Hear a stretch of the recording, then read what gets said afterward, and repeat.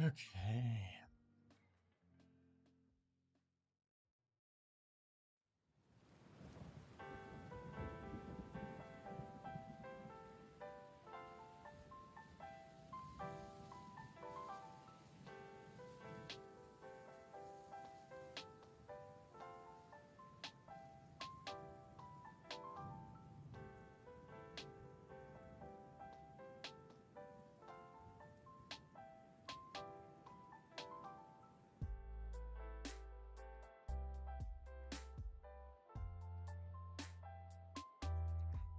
This updated.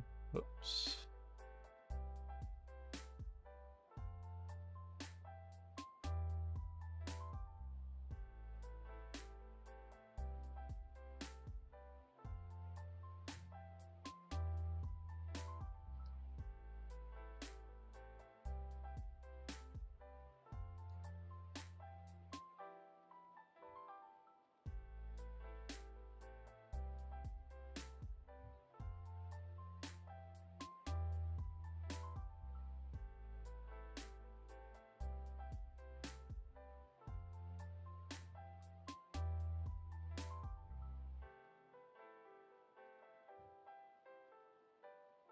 Oh, wow.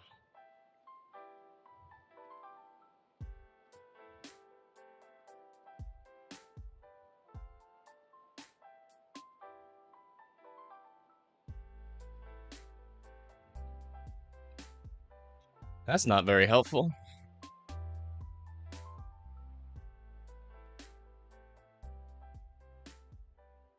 Just getting set up here. So, so far, there have not been any new updates, other than that the fire is, according to the new Ferris report, is, let's see, 28,315 acres. So it has grown. It's grown more south here, a little bit more on this edge.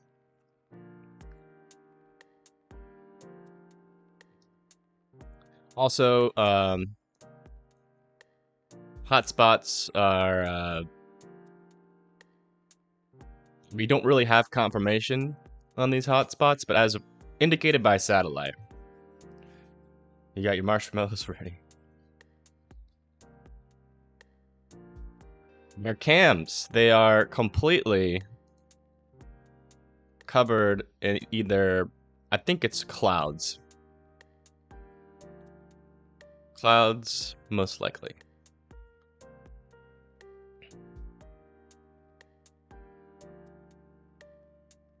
Yeah, no new evacuation orders, as you could see. The same ones as last night. But the winds are starting to pick up again, and they are starting to shift, so that's why going live. I'm going to cover the flood threat today and the fire threat. Everything at once.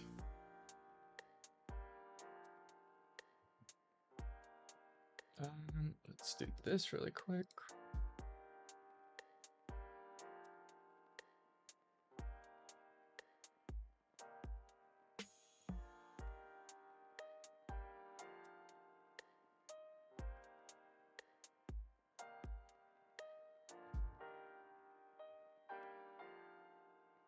Slowly getting started here, so just be patient. If anybody's got any questions, feel free to ask. Not there.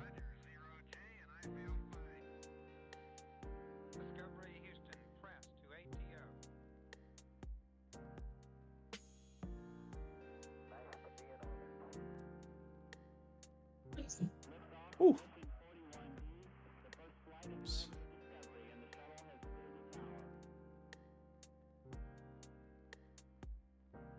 Hello, Liam.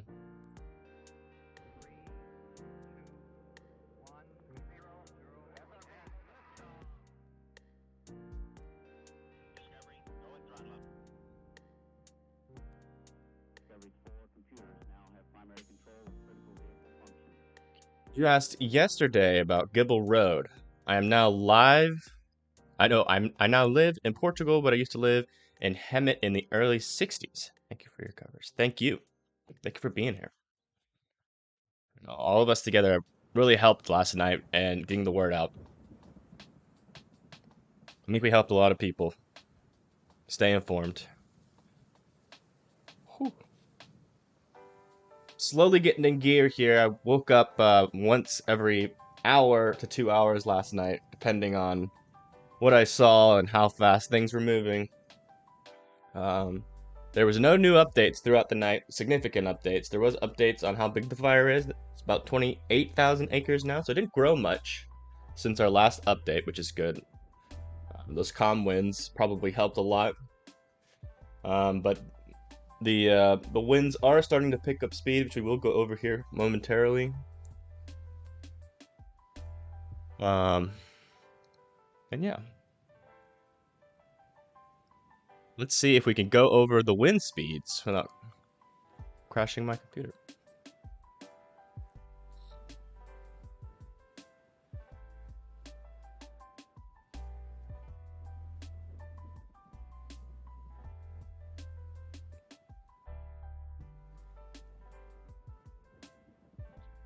All right, so here we are. Winds are going west now. Winds have shifted, and they're right now currently gusts are the sustained wind speed is 14 miles an hour. Over that's near Hemet. Over down here near Temecula and Moretta, the wind speeds are 10 miles per hour with 21 miles per hour wind gusts. So they are starting to pick up here. No updates on the evacuations yet. As of right now, everything is the same in terms of evacuations as last night.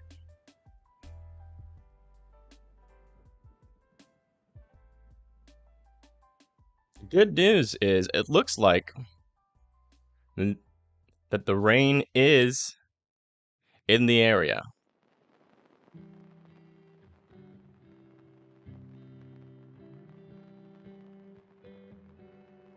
Fire is over here.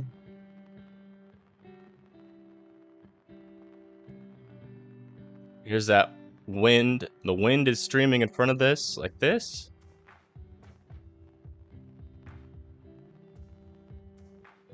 And here's the rain. Fortunately, these radars are not really particularly good down here.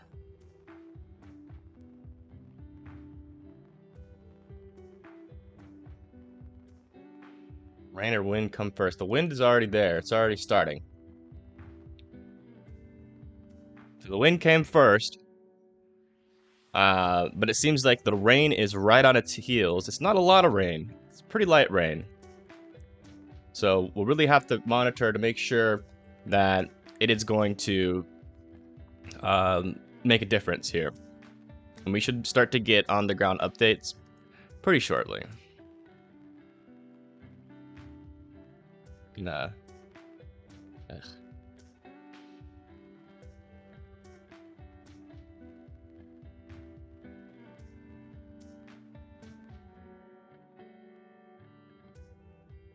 Yeah, that's the rain.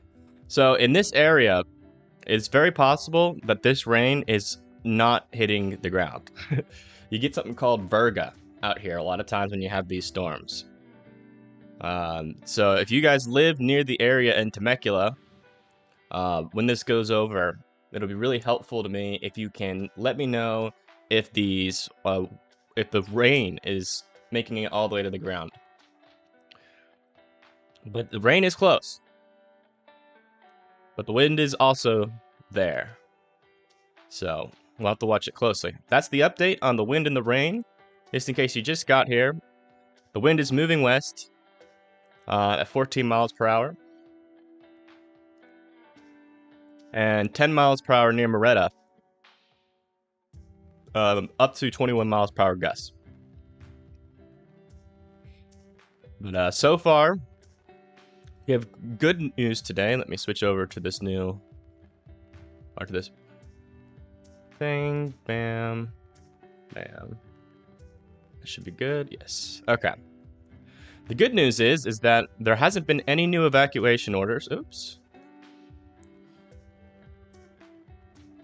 So the same things that we were all talking about yesterday applies today.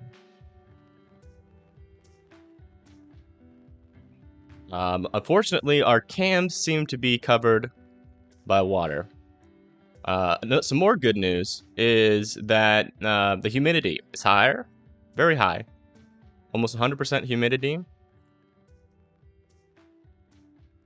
We have no views on the fire as of right now. So we're gonna have to be relying a little bit more on the ground reports today to figure out exactly what's going on, which we should be getting here throughout the day. We also have a CAL FIRE incident update. The cause is still under investigation. Let's see. The size is just a little bit outdated. The Ferris has gone through there since this report. It's now 28,000. Containment is still at 5%. They expect to have it fully contained by 9/12/2022. So that's September 12th.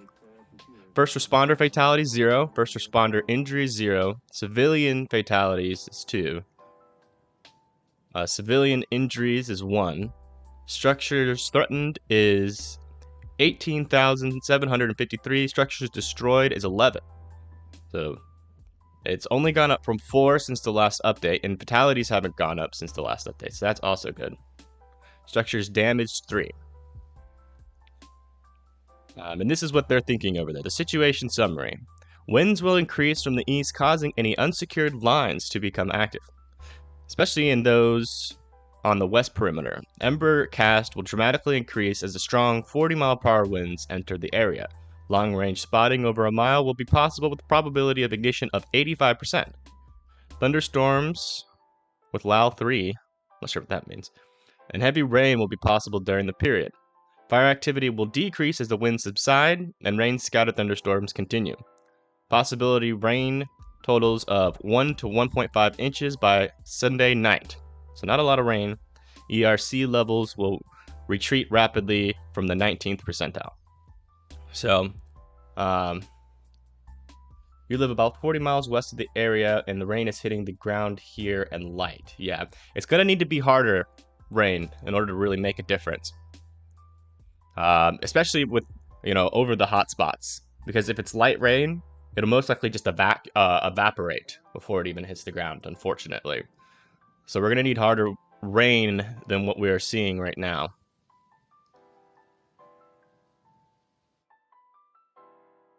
Yeah, that's the update on what current information that we do have.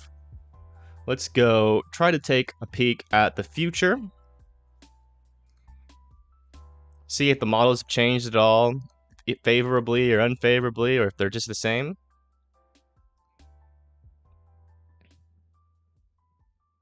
I'm gonna go to, this is showing the lower level winds. There's Tropical Storm K.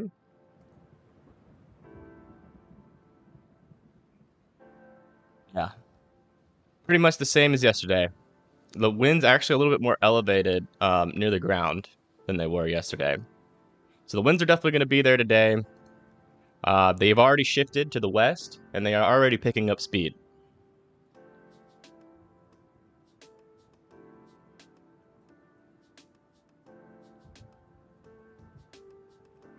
As you can see, they're there.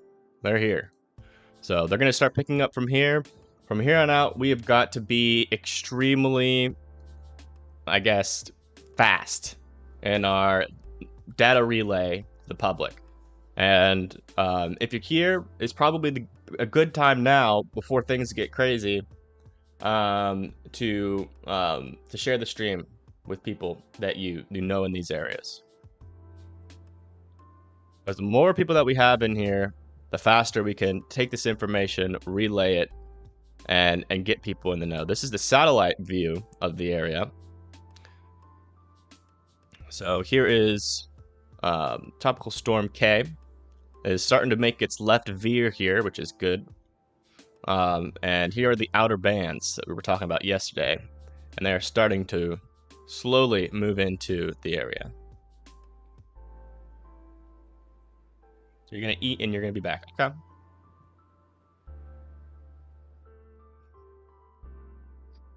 Here's what I'm gonna try to do. I'm gonna try to find a camera. So all of our cams right now, unfortunately, are completely blocked.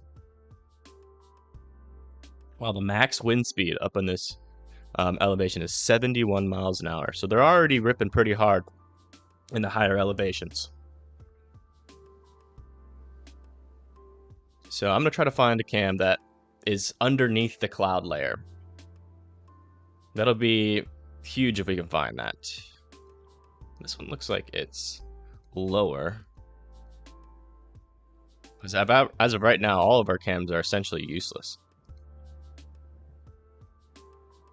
This one's under the cloud layer, but it's not pointed at anything.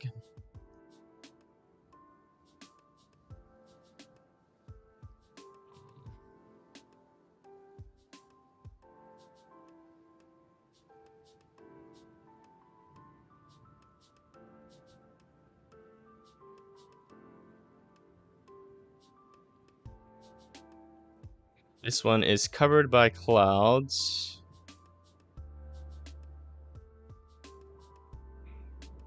This one's covered by low-lying clouds too.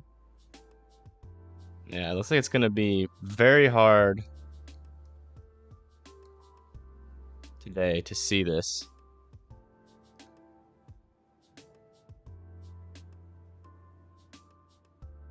What? That makes me dizzy.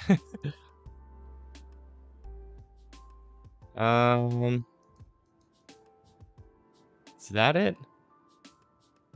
I can't tell. Yeah, looks like we're blind in terms of visuals, unfortunately, today. I'll keep this one up just in case the conditions change. But it seems like, you know, as of right now, the lower level clouds is going to be an issue for that at least. But here's the update on where the hotspots are. We don't have any confirmation of these today.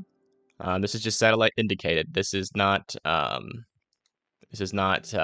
like any official ground data. So this is what it looks like from the sky. In terms of what it looks like from the ground, this is the latest Ferris map where the fire is currently. So as you can see,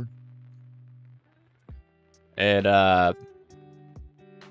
got pretty close to Cranston Station.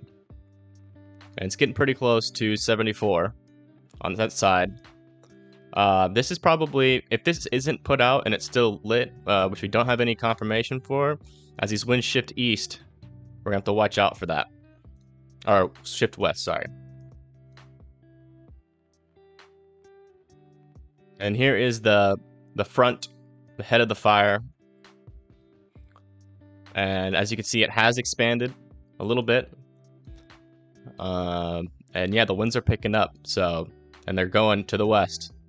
So they're going to start moving this way. So we'll have to see. This is the beginning. It kind of sucks to be blind, to be honest. Didn't realize it was still early there. It's 5 p.m. Yeah, so out here it's 9:44. Oops. Still got my alarm on. I was waking up once every 2 hours last night just to make sure that there wasn't any crazy updates. If there was, I would have gone live. But we haven't really gotten many updates, which is good news. That means the fire didn't grow significantly while the winds were down. But it's game time now. We've gotta stay focused and yeah. Gotta try to figure out a way to get eyes on this fire, though. We might have to rely pretty heavily on Twitter and like just the public's reports today, as we've got to figure out as much information on where this fire is right now. All right, let's check with Ferris. Does Ferris have any updates from the sky? That would be helpful. It does not. Right, I'm gonna go here, Fairview.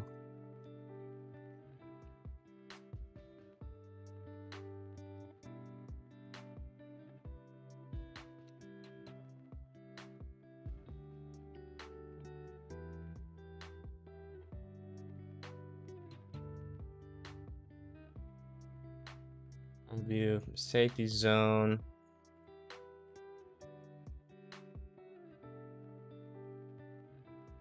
Yeah, it's early morning for people in California, so gotta give them time to wake up and get moving. Fairview Fire. Yeah, I'm not seeing many updates from Twitter either, recent. So yeah, like I said, we're gonna have to wait for people to wake up. And then we might get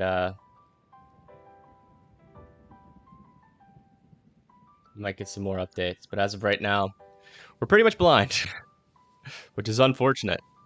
But at the very least, we're here and we're ready to answer questions about the evacuation. If a new one comes. If anybody has any questions about the current evacuation orders and as they stand, feel free to ask.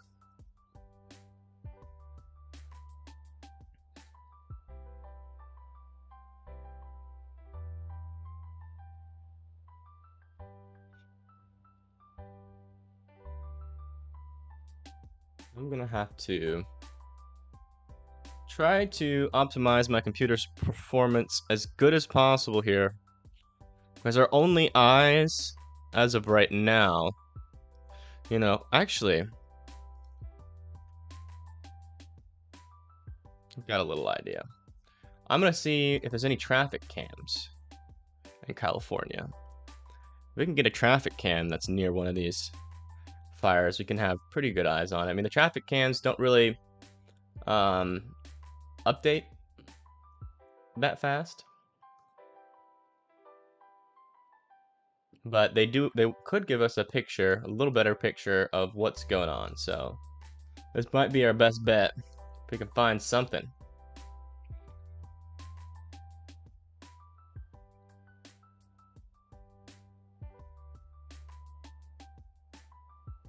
So we have some traffic cams near Temecula.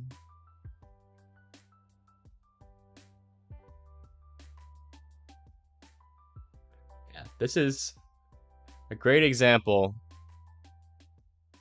So let me just back over here for now. I'm home. So you're up and running again. Yes.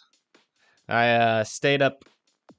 I mean, I didn't stay up, but I you know, woke up every 2 hours, and now I am up for good.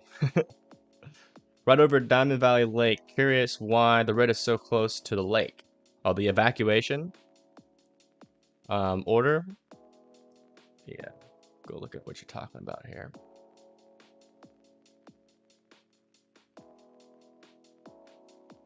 The West Valley High School.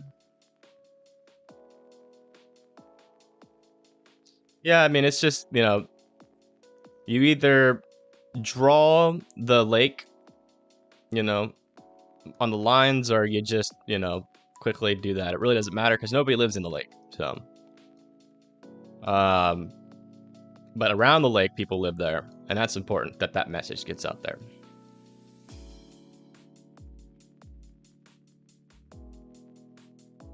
Power went out 2 last night. Now back up again. Good. Yeah, it's gonna happen. You're guys gonna have rolling blackouts. Let's get this over here. So this is the webcam. This is webcam near Temecula. This is looking at the traffic. It's a traffic cam on highway. I think it's 79. Let me double check here.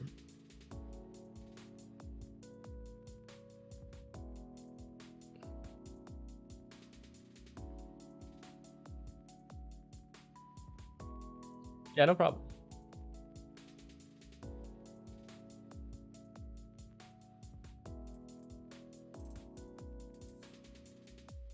Yeah. So this is... Just trying to figure out where... But yeah, so what you're seeing right now on the screen, this is why we're having trouble seeing the fire. There's this really low hanging cloud, and I'm sure you guys can see it on the ground there. Southbound, 15 southbound. Okay, thank you. Let me double check here for you, Anna. Just to make sure that make sure you're not in the evacuation zone. West Valley High School. Yeah, you are currently, if you live in this area right here, you are currently just outside the evacuation zone. Evacuation orders. So, you know, it's kind of one of those situations where, you know, you don't have to leave if you don't want to. But it's definitely smart to keep your personal belongings nearby. And know where they are. So if you do get put under an evacuation order, you can leave as fast as possible, which is truly important today, as the fires will be moving faster today than they were yesterday.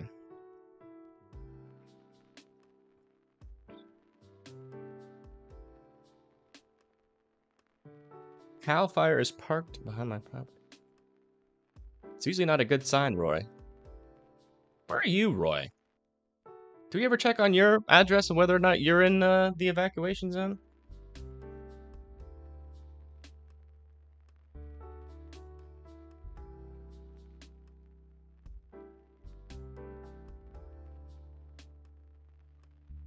That was one cam. We're gonna try to find some more cams here. I think it is important to have eyes on a fire, but I'm not sure if we're gonna be able to get some. Yeah, most of the traffic cams are right along the highway, and they seem to be pointing the wrong direction.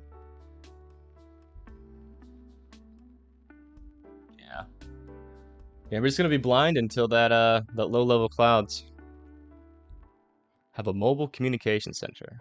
And you have me. Although I'm not very mobile right now.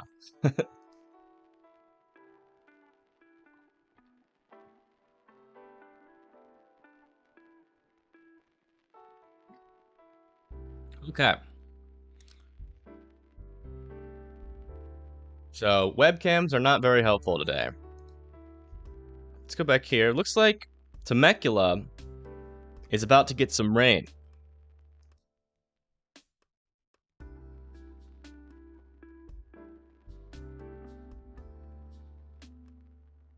Let's see what the rainfall. Well, this is radar estimated. If you live in Temecula, it'd be really helpful to report in chat here how many inches, or like not how many inches, but how heavy the rain is falling, if it's falling to the ground at all. Or Impala. Still not raining over the fire, the best as I can tell. But if you live near, like say if you live in Anza or Coahuila, like in your, or I guess that's an evacuation zone, isn't it? I think south of Coahuila and south of Anza is not an evacuation zone. So if you live in South Coahuila and South Anza, and you start feeling, if you start feeling like rain or anything, let me know.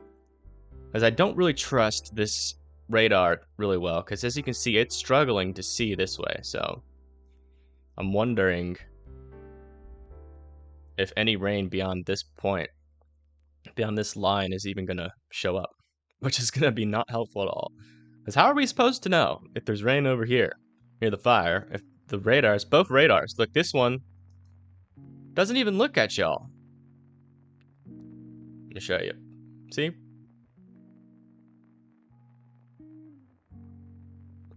It's like the radar broke and they're like, we're not gonna fix it.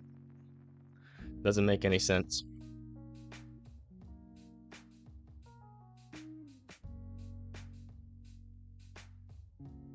And we are experiencing a little light drizzle. Okay. Personal weather station I have in San Jacinto registers 2.12 inches since January 1st. Oh, wow. That is not a lot of rain whatsoever. Barometric pressure will tell you where the rain is falling, so take pressure readings from those areas to make an assessment.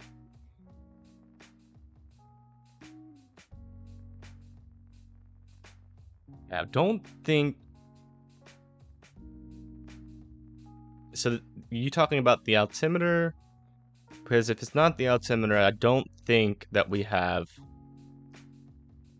barometric pressures.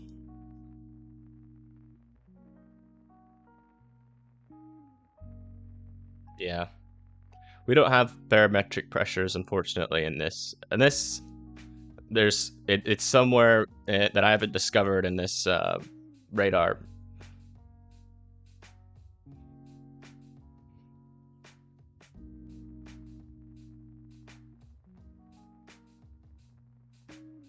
Under 29. So are you talking about the altimeter?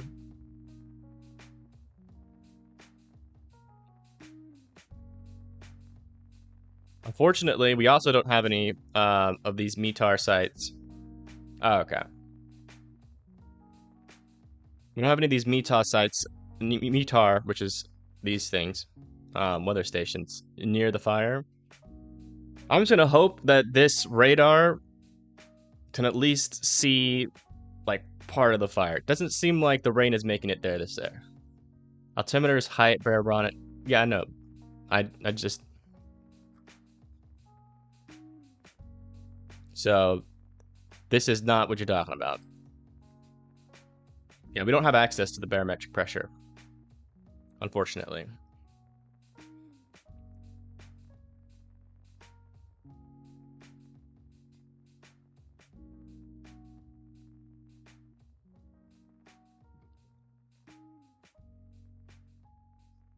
Well, we are here.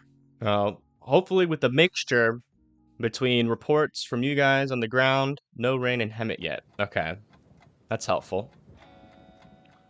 And from these maps and everything, we could put together some picture. I'm not really interested in where, I mean, I am interested in where the fire is, but I'm not interested in getting reports from you guys where the fire is. I want you guys to stay away from the fire, especially now since the low-level clouds the lower level clouds are so low, and you can probably barely see it. You can Google any barometric pressure in any city in America. Is it okay? I mean, I'll check it out. I doubt the barometric pressure will be accurately measured over the fire, so I'm not sure how that's going to be helpful. Unless they have well, no, if they had a station over the fire, it'd be gone. Because that's what we're trying to see. So hopefully, it looks like the radar does, at the very least, reach near Sage. I mean, we have a radar here, so this is better than barometric pressure. If it's raining at all, it may be evaporating. Yeah, so that's Berga. I was talking about that earlier. Feeling some sprinkles in French Valley. That's good. Liam. Let's go over here to Twitter. See if we can't find any updates. Sometimes these firemen, they'll take photos and stuff and post them for the public to see. Yeah. Still nothing. People are still waking up. Did you miss anything? Kind of. I mean, it is starting to rain in Temecula. What they use to predict rain, they'll tell you radar and the barometer. Actually, most meteorologists use weather models. Very few meteorologists out there still today that do the hand calculations, but some do still. Okay, Chris. I'll tell you, most meteorologists, when they're looking for rain, they look for it on radar. I don't know why you would look at barometric pressure when you have radar. It's also impossible, by the way, to predict exactly where rain's gonna fall, just letting you guys know. You can't just take a barometric pressure and then all of a sudden magically know where the rain's gonna fall. It doesn't work like that. Things change, you're dealing with topography changes, different levels of heat and cool in the atmosphere. I'm not gonna get too nerdy, but there's a lot of variables to take in, and no single person can put those variables together and tell you exactly where it's gonna rain in the future. All right. Radar am I using? I'm using Radar Omega. Let's see if we have any updates here. It's of 11:35. Still 15 miles per hour, 20 mile per hour gusts. These are on the ground level here. Okay, so we do have a new update here. The winds are picking up. And they're now moving to the west.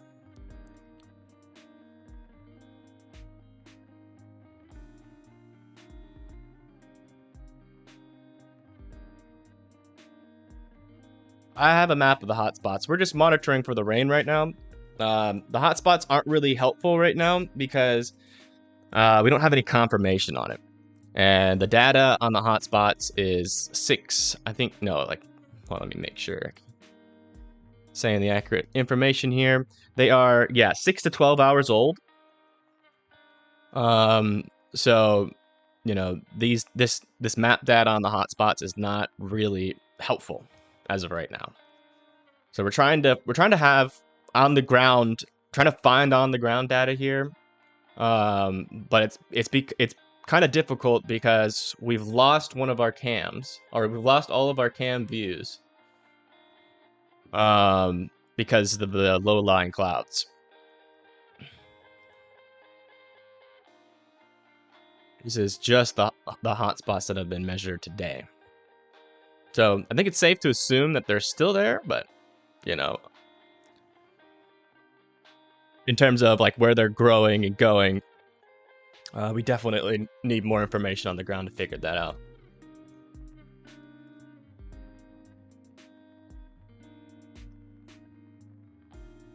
You're on your laptop right now. Do you need me to do anything? Liam, on a day like this, if you can find a good radio, where you're listening to EMS and just mainly listen for like the location of the fire, that would be the best. Try to listen for like either street name or location names that we can look on the map. If we can get some type of visual data from audio data, I think that would be the best. And if anybody else has access to radar, or to the, what is it called? The scanner radio? Is that what it's called? Or EMS, or any of those like lanes of communication, and you hear anything, please feel free to relay that into chat. Because what we're really trying to find out is the location of the fire, where it's moving. Because as of right now, the only thing that we have any indication of where the fire is burning currently is 6 to 12 hours old. Which is not really... Yeah, I know about Broadcastify, but I can't listen to that and do this at the same time. I've tried. It's not easy. So it would be very helpful if somebody else can help me about that. As of right now, the evacuation orders are the same as yesterday. I'm going to go over them again, since we have new people.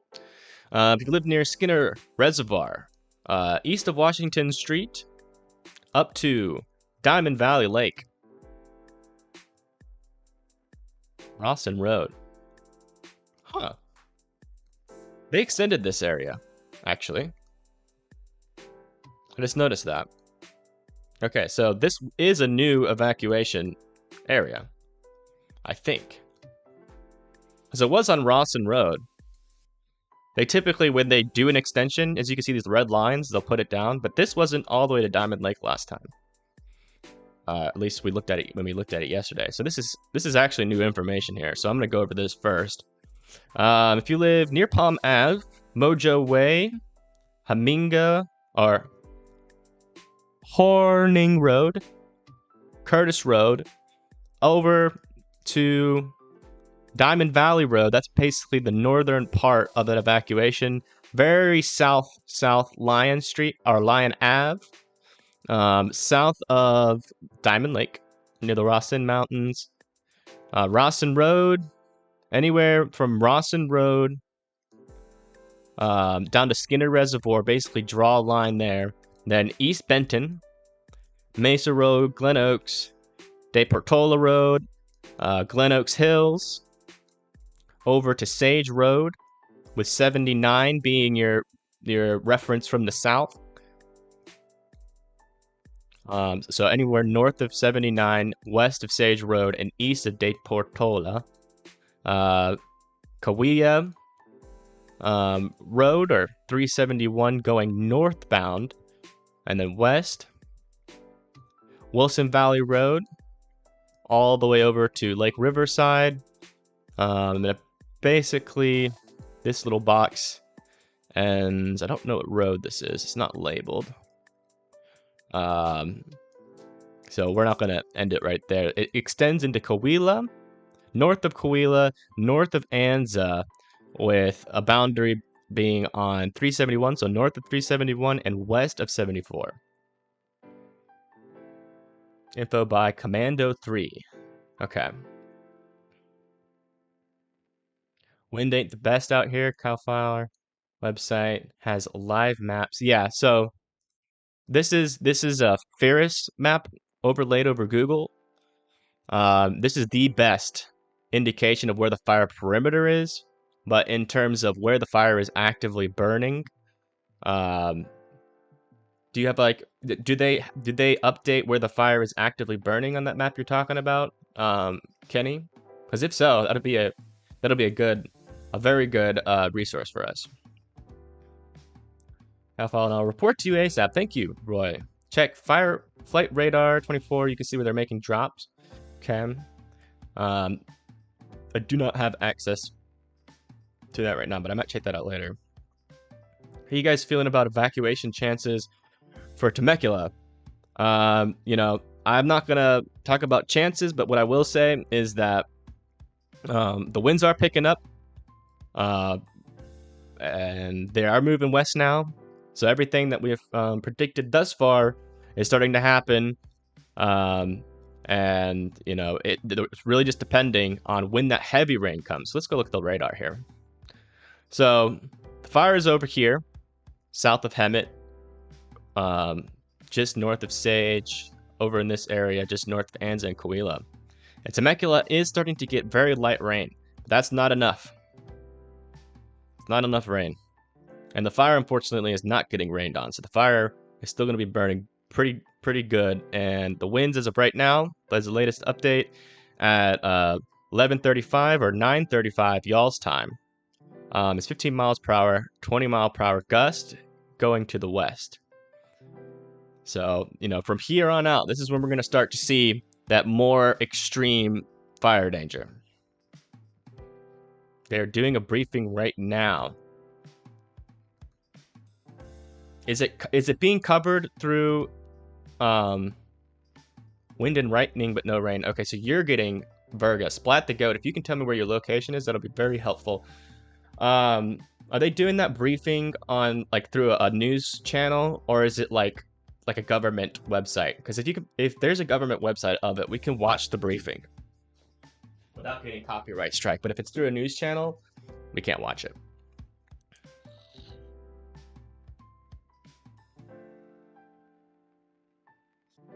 So it was like an ashtray here in Trabuco Canyon. But we were expecting to get rain in about an hour. Hopefully it'll reach Hemet soon. Thanks for the great reporting, by the way. Absolutely. You're in eastern Temecula, not farmland, but kind of close. Okay, so it seems like even in Temecula, it's hit or miss. And you said you saw some lightning. That is... Are you hearing thunder, or are you seeing it? YouTube just tagged you. Is that on Twitter, Lush?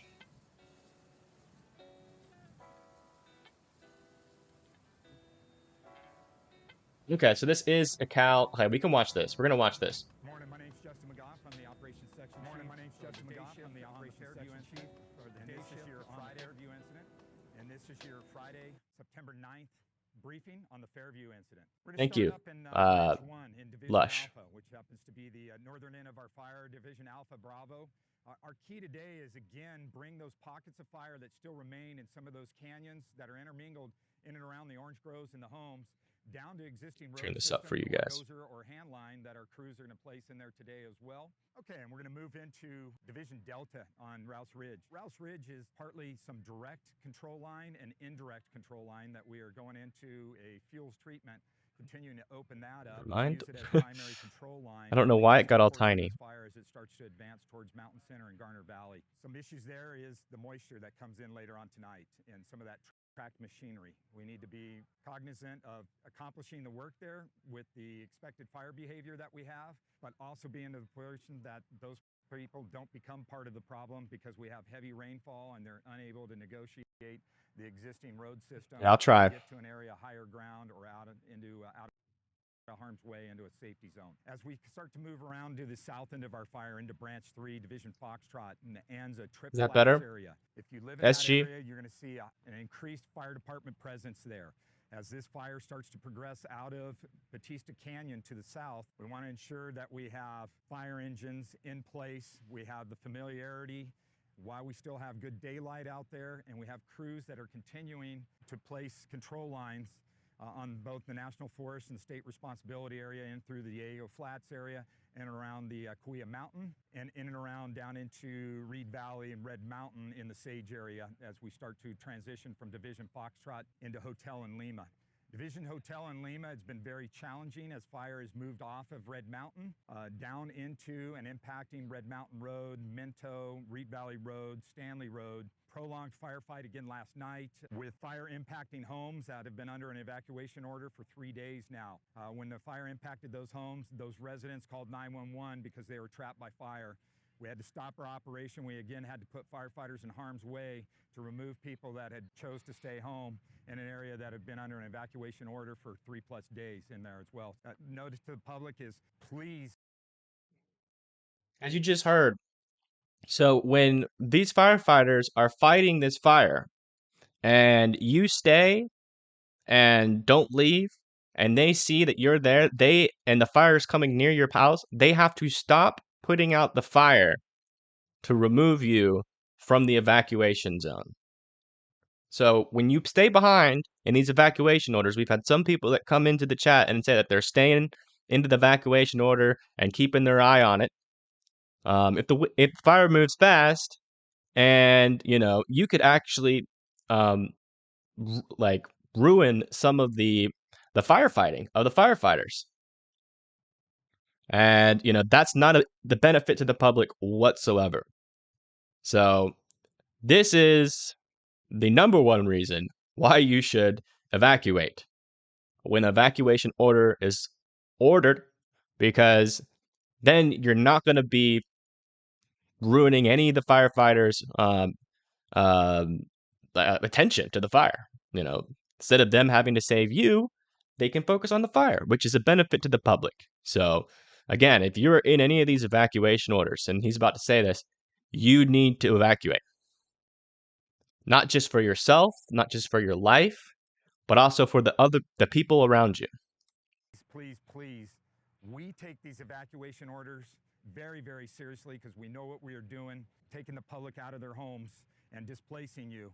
But we want you out of harm's way so that we don't have to continue to put our firefighters into increased harm's way to go in and get you into areas that we thought were previously unoccupied. Again, so in Division Lima and Hotel, we're trying to hang on to the ground that we've got. We've got a lot of hot blowing material that is going to blow into a very receptive fuel bed with this east wind that we have on there. Sustained east winds of 30 to 40 miles an hour. We have a large fire front that is going to progress out to the west. We have contingency plans. We have additional resources that we will continue to augment Branch 3 into there to obtain some control. Fire front following, tactical patrol after that as we move through. Going around into Division Mike, as you see up there, northwest corner there, it has black line there. It might as well be red with these winds. Whatever heat is there, 400, almost 500 feet off the line, this 30, 40 mile an hour east wind is going to find. It's going to heat it up, and it's going to put it up into the wind system, and it's going to take it across control lines, and it's going to put it into a receptive fuel bed. This fuel bed butts up into and is part of the City of Hemet. We are working with our partners with the City of Hemet Fire Department, to ensure that our resources in there are engaged. We're doing the tactical patrol that needs to be, and that we're ensuring that folks are out of harm's way there. We have been in communication almost 24/7 with both the Hemet Fire Department and the Hemet Police Department to convey this weather event and our expectations of what we think the fire is going to do there. They have staffed up, will augment, and will fold right into our plan as seamlessly to provide that structure. I'm going to try to turn this up for you guys. Problem is that, here we go. Can I now? I have to use this bigger pointer. And I don't know why my stuff got so small. Maybe if I can manually turn it up here. I'm having trouble clicking on this to bring the desktop audio up. Ugh.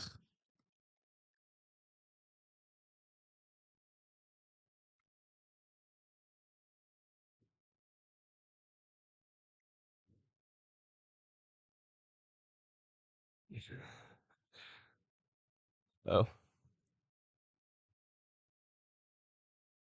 Oops.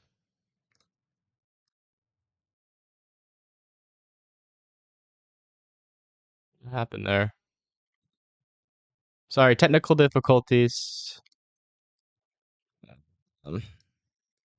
Mainly caused by this giant pointer.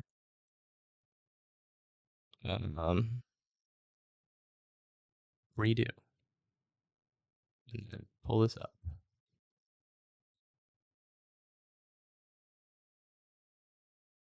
What's going on?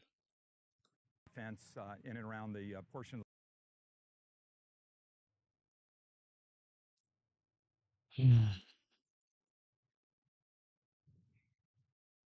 So, display capture. This would be the window. I have to fix this really quick. Sorry, guys.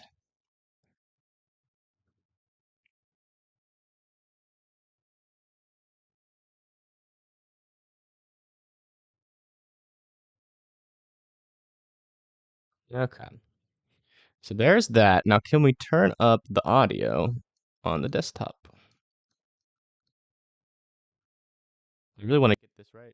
Where you? Oh, shoot.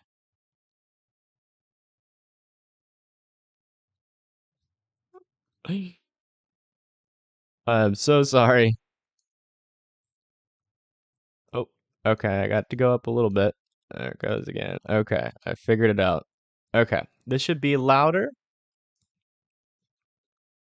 the fire that hits Sorry about the that. City of Hemet there in Division Mike and Prayers for X-Ray and everyone. Tango. Aircraft, we have quite a bit of both helicopters and air tankers or rotary or fixed Is that wing louder? aircraft here. Once the winds become 30 mile an hour greater, it's unsafe to fly, and any extinguishing agent that they're going to drop, whether it be water or retardant, is 100% ineffective. It's not going to hit the ground, or if it does hit the ground, it is going to be so dispersed that it is not effective as an extinguishing agent there. We have aircraft assigned to this incident at surrounding airports in Southern California, and we have our helibase set up at Banning Airport for the public that would like to go see what the aircraft are assigned there, rotary wing. Stop by the Banning Airport to view the Banning helibase. We share with these large fire incidents that are... That's not true, Exotic. They just talked about how this fire can reignite near Hemet, so I'm gonna remove that. Occurring statewide and nationwide with fixed wing aircraft and rotary wing aircraft as well. Sometimes we're borrowing aircraft, fixed wing aircraft from fires that are out of state or in northern parts of our state as well. It's a system that California has practiced for 60 plus years and is extremely effective. 30 mile an hour plus winds, lightning and rain may ground our aircraft out of safety. With that, I appreciate the opportunity to be able to address the public and our firefighting public that's out there as well. Thank you. Good morning. My name is Stephen Vollmer. I'm the Fire Behavior Analyst for CAL FIRE Incident Management Team 6 here on the Fairview incident in Riverside County. What we've got today with the fire behavior is we've got some extreme long-range spotting that's going to be produced due to the strong east winds that we're experiencing on the fire right now. That spotting has the potential to travel Yeah, up wind's and the big over problem. a mile. So what our problem areas are going to be is the entire western side of this fire. And that's going to allow the fire to spread and continue to move down into the communities through Sage, Highway 74, Lake Skinner, and Diamond Valley. So everybody needs to be extremely heads up today. It's going to be very dynamic. We're going to see this extreme fire behavior condition with critical rates of spread all the way until the evening, and then it's going to get moderated slightly if we get moisture coming in from Tropical Storm K coming up the coast from Baja. Incident meteorologist Matt Maley with the National Weather Service for Yeah, it's today's gonna weather be picking up forecast from for here the until Fairview later. Fire. Yep. So much of Southern The wind. California will feel the impacts from Tropical Storm K, which is currently spinning off the Baja coast.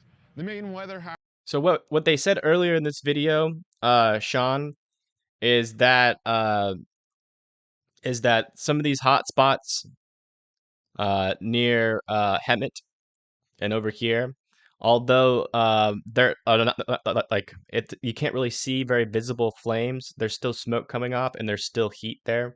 And what they're saying is that these winds are fast enough to potentially relight some of these areas near Hemet. That's what they said earlier in the video.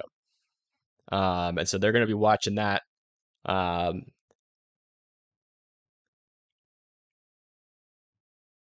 Diamond Valley, parts of Diamond Valley are under evacuation orders.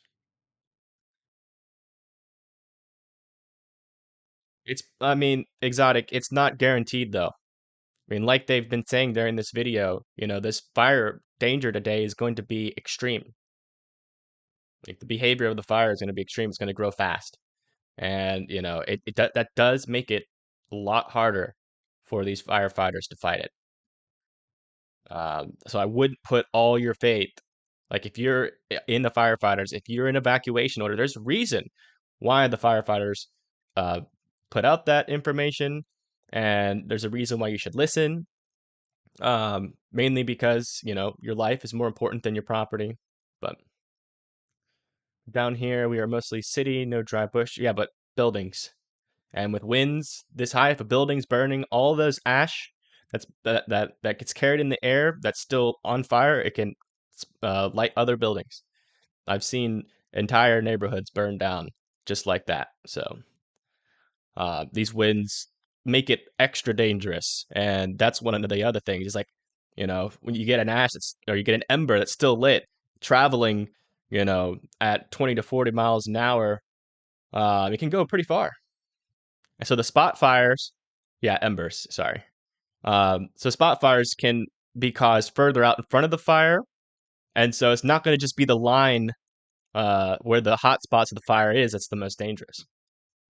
And so, that's why I've been saying, today we've all got to be hyper vigilant. We've got to share this information with your family, with your friends in this area. We've got to react fast, because a lot faster than yesterday.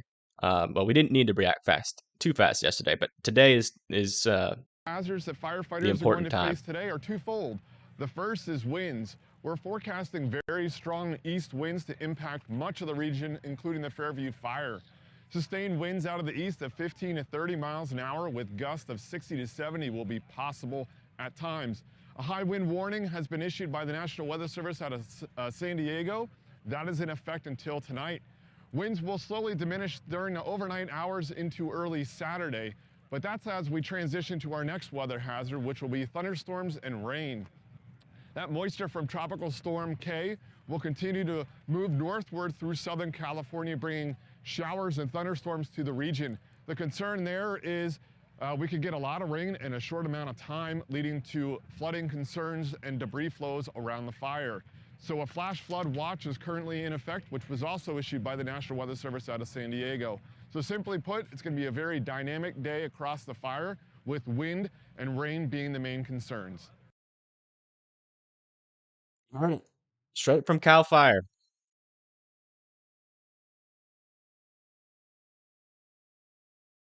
Thanks for tuning in. This week's special report takes us to Fairview. Yeah.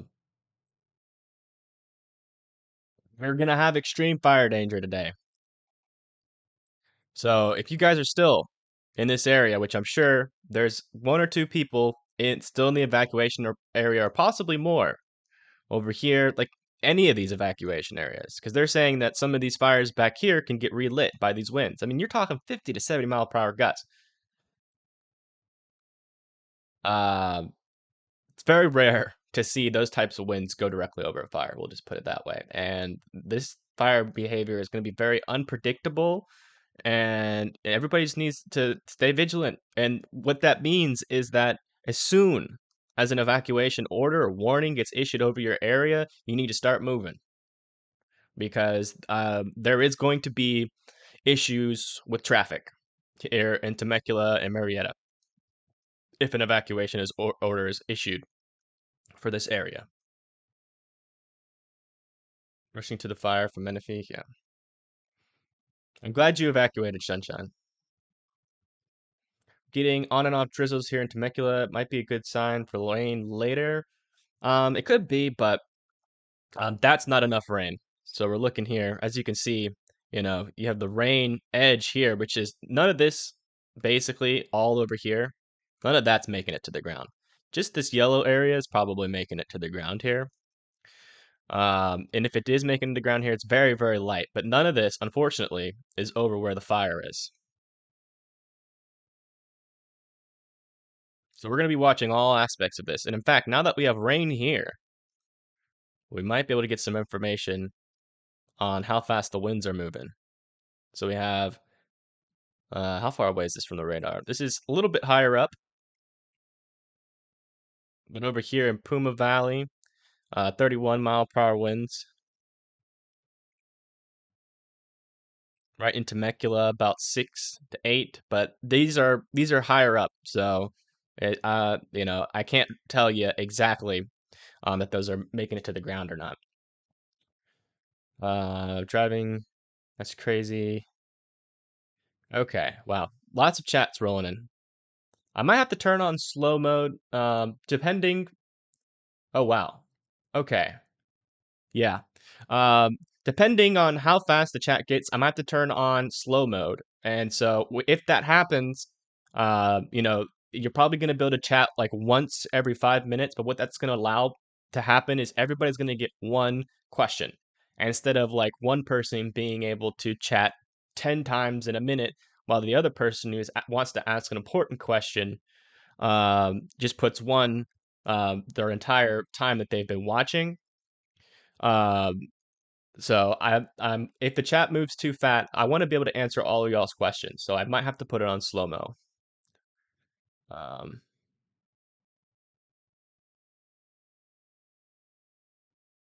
gonna have to figure out how to do that here shortly. Liam, if you know how to turn a YouTube to slow mode, let me know. Okay. So been evacuated Monday. Fire trucks. Do we know when the high winds and gusts are predicted? So the high winds and gusts are going to start picking up now until throughout the day. The winds are already moving west. Let's make sure we're not missing any valuable information here. Going to go over to Cal Fire Riverside. So yeah, we just watched the briefing. Okay. Still no updates. The same drought makes everything flammable. Yes. The rain is not always helpful because of the dry ground can't absorb the water. Yes. So flash floods and mudslides. Yeah, those will be a danger later. As the rain picks up, we can't see you drawing. Yeah, I'm not drawing. I got the big cursor for that. Adding to the point of not evacuating, this can put firefighters. Yes, we just went over that, Brent, and they were stressing that in the briefing this morning. That if you stay behind, these firefighters have to take time from fighting the fire and not only put their lives at risk, but also stop fighting the fire when it's important that they're fighting the fire to save you. So if you're in those evacuation zones, make sure you leave, not just for your life, but for other people's lives around you. Don't be selfish. Hi. Okay.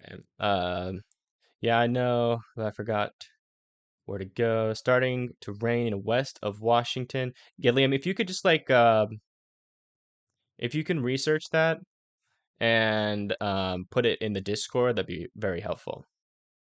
Starting to rain in West Washington. West of Washington. Is that Washington Street? Let me go look at this.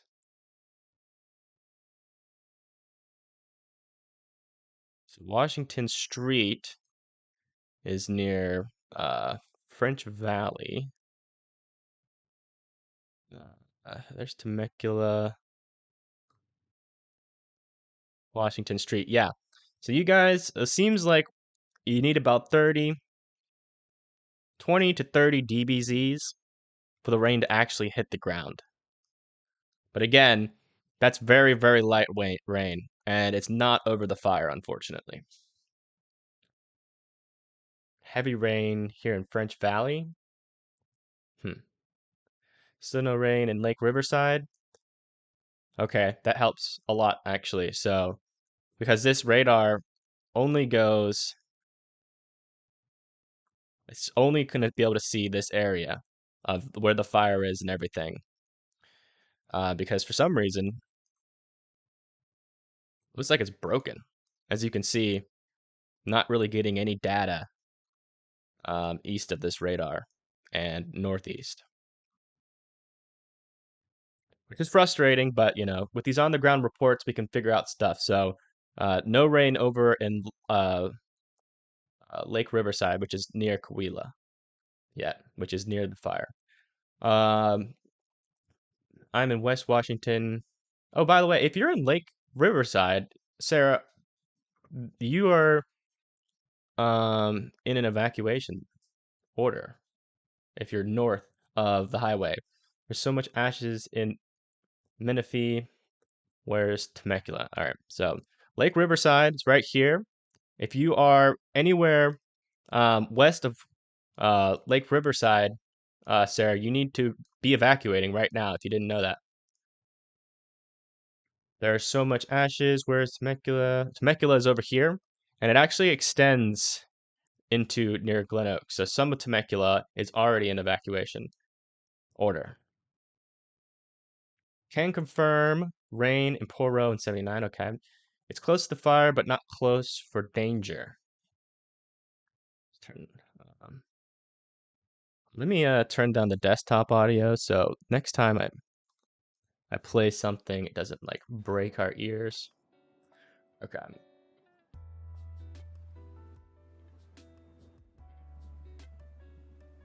All right. Humid, potentially with wind, it's crazy. Okay. Close to fire, light rain in French Valley off of Winchester. Water standing on concrete already. Wow. No rain in Hemet. Yeah, no rain in Hemet yet. You might get some in like extreme eastern Hemet coming up, but like I said, y'all, this isn't enough to really help right now. And those winds are coming in. Let's see if we have any update. Not there yet. Not there yet either. No updates on the winds. Might have to close out the app and refresh it.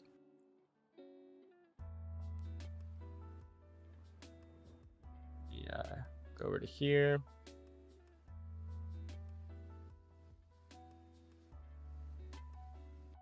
Did you change it to slow mode, Liam? Giving me updates. Are you watching the live weather on Zoom Earth? No, this is Radar Omega. Slight drizzle east of Anza. Yes, east of Anza. Hopefully this moisture makes it towards the fire. It doesn't look like it is. Sent a photo in the Discord server. Gotcha. Starting to get moderate rain at the fire now. I would need a source for that because that's what we see. It's not over the fire. It's the end. David. I'm not gonna be able to turn slow. Only I can. Okay. Let me.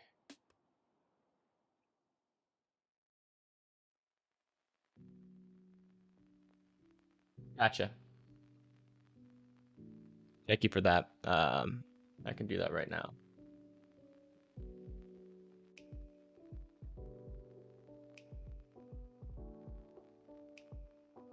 Okay, so as of right now, the chat, let me just make sure I see it.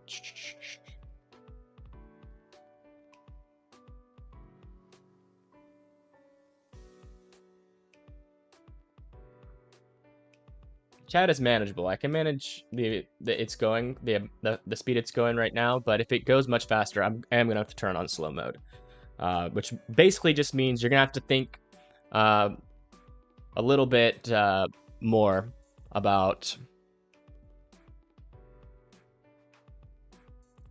how much like what you want to say. Sorry, it's been a long day, a long night, and a long day already. So you know, I apologize if I space out every now and then. I barely got any sleep. I woke up multiple times last night just to make sure that there were no new updates. Let's go over to here. So here's the radar. And as you can see, over here, this is where the fire is. Right there. And this is where that rain boundary is. So you're getting brief, really light rain in Temecula, Merida, Wildemar, and Manistee.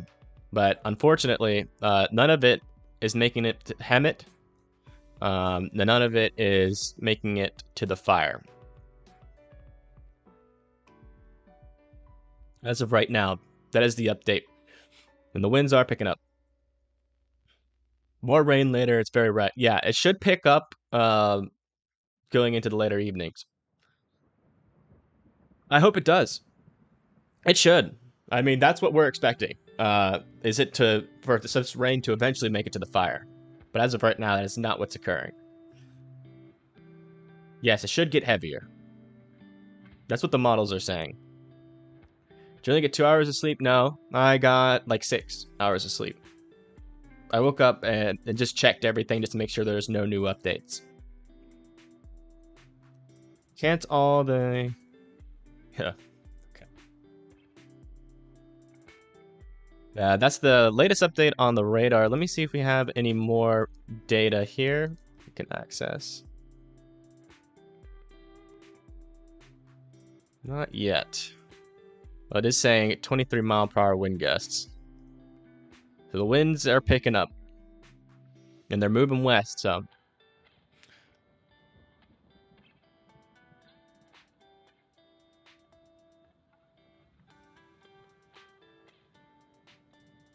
Oops. Okay, back over to here.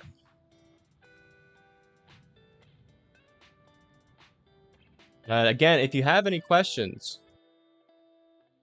regarding evacuation orders or anything, this is why I'm here. I am here to help you out. Also, I'm only probably going to say this like once or twice during this live stream, I promise.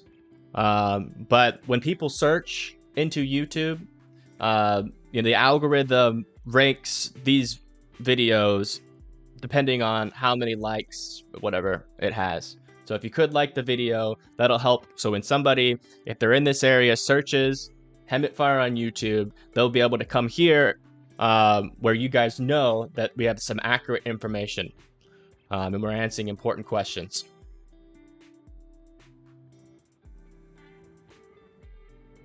And I haven't looked around to see if there's any other channels doing this, but I know here we got all the tools and data. So here's an update. Whoop. Here's an update on tropical storm. Okay. And it's starting to take the northwestern turn that we thought it would, so that's good news.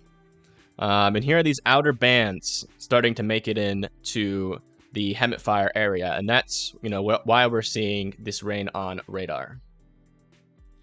Thank you for your diligent help. No problem. No problem.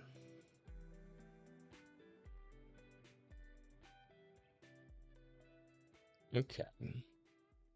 Let's go over, see if we have any updates I'm going to refresh all of these pages just to make sure we're not missing any up-to-date information.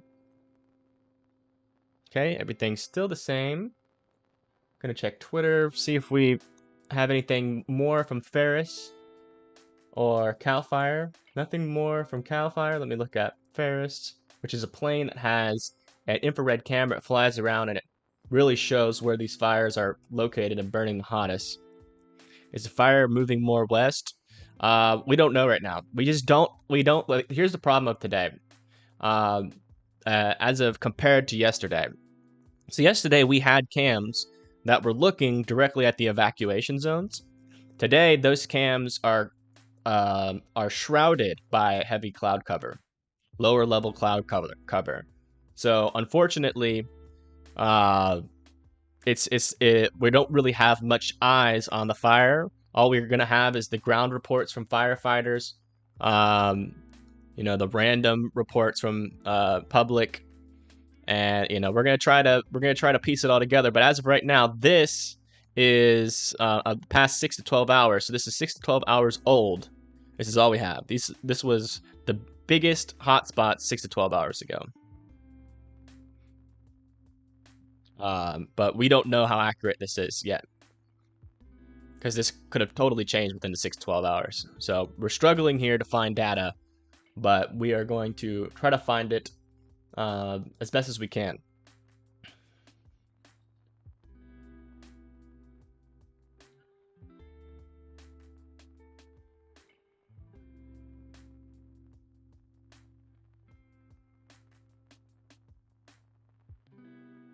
Awesome.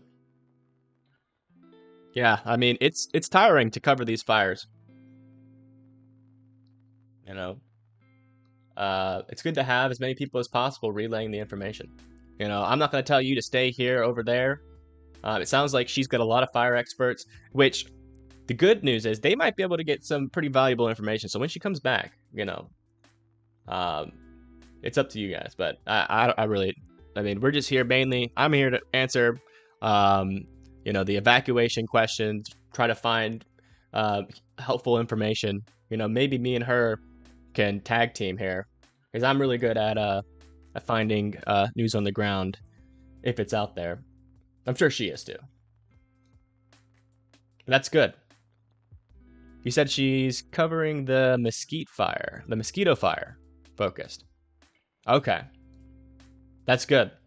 We need people covering that too. I mean, that's saying, like, I'm using all these resources to cover one fire. Yeah, no. I meant no shade either. More the merrier. Yeah, so if she's covering the mesquite fire, that's good, because that's another fire that's threatening public. Because it's really hard for one person to cover multiple fires, because there's just so much information. You got the evacuation information. You got people asking questions about the evacuations. You got to zoom in. You got to figure out where those people are in. Sometimes you got to, have a discussion about whether or not they should evacuate.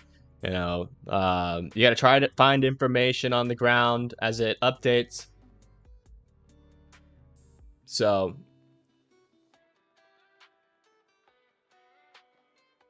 it's good that we have more than one person doing this, because I've heard that the local news stations out here, they're not really covering this too well. So I'm glad that I can be of a service to you guys. Don't know anything about fires. Can it jump 215? Yes. So as the winds come through and they pick up the embers can travel quite a far distance. So jumping over a road or a highway or even over a valley, it's possible. We've had some people come in the chat and they've been like, where I live, there's like no brush, and so the fire's not going to burn here. But that's not necessarily true. As long as there's buildings there and the embers hit the buildings and they catch the buildings on fire, those buildings create embers. The wind picks those embers and that hits another building. You can easily have a fire transfer through a neighborhood like that. And so that's why we're trying to be like, it's very important today to be able to relay this information as fast as possible, because these fires are going to be moving faster today. Yeah, no problem.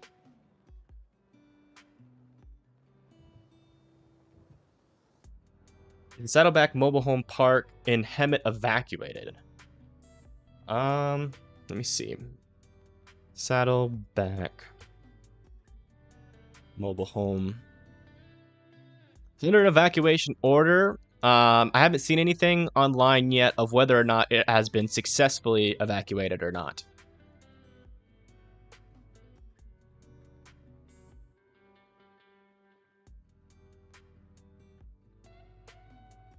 Friendly tip. Add a few mods on their channel so they can post evacuation links and other important info. Yeah, I only have like one person helping me. I'm doing the rest. My channel before yesterday was relatively small.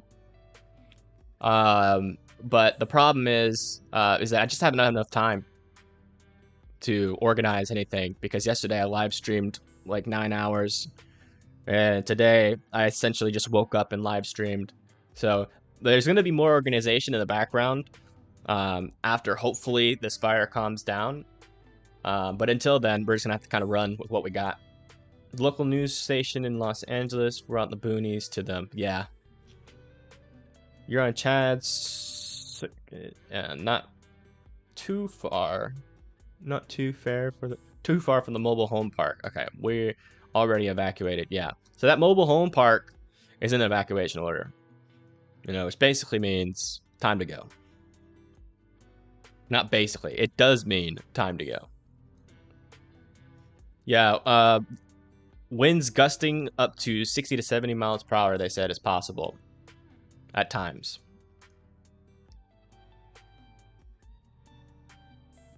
You're doing a great service, Evan. Well done. Proud of you. Thank you, PF Flyer.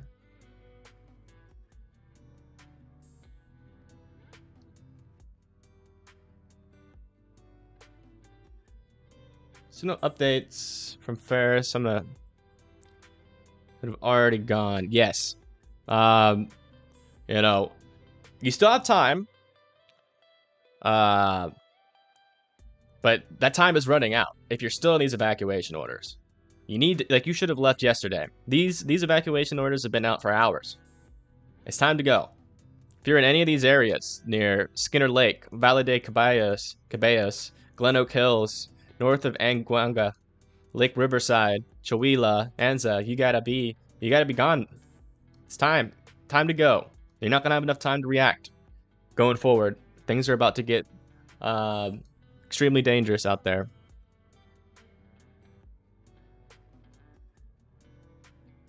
You left before the evacuation order. Yeah, I mean, that's always an option. You know, you don't have to stick around even if you're not in an evacuation order. That's the thing. It's up to you. You know, if you don't feel safe, totally okay to leave. Thank you, Donna.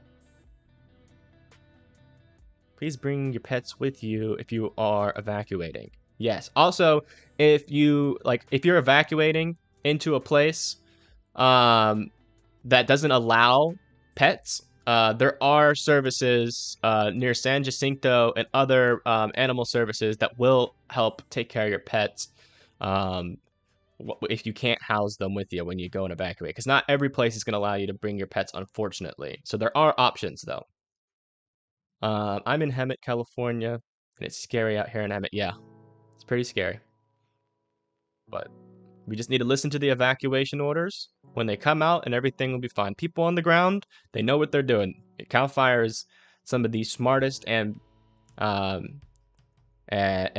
probably in the world when it comes to fire. So I would trust them over anybody, especially with the idle wild cam on alert fire for Fairview.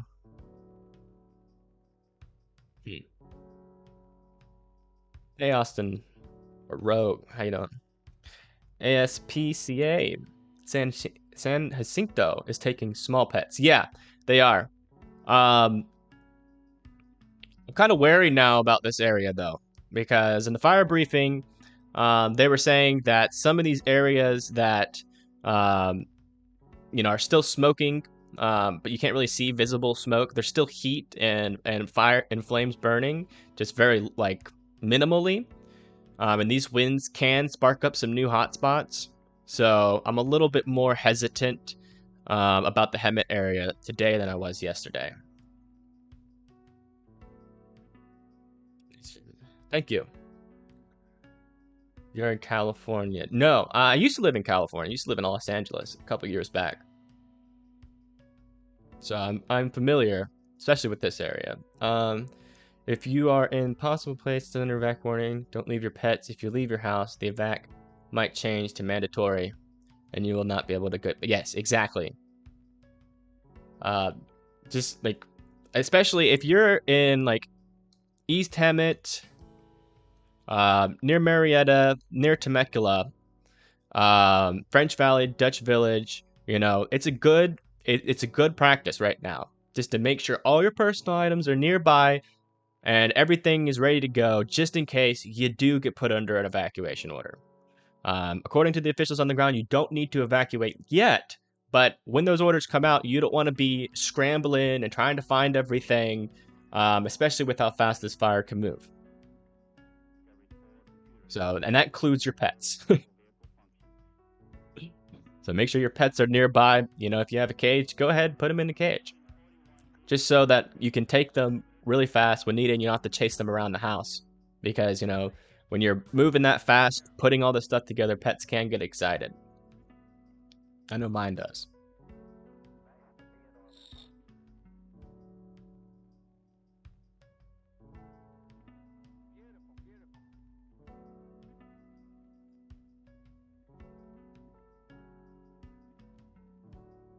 And Guanga on Highway 79. Yeah, the issue, unfortunately, let me switch back over to the radar view here for y'all. The issue, unfortunately, is that it is raining a little bit, but this is not enough rain. And according to the radar, it is not making it where the fire is.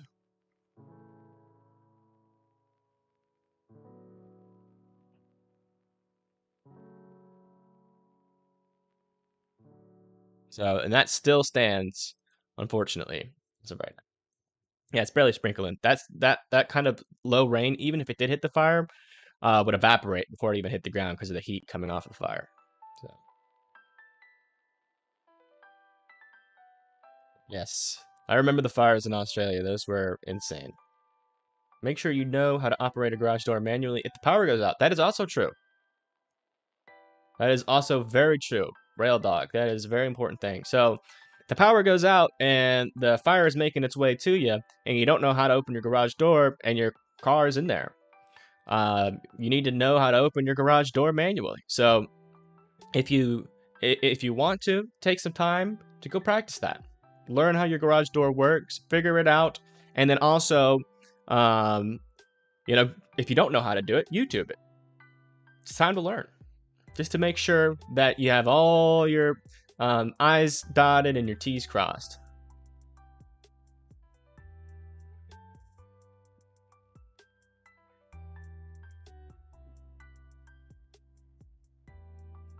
All aircraft. Yeah, they really need to be. They really need to be, you know, given all they got with this fire, and that's. I think they're doing an all-out approach today. They're gonna try their best. It's gonna be a fight for the firefighters. I'm not gonna be pessimistic or optimistic. I'm just gonna let it happen as it happens, and if you know, we get an evacuation order, a new one, let me update just to make sure we have it. Yeah, if we get a new one, you know, that's it. You know, it's pretty simple, actually. If you get an evacuation order, the only way where it gets difficult and dangerous is when an evacuation order happens and there's a lot of traffic. If that happens and you guys are still in the chat, we're gonna try to figure out alternate routes so that, like, at the very least, we can show some people some different ways if there's major traffic, if an evacuation order gets issued. So we'll do our best here. They made a new construction law and door install in California, and have some backup on that because, yeah. Is French Valley Airport closed? I'm not sure. Thank you for streaming and keeping up with the updates. Yeah, no problem. Can't believe Hemet isn't under warning. You know, it's one of those things where it's a wait and see kind of. I mean, if one of these areas gets reignited, you know, I'm sure that they will issue. But as of right now, you know, the fact that there isn't new evacuation order is an indication that the firefighters on the ground are not seeing that yet. Yeah, I mean, it's hard to think clearly when you're super scared or panicking. So, you know, it's best to, you know, take a deep breath and you know, not being prepared when this stuff happens. So like not having all your stuff together when you're put under evacuation order, that can contribute to yeah, that can contribute to that fluster and that hard like, and it makes it hard to think.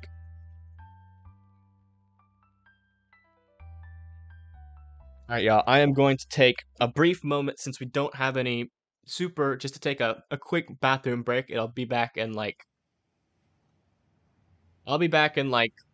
15 seconds.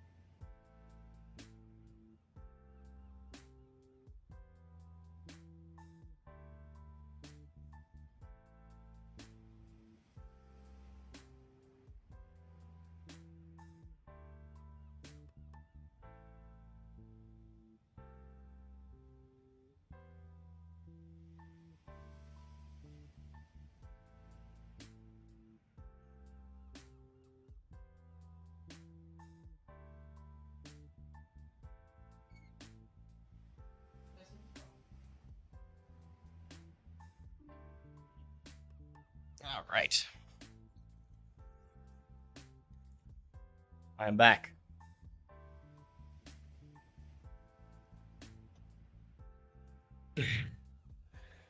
Okay.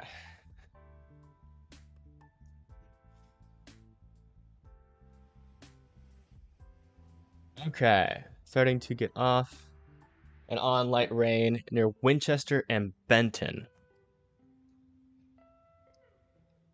So that would be Benton.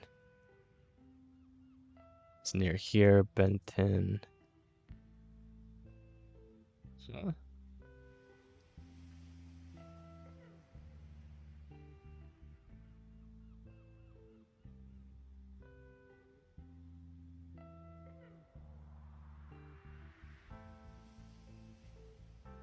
There's got to be another Benton somewhere.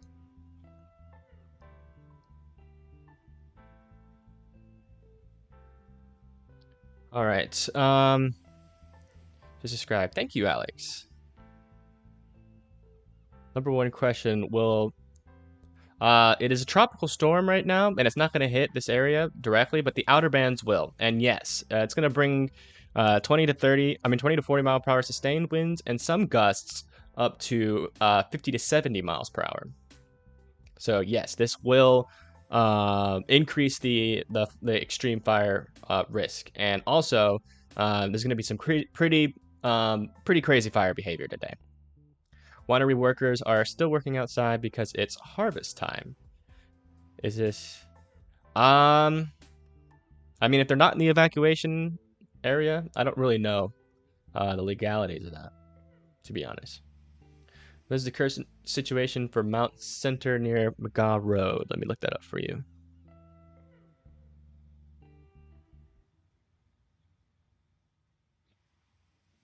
Current situation is you are in an evacuation warning, which basically leaves it up to you to evacuate. I would, just in case. But like me personally, I would. But if you don't want to, make sure at the very least you have all your personal belongings together and ready to go, possibly even in the car if you do get issued an evacuation order, so you can leave quick. Just live in shot sites, harvest time. Okay, just catching up. Question: the commercial aircraft's too high. You're in Dutch Village, so Dutch Village is right here. Are you east or west of Washington Street?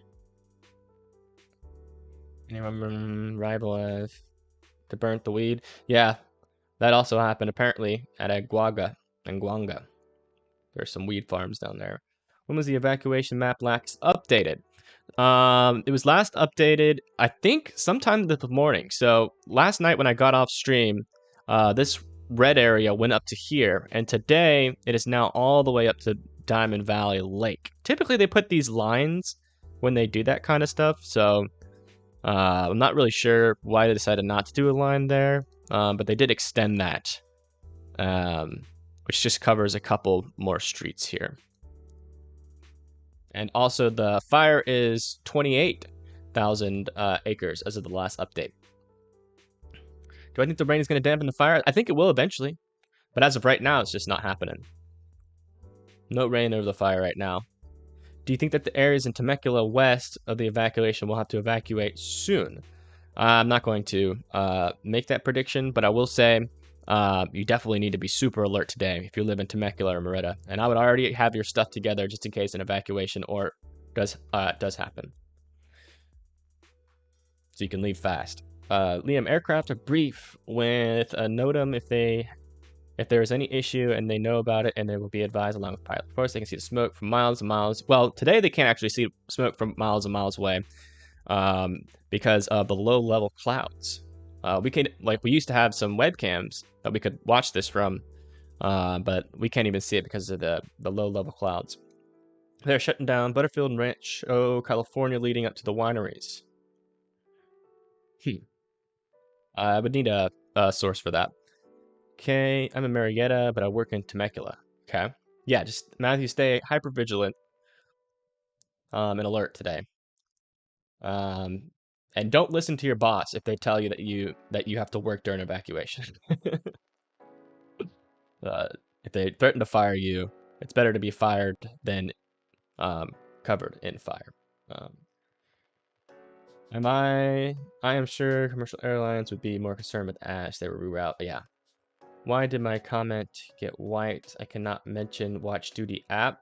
I don't know. I didn't see that comment. That might have been one of the mods. Is the jail closed out French Valley? I don't know. That's a good question. Someone can figure that out. Let me know. Definitely interested. It should be. I mean, they're probably not evacuated yet. If it's west of Buck and Borel Road or Washington Street. But if it's east, it should be evacuated. Are the fire areas receiving wildlife management? Are the burn areas receiving wildlife management? Not right now. It's too dangerous to go over there in the burn area now. Spotting up to 1 mile.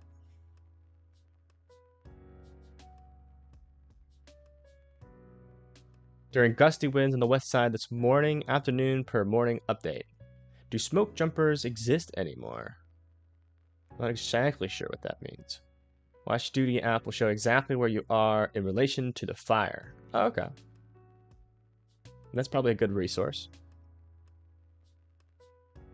Because there's no flame anywhere near Hemet floor. Well, okay, so that is not true. So I'm gonna delete that, and I will tell you why. But so basically, in the fire briefing this morning from Cal Fire, they said that there are areas that are still smoldering. The flames are not visible, but they are still smoldering in the grass and on trees and whatnot. And when the winds pick up, it is possible that we get a reignition in this area. And if that happens, they will react appropriately. But as of right now, it doesn't seem like that has happened yet, as no evacuation orders has been issued.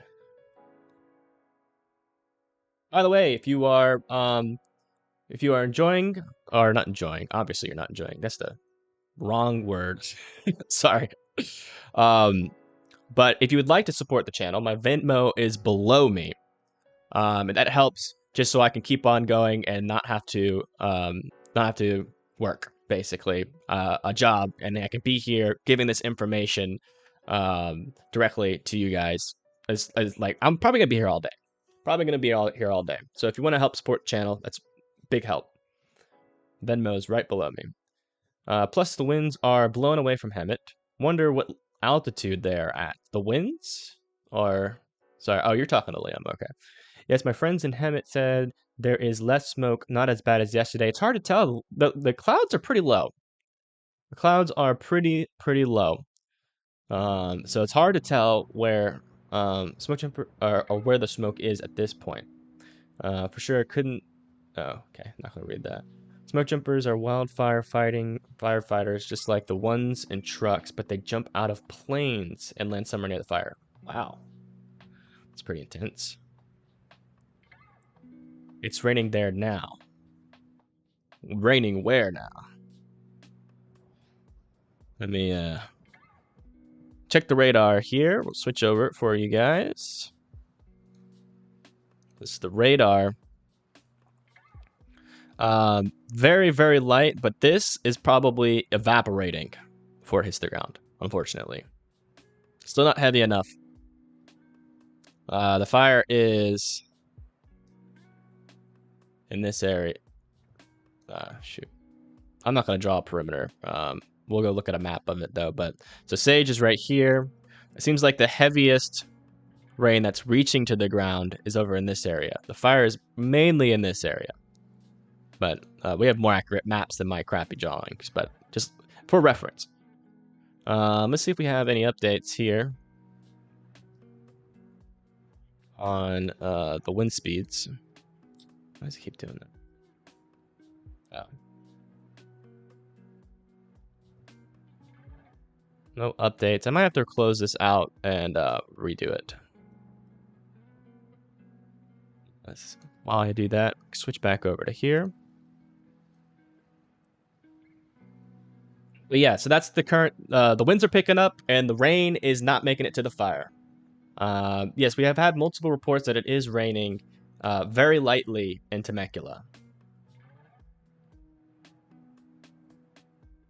Yeah, that's what I heard, Chloe. That, you know, the news out there is not doing a good job covering this. Like, they'll point a camera at it for a couple seconds and then that's it.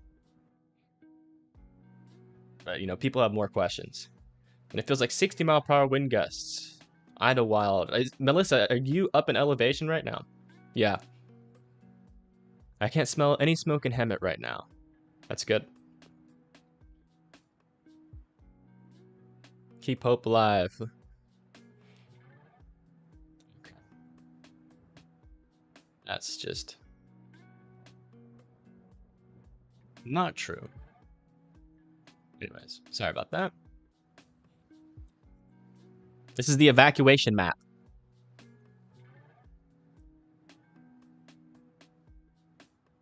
I'm in East Hemet. So you're over here. Yeah, you're going to need to stay vigilant today. Just pay attention. It's pretty simple. Once they issue the evacuation order, you evacuate. And that's how we keep fatalities low during these events. But one of the main issues that we're going to try to attempt today to help with is if there is an evacuation order issued and people and there's a lot of traffic, we might try, if there's someone in the chat, we might try to help them with alternative routes. But it's like things can get pretty dicey here pretty quickly. So, you know, this is kind of still the calm before the storm, we'll just say. I mean, it is ramping up, but things are about to get pretty crazy. Especially if you don't get any substantial rain soon. This area, barely ever raining. 2 minutes from the evacuation boundary. State Street to the west. Winds, gusts getting crazy. Someone just posted a video of the command center on Twitter. Okay. Let me check my Twitter just to make sure no one's adding me with important information. DM'd you a question. Yeah, if you have any questions, don't DM me. Just post them here in the chat. That's where I'm reading right now.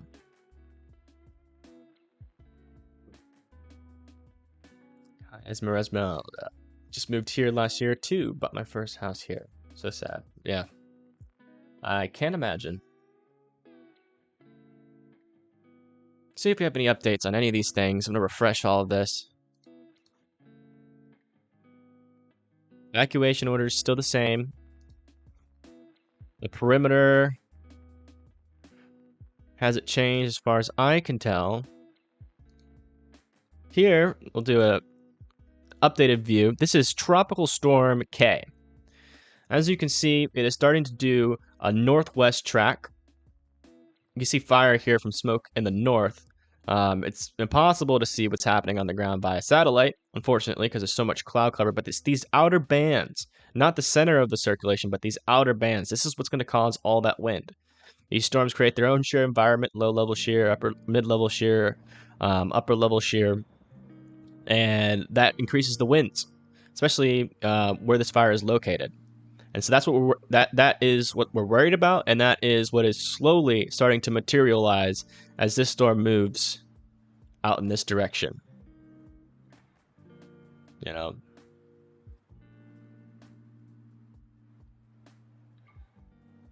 Is the fire perimeter map to view? Is there a fire perimeter map? So this is the fire perimeter. I can post this in chat.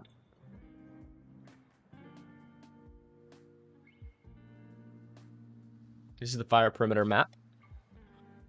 Do note though that not every part of this, not every part of this is currently a hotspot.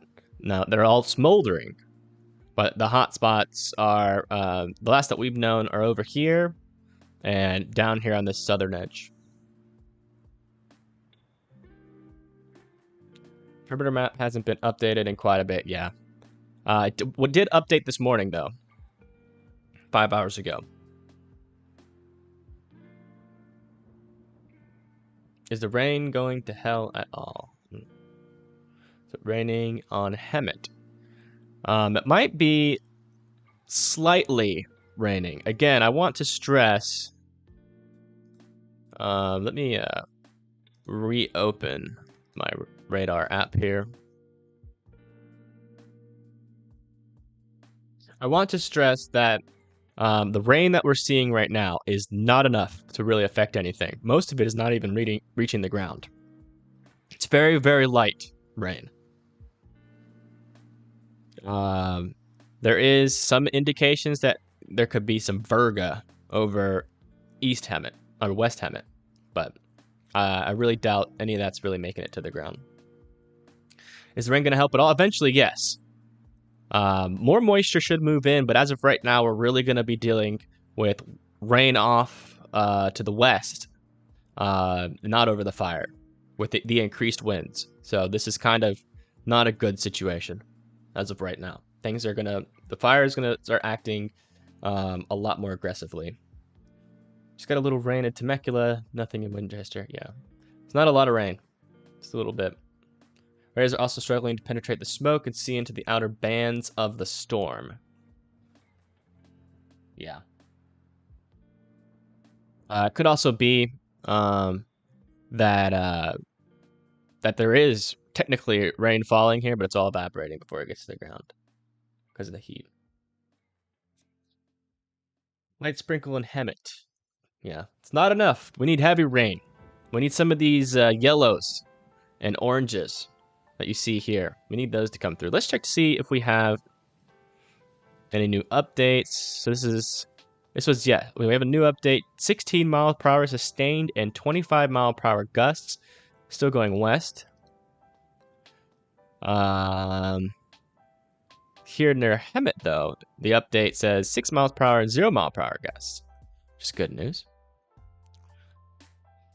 But this is where it's most concerning. If this wind's coming out like this, I mean, this is where that new evacuation zone is. Our order was issued last night, very least. So.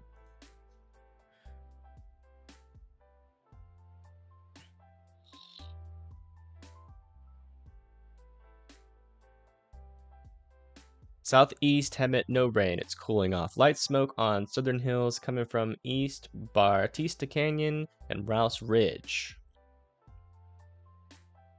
Yeah, cooling off really is not going to affect the fire behavior. The fire mainly likes dry brush and high winds. The temperature really doesn't play much of a factor, except for making it easier for... let me switch over to this other view here. Oh, we are. Okay, cool.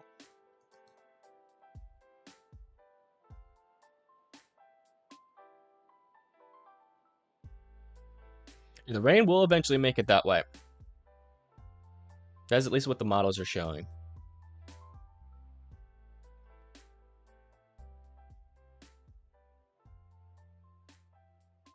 East Hemet. Yeah, that's what the radar is showing as well. The winds have died down a little bit in Hemet, but they're still gaining strength near Temecula and Moretta.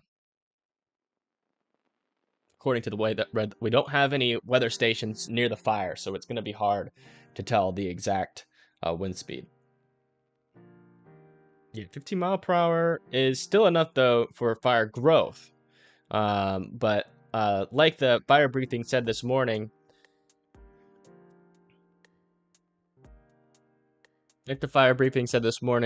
we're expecting sustained winds from 20 to 40 miles an hour with some gusts up to 70 miles per hour. So it will get more intense. I'm not going to suggest any evacuations unless there is an evacuation order, but I will say if you live in Temecula and Marietta and French Valley, Dutch Village, you definitely need to have all your stuff, your personal belongings, in an area that you can find it. Just in case, you know, if the evacuation order does get expanded, you can leave fast. Is there a way I could send you a video from Facebook? There is a way. It's hard because I'm trying to make sure that I respond to all the questions here. As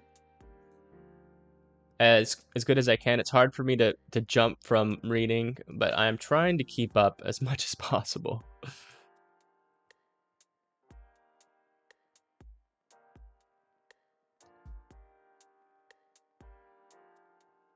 Let's see. Okay,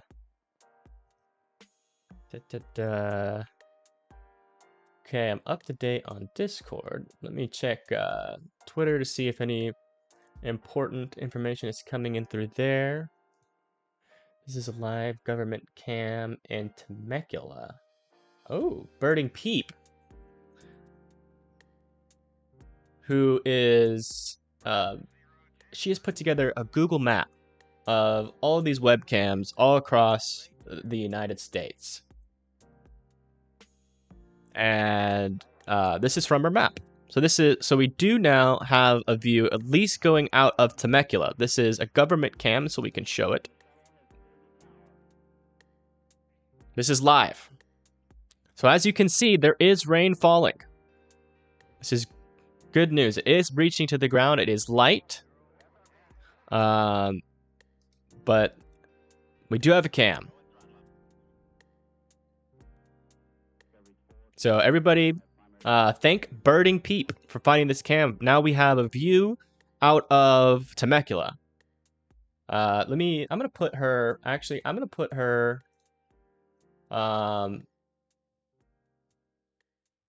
her @ on Twitter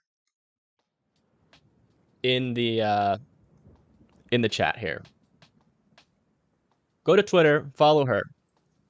She's put in so much work into creating this Google map with all of these live cams, and it has made it super easy for people to get up-to-date information on all different sorts of situations, whether it's hurricanes, whether it's storms, whether it's fires. So make sure you copy her @ and follow her on Twitter.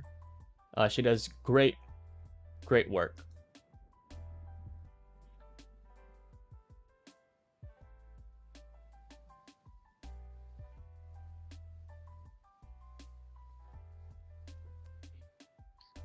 Okay, so back over to here. Gonna refresh this just to make sure. I think I'm caught up here on messages and notification. Okay, and now what I want to do is just check really quick with Cal Fire and then Ferris to see. No updates from Cal Fire. Ferris.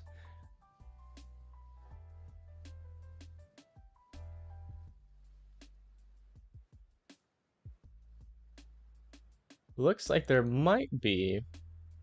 Oh, there's a new Ferris map of the Mosquito Fire. The Mosquito Fire is now 29,000 acres. Whew.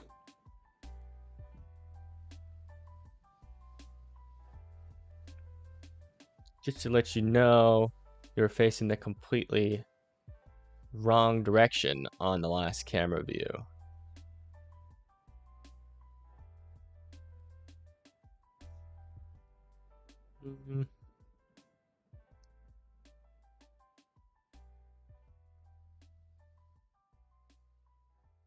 Gotcha. We still have a view into Temecula, though. You know, we'll be able to see if there's traffic, if an evacuation order is issued. We'll be able to see... Well, it's a very, very useful cam. The more information we have, the better. City Hall in Old Town, but facing west. Yeah, it's not facing at the... It's not facing at the fire. It's raining pretty hard in Fallbrook. Okay. Let's see where Fallbrook is.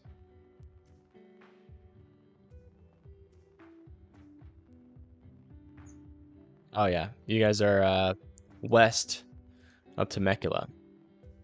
That is where some of the more heavier rain is falling.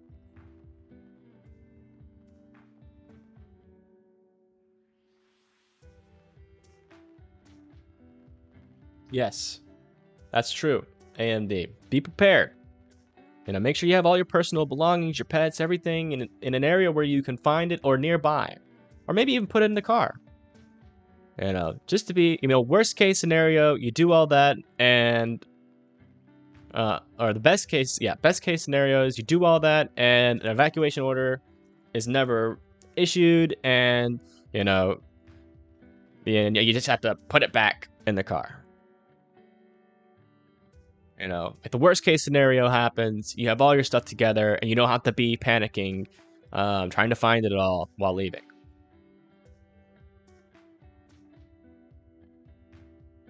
No, not necessarily. Christ.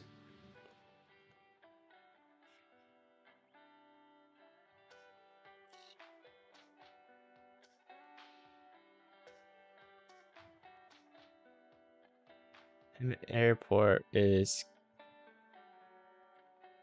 Let me go switch over to the radar Omega really quick. Get an eye on this rain. So yeah, Fallbrook, you're actually getting some pretty decent rain northeast of Fallbrook.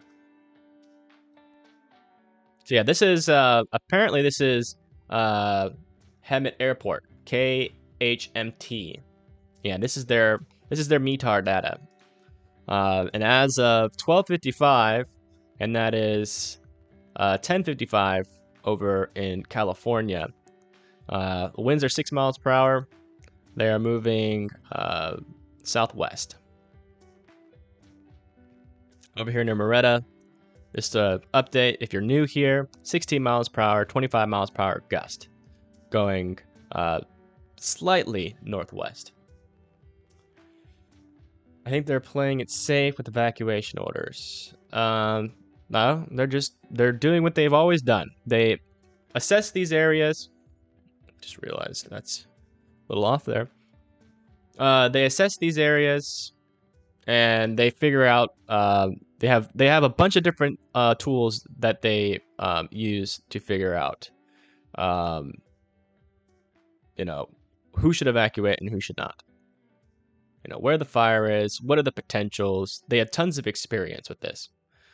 So, you know, if you're under an evacuation order, you need to get out.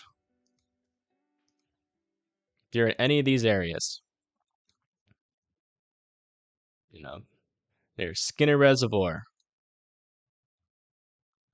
Vale Lake, up to Glen Oak Hills, all the way up to Sage, Lake Riverside, north of Anguanga, north of 79, west and east of North Sage Road, Wilson Valley Road, west and east of that, Coahuila, north of Coahuila, north of Anza, all the way to 79, and all of these areas in between those evacuation orders and southeast Hemet, and southeast Vala Vista.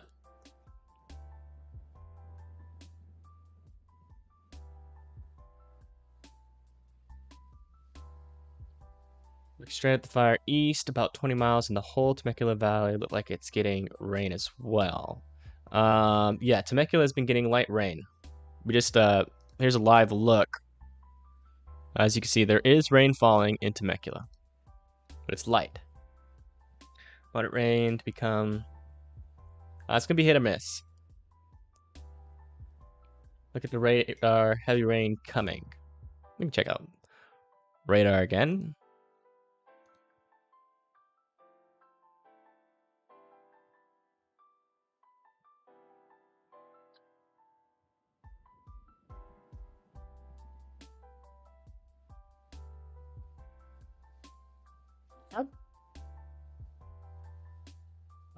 So this is light rain, but it's gonna get heavier. Set this in motion here. Yeah, this heavier rain is still, it's not really moving north. It's kind of moving directly to the west with the winds. So it's gonna be hit or miss, like I said.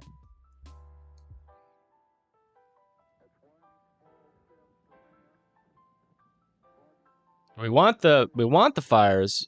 I mean, we want the rain over the fires. Preferably, obviously. The evacuation map update. Now, the evacuation map has not updated recently.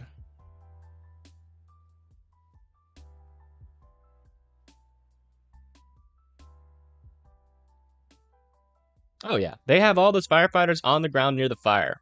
They have way more information than we have. So when they issue those evacuation orders, you absolutely should listen to them. They not only know all more information, more up-to-date information than we do, they also know what to do with that information. They understand how the intricate details of fire behavior in that area specifically, and how it interacts with the mountains, and how the winds interact with the mountains. They have all this information. They're using that, they're putting that together, and they're issuing these evacuation orders. So if you're in any of these evacuation orders, get out. Be safe. And also, in the fire briefing today, they said that in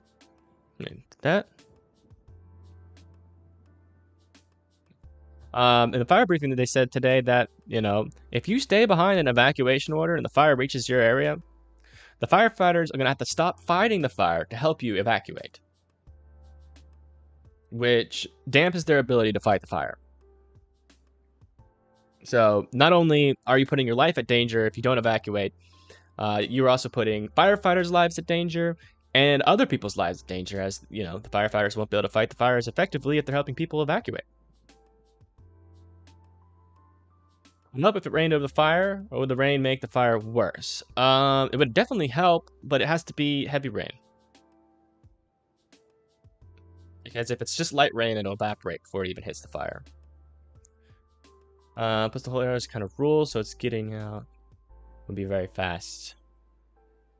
7 planes circling Lincoln right now. Okay. Has the rain reached the fire? According to radar, it has not. Is there a reliable there are wind maps, but you know, I've been linked a couple. Haven't really been able to figure out where they're getting their data or how they aggregate it. So I mainly just rely on the METAR data, or the weather stations on the ground. The winds, the most up-to-date information we have on the winds on a weather station near Marietta is 16 miles per hour with 25 mile per hour wind gust. These updates, so these are just very brief snapshots. Let's check in on the velocities here, see if we're getting any.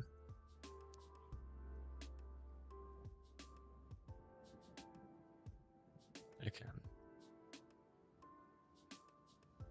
So this is kind of far away from the radar site, but closer to the radar site, we're seeing 29 to 30 to 40 mile per hour wind gusts north of Poway. See where that's moving. And these winds, it's really hard to tell whether or not, you know, what's going on in this area, as it's so far away from the from the radar site. So you're looking, the further you are from the radar site, the higher you're looking up into the clouds, so it's hard to tell what's going on the ground. So that is why, you know, at least for this area, we could say, you know, most likely some of these, you know, 20 to 40 mile per hour winds are making it to the ground. But in terms of too far away from the radar, I'd like to just rely on this, which is 16 mile per hour sustained, 25 miles per hour wind gust going to the west. And as of right now in Hemet, we still have 6 mile per hour winds.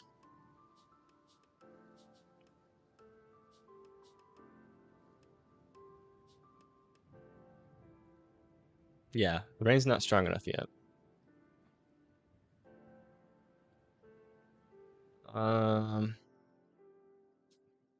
Warning, then they can save property and put out the fire fast. If people hurt, heed the warning, then they can save. Exactly. Yeah, when the firefighters can just focus on, you know, fighting the fire and not evacuating people, it makes it way easier for them. In the next hour, Sage should be getting more rain closer to the fire.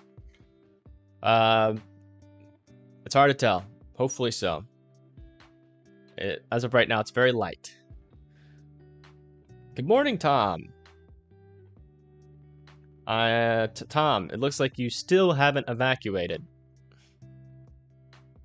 Tom has been watching this since the very beginning. And he knows where the evacuation orders are. And he lives in an area that is under a mandatory evacuation. And he just still hasn't. He still hasn't evacuated.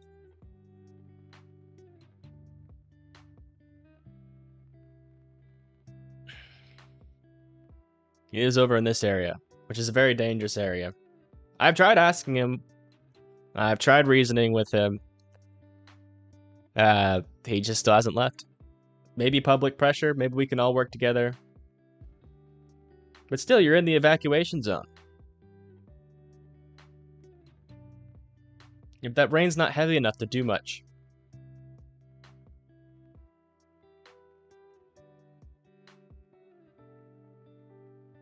True, Jerry. Yeah, if we can all work together in chat to try to convince Tom to evacuate. Tom, is it a lack of resources? Like, what do you need? What do we need to do, say, to get you to leave?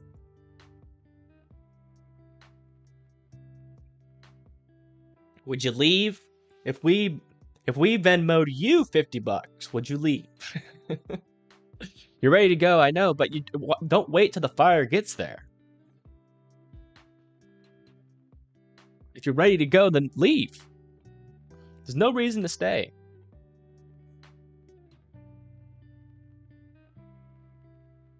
Remember what we said, Tom. I'm glad you're here, because we've learned some new information that not only when you don't evacuate does it affect your life, it also affects the firefighter's life, because if you don't evacuate, the flames move fast and they need to help you evacuate. Then they can't fight the fire, and that puts their lives at risk. So you're being selfish, Tom, by still being there. As much as, you know, I feel this connection with you because you've been here since the beginning, I feel it's even more important to tell you it's time to go. So you're ready to go, just go.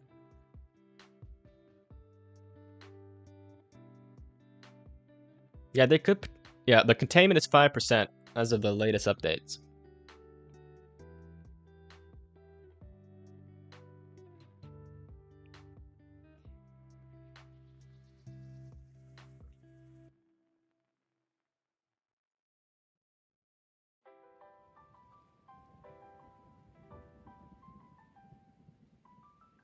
Yeah. I mean, so many things that can happen, you know, that can hinder your ability to evacuate. And to chance it is just not smart. And Tom knows this.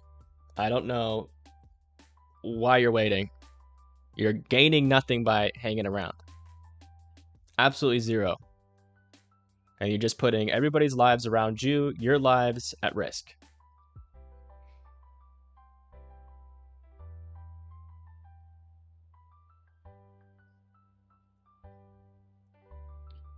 See if it's still raining It is still raining in Temecula.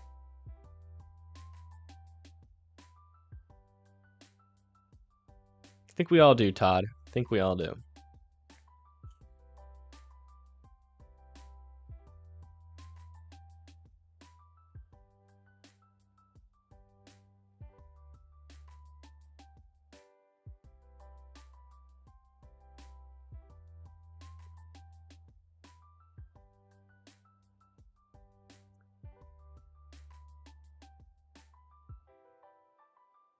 If you can send me a picture of you evacuated, I will give you a $20 prize.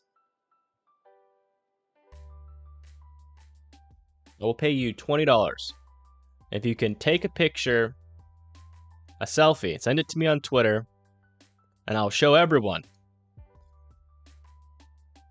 of you in Riverside. $20 for you, Tom. You evacuate.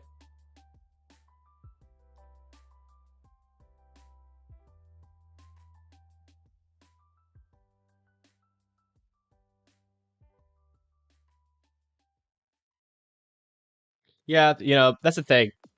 When you get dangerous situations like this, everybody starts speculating. You know, and that's how you get casualties. You know, when it's just as simple as, hey, there's an evacuation order here. It's time to go. If everybody just listened and stopped being, you know, so selfish or stopped being so speculative, you know, we probably have very minimal casualties, even with some of these extreme fire events. It does get a little complicated, though, when you have a lot of traffic. Yeah.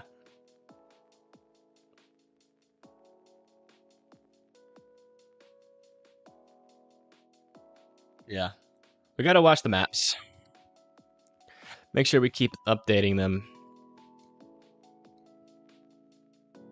Well, unfortunately, some of these maps just don't update fast enough.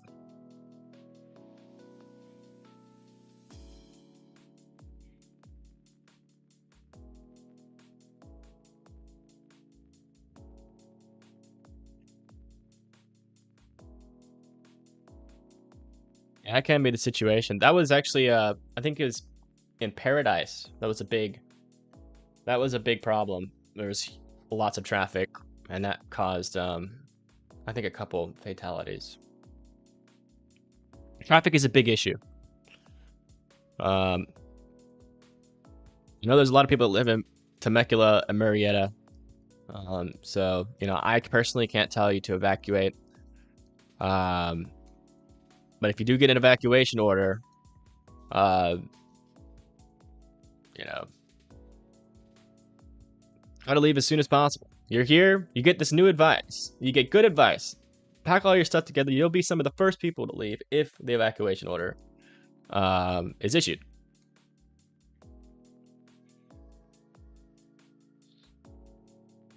Same here, Tyler. Same here. Let me check Twitter, see if we have any updates. Cal Fire.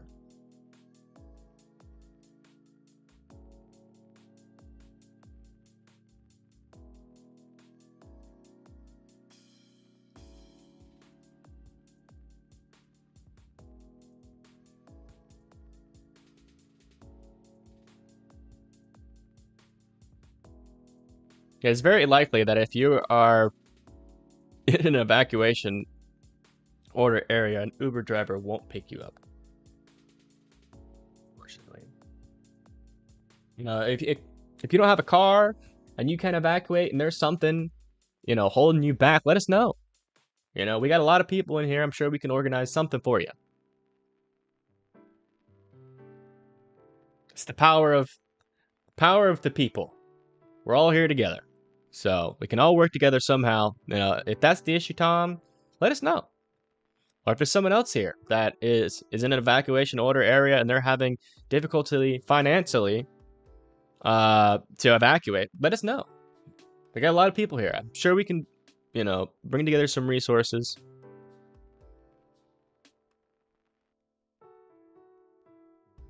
Nothing new, yeah. No updates yet. we're struggling to find information today. The live cams. I'm gonna check back in with the live cams, see if the cloud cover has cleared up at all.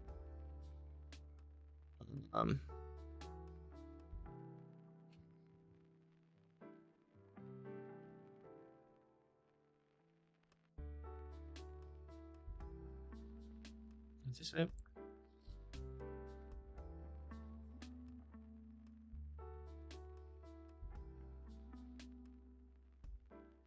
I'm gonna close, or at least minimize radar omega. Because, oh. I do not like this view here. Too much for my computer to load. Is there a different website here?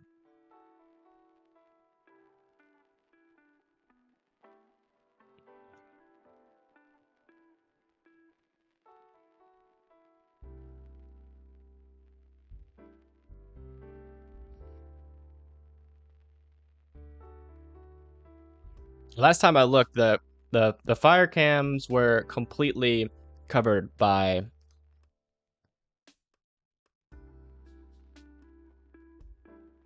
the clouds.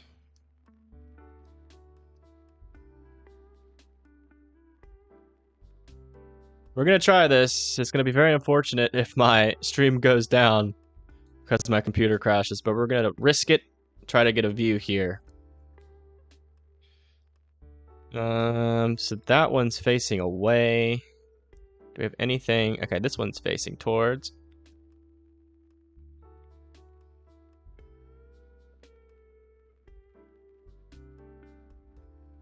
So we do look like the clouds have cleared out enough to see a view here, but I can't. Can I make this bigger? There we go.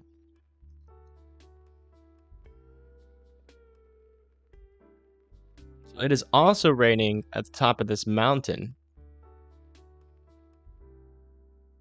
Where is this camera? Yeah, this is, yeah, that's where that heavier rain is, southwest of Temecula. Let's see if it's raining near Hemet. This camera.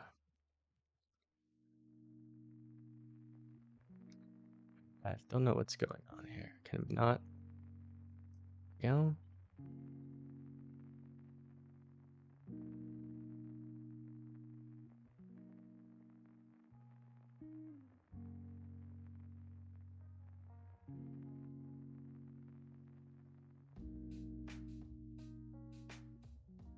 Where's this facing?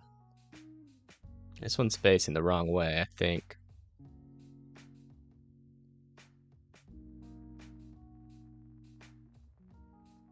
This one seems, that one's not facing the right way.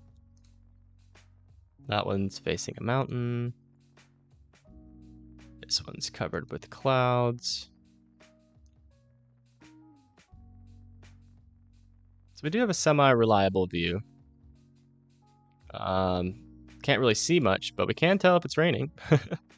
So we'll keep this one up. Look at the live cam over in the square. Pause this just to make sure we don't stress my computer out. Okay, sorry about that.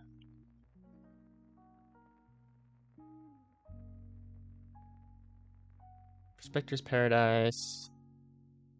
Time lapse is the best. Is that on alert? Or is that on YouTube? Because if it's on YouTube, I might get a copyright strike if I pull that up. Looks like rain. What's your thoughts on mudslides? Yeah, I mean, if there's a lot of rain directly on the burn scar, there is totally a possibility of mudslides, debris flows, and quick flooding. Flooding is a risk today if enough rain falls directly on the burn scar. And, you know, that's something else to pay attention for. It would be good for the fire, you know, because, you know, it would help put out the fire, but it can also cause flooding. So we're kind of on a double-edged sword today.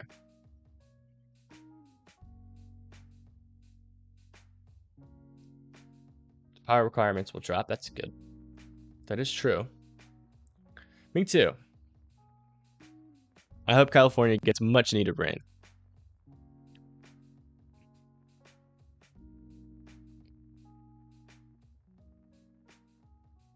Most recent view. Can't see the fire at all, though.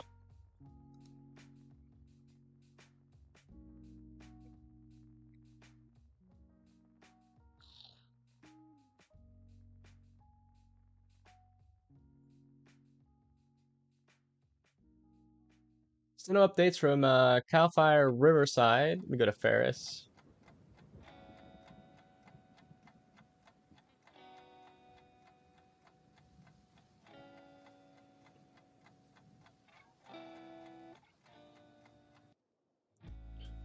Where is it pouring on that map? That is southwest of Temecula. And there's also another live cam that is showing rain in Temecula as well. That is not true, John.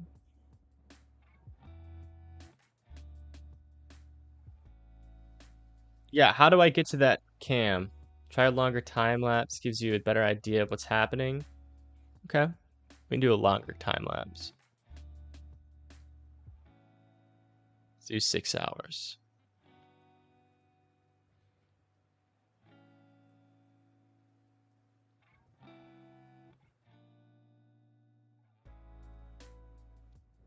Yeah.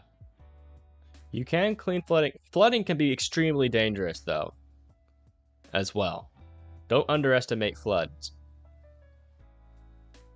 But fire, yes. If that fire reaches your area, everything is gone. So that is true. It is pure devastation.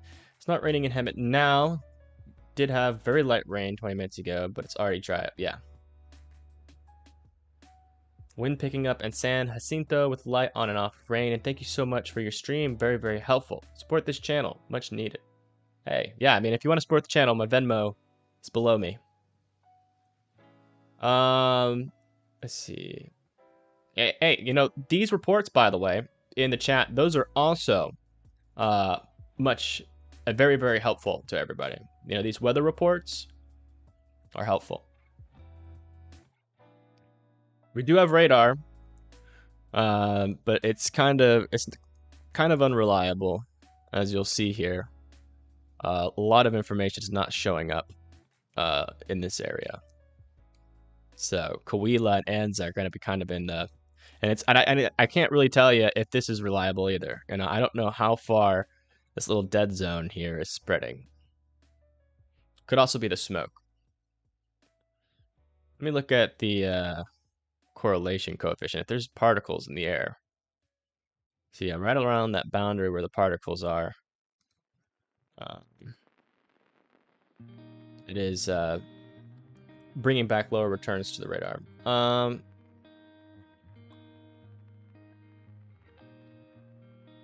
Under wild is 1 in northeast of the cam you're looking at.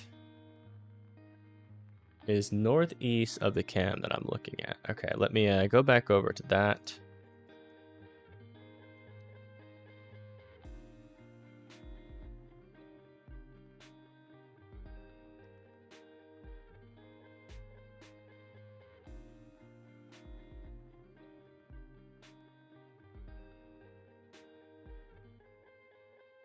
Northeast. Is this it? Is this the, or is it this one?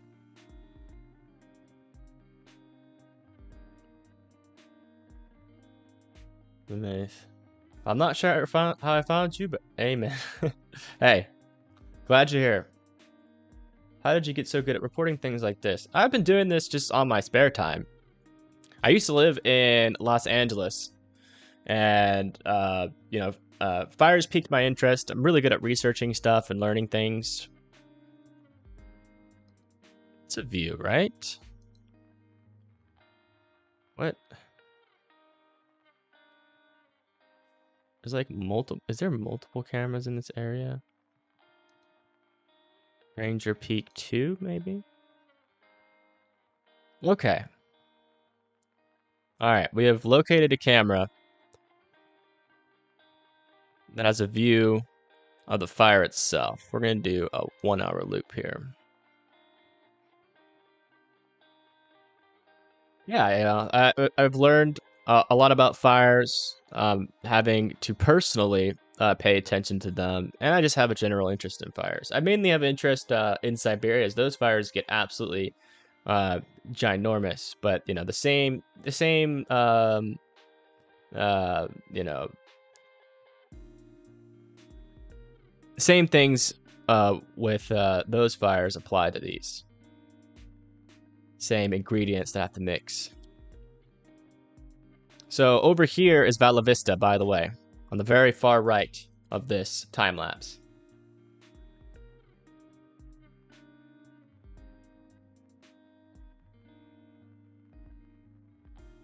Oh, thank you, Tyler, for the $10 donation. That helps out a lot. Thank you.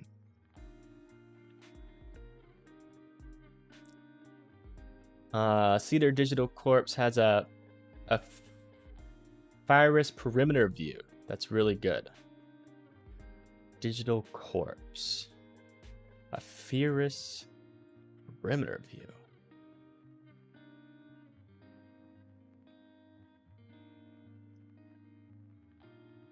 Might be putting up too many tabs here.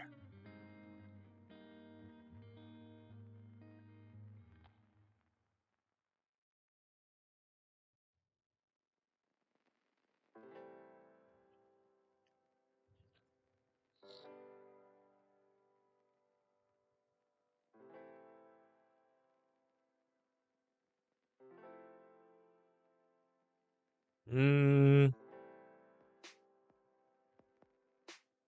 really seeing much. If somebody can figure out the exact link for that and send it to me, that'd be great. Could play this loop one more time. So yeah, looks like the clouds were in the way, and now they've cleared out the lower level clouds. And you can see here's I think that is smoke. It is starting to, this is moving to the west. So you can definitely see that the smoke and the wind is moving directly to the west here. It is moving quite fast, but the smoke isn't too thick yet, at least in this area, which is good. But I am seeing some little puffs where it gets a little bit more intense. So, you know, we're just going to have to keep monitoring it. This is a great view, especially for the Vala Vista area. The link is above.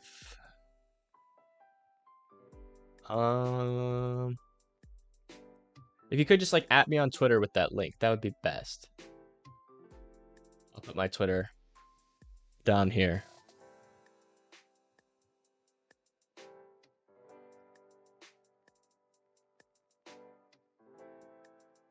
Here at Stenson and State. Let me go look at that.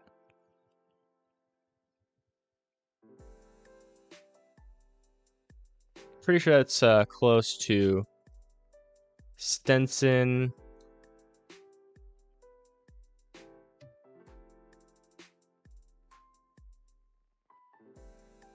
Or State, yeah. Not an evacuation warning or an evacuation order yet, but you know, definitely pay attention. Is the fire? Well, the latest I've been able to see is that, according to the Fierce new map, is that the fire is 28,315 acres. This is the latest perimeter, the main hotspots. Last update that we've been able to get has been down here and up here, which we can see some of that smoke from this portion of the fire on this cam. It's Vera Vista's over here.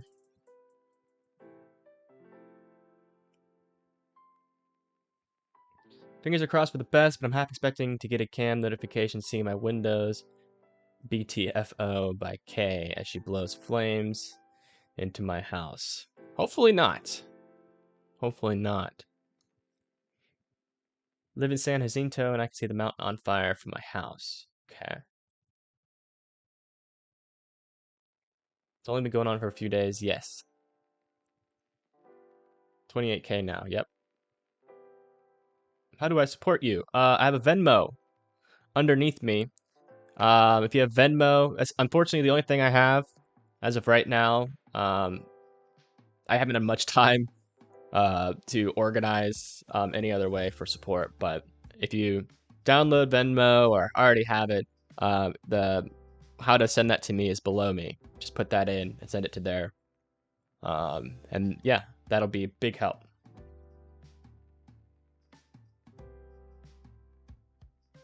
State and Menlo. Not raining here right now. Let me see where State and Menlo is. State Street. Oh, by the way, someone said that they were in Stetson and State earlier. Are you north of Stetson or are you south of Stetson?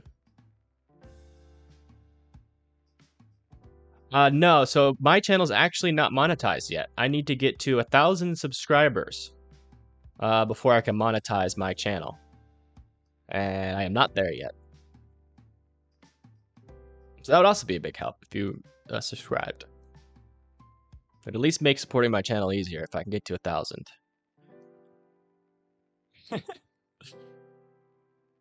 Alright, so State. I'm trying to find Menlo. South of Stenton, but not evacuated. Okay, so I'm assuming you're west of State then.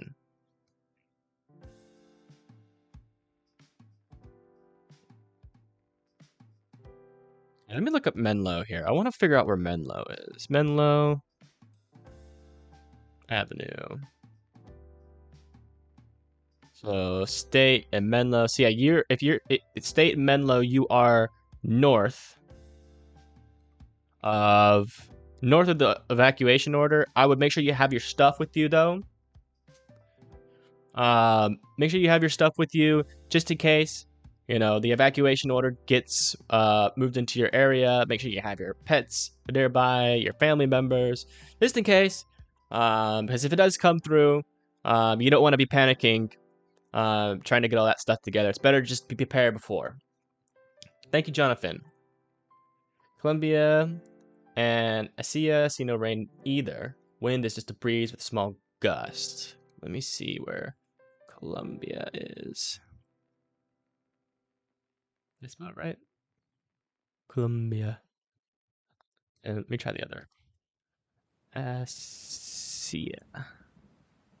Akai. I'm sure I'm saying that wrong, but okay. None of those are popping up. Right across from street and from the street. Menlo is north, yeah. It's pouring where I'm at.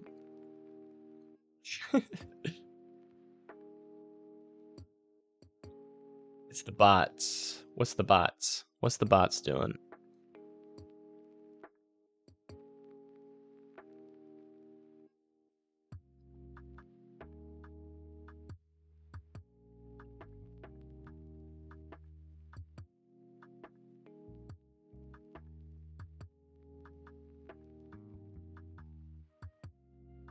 It's like Birding Peep has sent me. Oh, okay, yeah.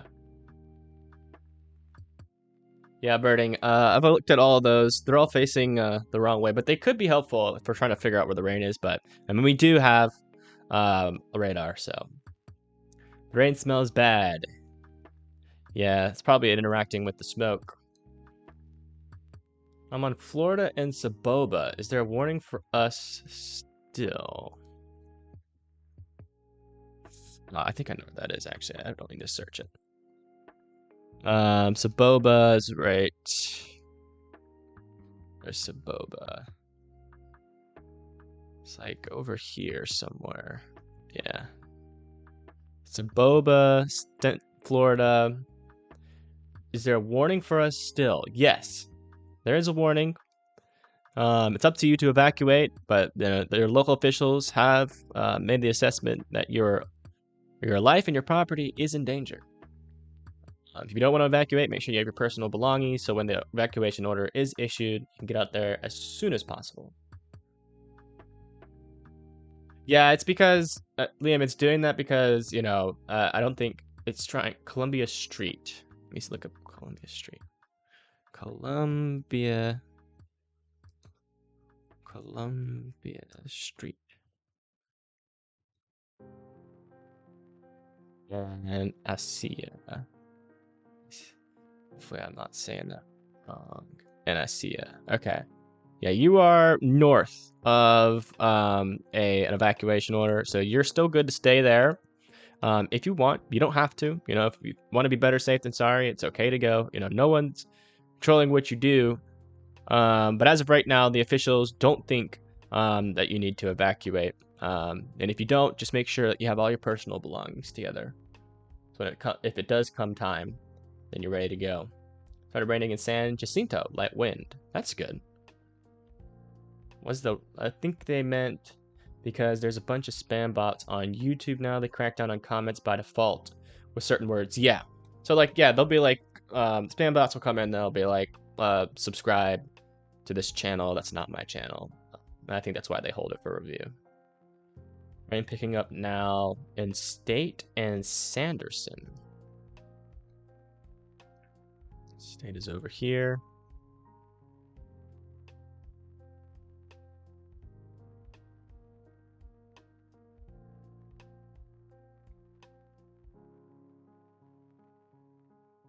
There's Sanderson.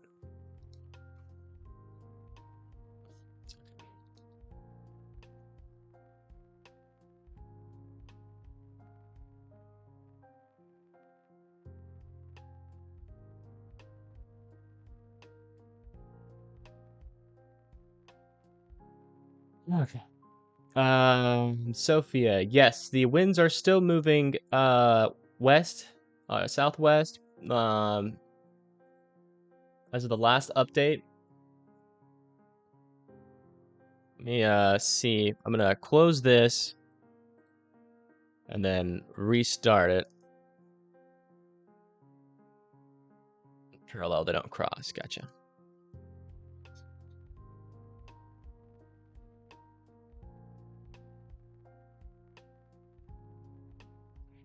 I'll let this load. Hopefully my computer does not crash.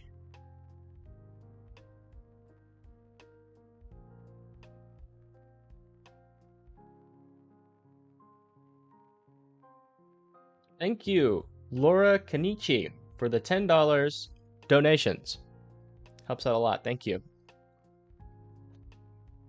Let's check on these winds. We have a new update.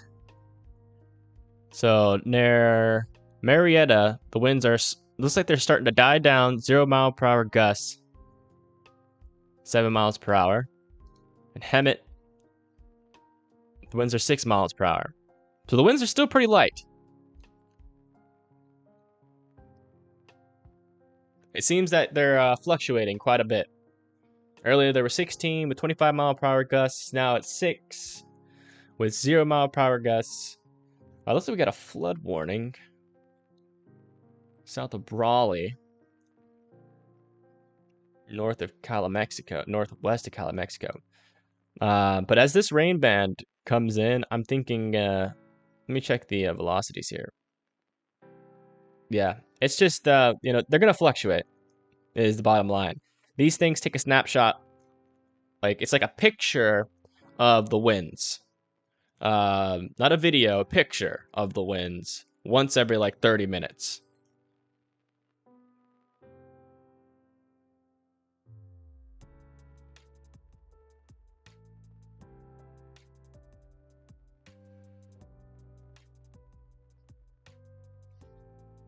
Coming down Florida.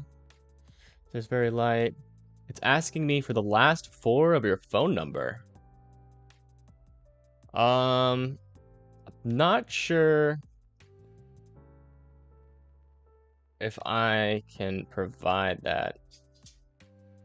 Okay.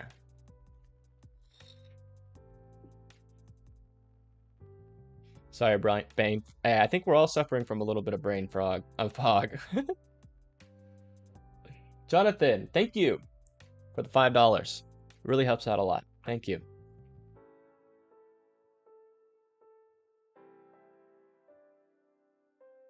Yeah, so as of right now, they're light and variable on the ground level. But as you go higher up in the atmosphere, that's where the winds start getting quite crazy. And this fire isn't only on the ground level. In some areas, it is elevated more. But for the areas that are closer to the ground level, it's good right now that the winds are lighter. And so far, there hasn't been any updates on the evacuations. So that means, at least in terms of that, we'll do a quick refresh here. At least in terms of that, that's great news. That means the fire is still only threatening the areas under the evacuation orders. So, but, you know, this is going to be an all-day event. I'll be here.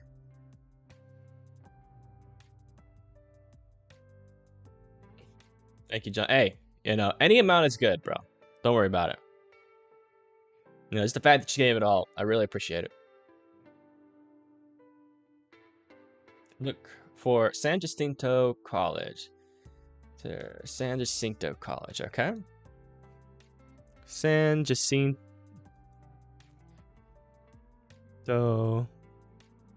College. Mount San Jacinto? Yes. State. Okay. Yes. So you're not under an evacuation warning or evacuation order. So, you know, just make sure you have your personal belongings nearby. Know where they are just in case it does happen so you can get out quick. How else can you send a link?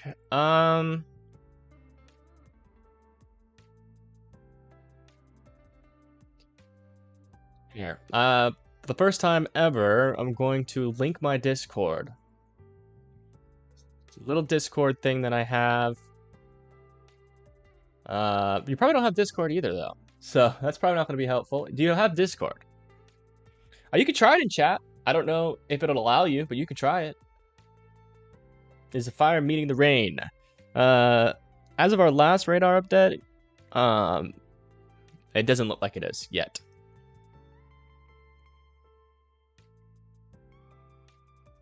Thank you, Sophia, for the $6.90 donation. Really does help out. Thank you.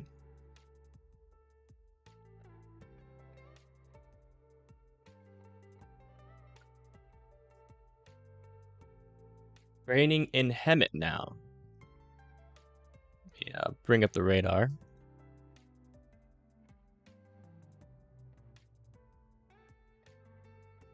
Yes, it does appear the rain is making it to Hemet. It's light, but we do actually have a decent amount of rain. I mean, it's not like an absolute firebuster of rain, but it is raining decently in Temecula, so that's good. Grounds will be more moist. I'm not sure how much of that is reaching the ground, but it's good news. Still not over the fire yet, directly. Wind is also picking up. Yeah, exactly. I'll make another reminder of that. Let me get out of here, go to here. Remember, y'all,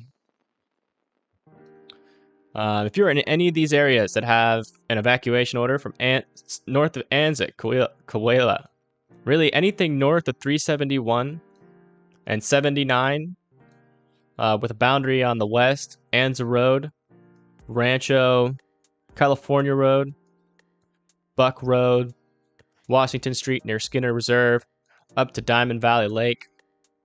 If you're in any of these areas, evacuate, because it's not just your life that is in danger, but if you don't evacuate, you're putting firefighters' lives in danger because they have to rescue you. And that is also resources being taken away from fighting the fire. On the west end of Hemet, yes. What radar am I using? I am using Radar Omega.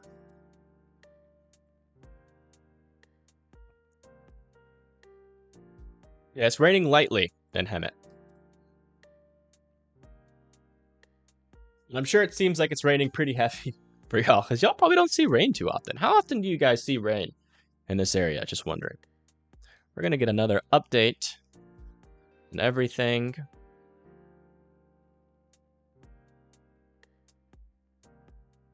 Give me a 30 minutes.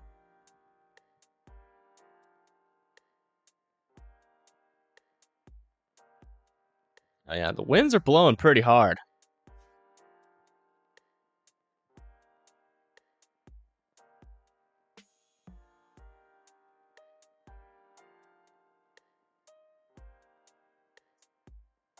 You might be getting more smoke.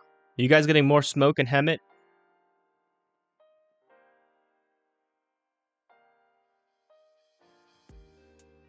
Yeah, I don't know. Maybe never. Maybe I'll never make a Discord. We don't get it anywhere near enough rain. Yeah. Not too often. Yeah. What's rain? Yeah, it's pretty rare. It appears so. Appears it is pretty pretty rare. So even if it rains lightly, it's probably heavy to you.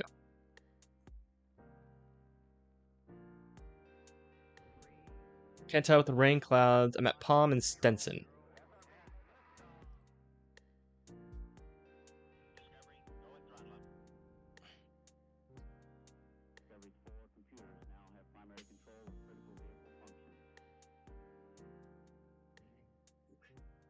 Palm and Stenson.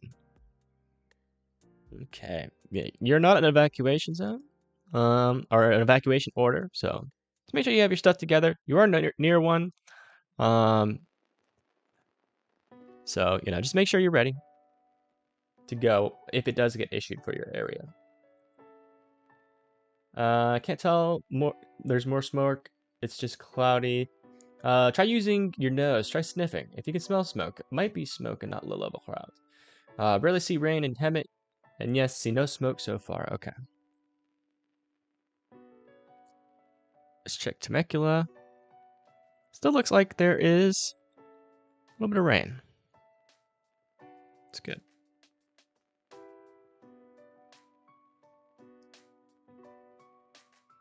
It's blowing west-north.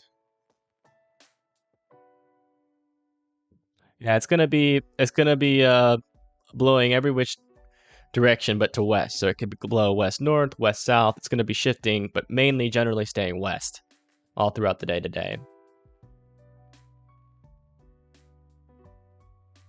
It's like the wind, yeah. McSweeney is evacuating again.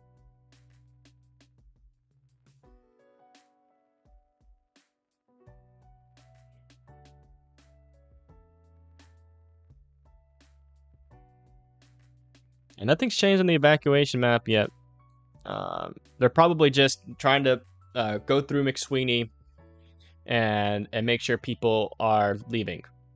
Just smells humid, feels really hot, and I only smell that rain evaporating smell. Okay. That's helpful. Thank you, Jonathan. If the fire jumps the west side of the fire line, it would be a major evacuation. So everyone be on alert. Yeah, if it does that, yeah. But as of right now, it isn't. People on the ground are thinking that it's not doing that. So, any evacuation is the same Jacinto? No, not yet. I don't know if one will ever be issued. I'm not going to try to predict that. But if you live there, just make sure that you're prepared to go if there is one. Don't be that person that's running around all over the house, can't find anything when a fire's coming fast. Fires make their own weather. Yes, that is also true. Yeah, there's a lot of heat in fires, and when it creates a vacuum, and the outside air rushes in. Also, I have a tornado with a fire. And lightning. It's raining quite a bit in Temecula right now, but you can smell the fire still. Okay. Lots of ash. Okay, that could be an indication. Yeah, I just... we don't have any... Yeah, I'll try not to vape on camera. Sorry about that. We don't have any indication of really much data at all on this fire. The only cam we got is this one. But you can't really see the flames. All you can see is the smoke possibly rising from the ground. Can't tell if that's a smoke or rain or clouds. It's hard to tell. Looks like smoke though.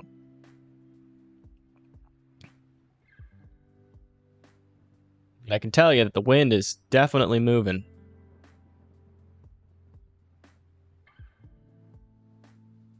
Over here is Vala Vista.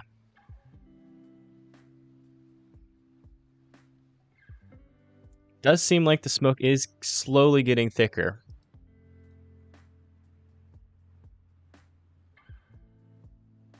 Towards Big Bear Mountain, I see normal gray sky, but when I look towards the fire, I see dark gray, assuming that's the smoke. Yeah, it should be a darker gray than the clouds around it.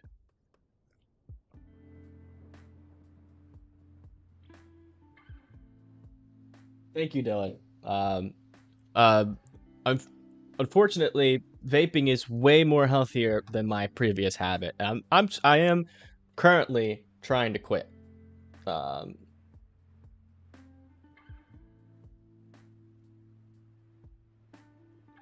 Star Roy, thank you for the $20 donation.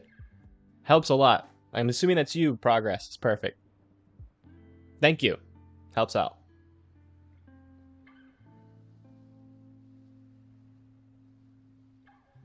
It's okay. They're just expressing their opinion. I'm totally okay with that. Here's an updated look at the Tropical Storm K. Let me refresh this. Actually, I'm gonna leave it on that just for a second as I move over here. I want to see if there's any updates from Cal Fire.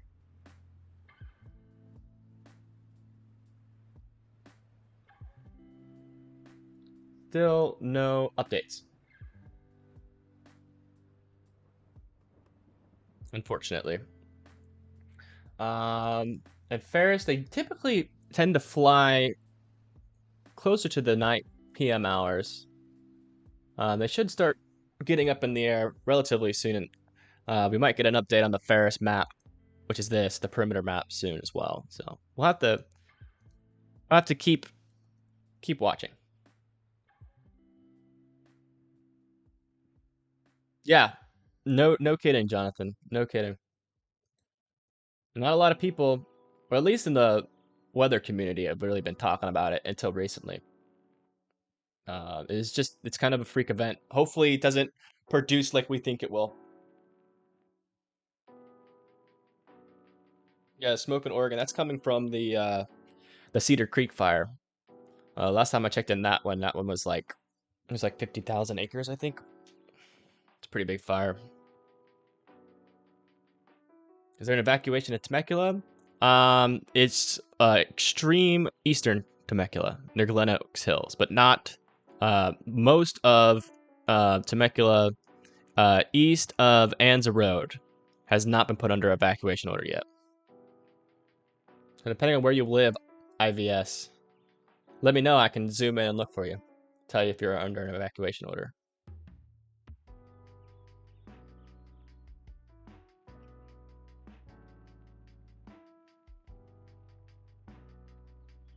$33K for Cedar Creek? Okay. Is the range for Orange playing Hemet? Let's find it.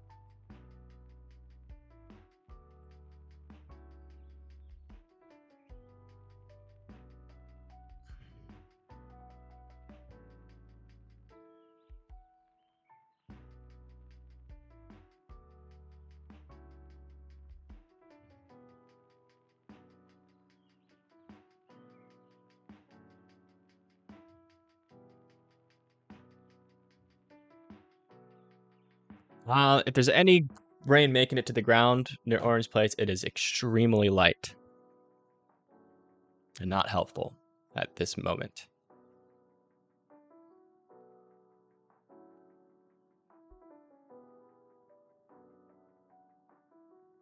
Yeah. Yeah, unfortunately for those animals, it's... Oops. Did my window capture get all messed up again? Yeah, unfortunately, I mean, they're typically pretty good at running away from fire. But you know, can be very confusing and disorienting as it gets closer in the smoke, and so I feel bad for the animals too. 100%.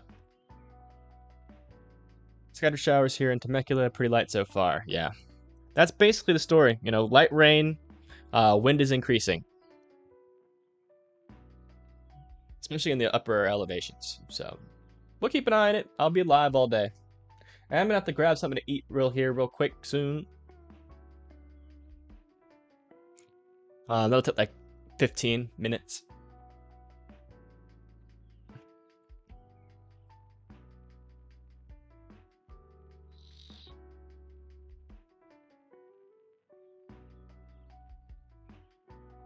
Do I think this is the earthquake weather? Don't know what you mean by that question.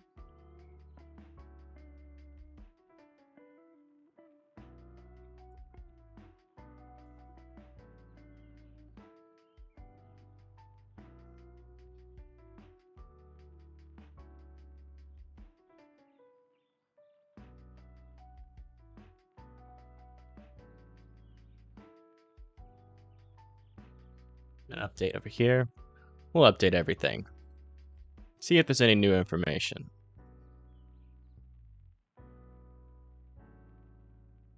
Yeah, unfortunately, I don't think this is going to be updated anytime soon, as there's a lot of clouds over that area, and satellites are probably not able to see through them. The Ferris map should update, as that is taken by plane. Take this too. All right, everything's updated. We'll go down the line. Nothing's changed there. Nothing's changed there. Nothing's changed there.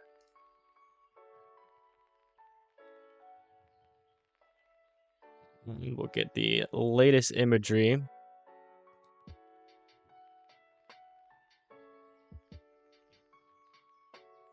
It's raining in East Hemet. Is it raining heavy or light?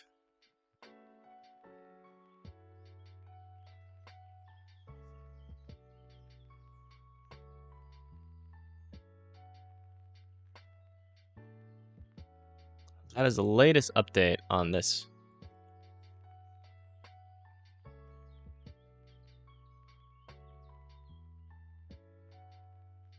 Again, if you have any questions regarding evacuations, please put it in chat.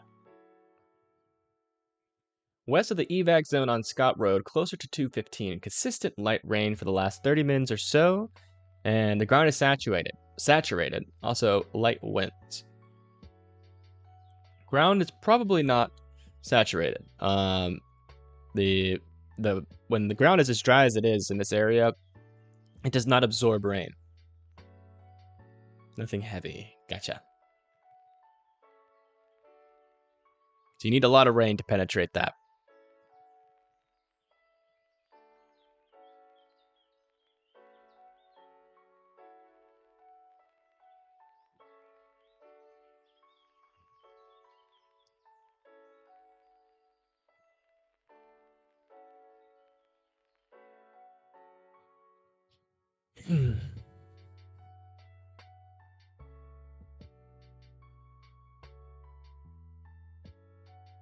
Yeah, so things seem relatively the same right now.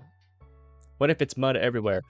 You know, that is definitely a possibility today. If a big heavy rain shower goes over literally anywhere, to be honest. It doesn't necessarily have to hit the Hemet fire burn scar, but yeah, I mean, flooding is definitely a possibility today, and the biggest risk for mudslides is on the burn scar near Hemet. So heavy rains could help us by putting out the fire, but it could also hurt with mudslides and flooding. And flooding happens fast, so.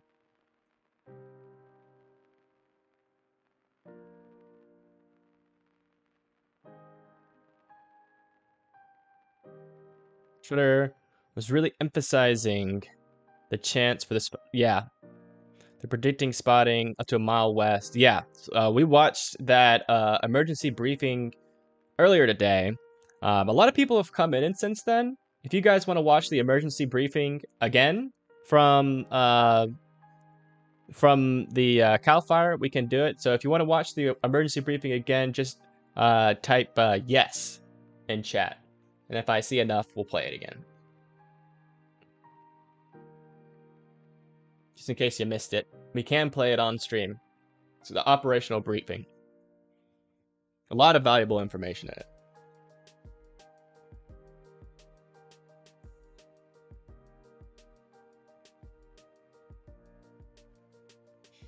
All right, that's enough for me. We'll play it. Morning, my name's Justin McGough from the Over here. Going to mute that. I'm also going to have to turn up the volume really quick. Okay.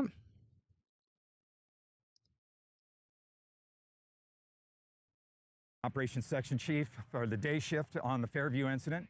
And this is your Friday, September 9th briefing on the Fairview incident. We're going to start up in Branch 1 in Division Alpha, which happens to be the northern end of our fire, Division Alpha Bravo. Our key today is, again, bring those pockets of fire that still remain in some of those canyons that are intermingled in and around the orange groves and the homes down to existing road system or dozer or hand line that our crews are going to place in there today as well. Okay, and we're going to move into Division Delta on Rouse Ridge. Rouse Ridge is partly some direct control line and indirect control line that we are going into a fuels treatment, continuing to open that up to use it as primary control line for the eastern portion of this fire as it starts to advance towards Mountain Center and Garner Valley. Some issues there is the moisture that comes in later on tonight and some of that tracked machinery. We need to be cognizant of accomplishing the work there with the expected fire behavior that we have, but also being in the position that those people don't become part of the problem because we have heavy rainfall and they're unable to negotiate the existing road system to get to an area higher ground or out of harm's way into a safety zone. As we start to move around to the south end of our fire into Branch 3, Division Foxtrot in the Anza Trip Flats area. If you live in that area, you're going to see an increased fire department presence there. As this fire starts to progress out of Batista Canyon to the south, we want to ensure that we have fire engines in place, we have the familiarity while we still have good daylight out there, and we have crews that are continuing to place control lines on both the National Forest and State Responsibility area and through the Yayo Flats area and around the Kauai Mountain and in and around down into Reed Valley and Red Mountain in the Sage area as we start to transition from Division Foxtrot into Hotel in Lima. Division Hotel in Lima has been very challenging as fire has moved off of Red Mountain down into and impacting Red Mountain Road, Minto, Reed Valley Road, Stanley Road. Prolonged firefight again last night with fire impacting homes that have been under an evacuation order for 3 days now. When the fire impacted those homes, those residents called 911 because they were trapped by fire. We had to stop our operation. We again had to put firefighters in harm's way to remove people that had chose to stay home in an area that had been under an evacuation order for 3+ days in there as well. Notice to the public is please, please, please, we take these evacuation orders very, very seriously because we know what we are doing, taking the public out of their homes and displacing you. But we want you out of harm's way so that we don't have to continue to put our firefighters into increased harm's way to go in and get you into areas that we thought were previously unoccupied. Again, so in Division Lima and Hotel, we're trying to hang on to the ground that we've got. We've got a lot of hot blowing material that is going to blow into a very receptive fuel bed with this east wind that we have on there. Sustained east winds of 30 to 40 miles an hour. We have a large fire front that is going to progress out to the west. We have contingency plans. We have additional resources that we will continue to augment Branch 3 into there to obtain some control. Fire front following, tactical patrol after that as we move through. Going around into Division Mike, as you see up there, northwest corner there, it has black line there. It might as well be red with these winds. Whatever heat is there, 300, 400, almost 500 feet off the line, this 30, 40 mile an hour east wind is going to find. It's going to heat it up and it's going to put it up into the wind system, and it's going to take it across the control lines, and it's going to put it into a receptive fuel bed. This fuel bed butts up into and is part of the City of Hemet. We are working with our partners with the City of Hemet Fire Department, to ensure that our resources in there are engaged. We're doing the tactical patrol that needs to be, and that we're ensuring that folks are out of harm's way there. We have been in communication almost 24/7 with both the Hemet Fire Department and the Hemet Police Department to convey this weather event and our expectations of what we think the fire is going to do there. They have staffed up, will augment, and will fold right into our plan as seamlessly to provide that structure defense in and around the portion of the fire that hits the City of Hemet there in Division Mike and X-Ray and Tango. Aircraft, we have quite a bit of both helicopters and air tankers or rotary or fixed wing aircraft here. Once the winds become 30 mile an hour greater, it's unsafe to fly, and any extinguishing agent that they're going to drop, whether it be water or retardant, is 100% ineffective. It's not going to hit the ground, or if it does hit the ground, it is going to be so dispersed that it is not effective as an extinguishing agent there. We have aircraft assigned to this incident at surrounding airports in Southern California, and we have our helibase set up at Banning Airport for the public that would like to go see what the aircraft are assigned there, rotary wing. Stop by the Banning Airport to view the Banning helibase. We share with these large fire incidents that are occurring statewide and nationwide with fixed wing aircraft and rotary wing aircraft as well. Sometimes we're borrowing aircraft, fixed wing aircraft, from fires that are out of state or in northern parts of our state as well.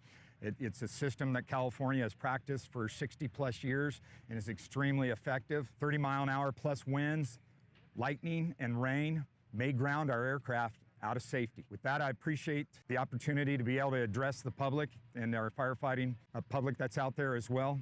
Thank you. Good morning. My name is Stephen Vollmer. I'm the Fire Behavior Analyst for CAL FIRE Incident Management Team 6 here on the Fairview incident in Riverside County.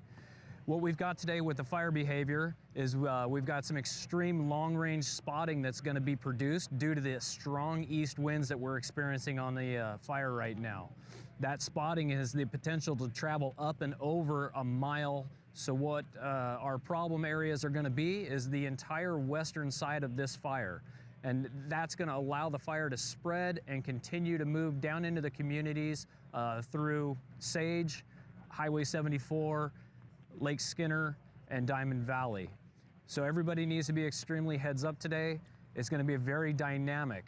We're going to see this extreme fire behavior condition with critical rates of spread all the way until the evening, and then it's going to get moderated slightly if we get moisture coming in from Tropical Storm K coming up the coast from Baja. Incident meteorologist Matt Maley with the National Weather Service for today's weather forecast for the Fairview fire. So much of Southern California will feel the impacts from Tropical Storm K, which is currently spinning off the Baja coast.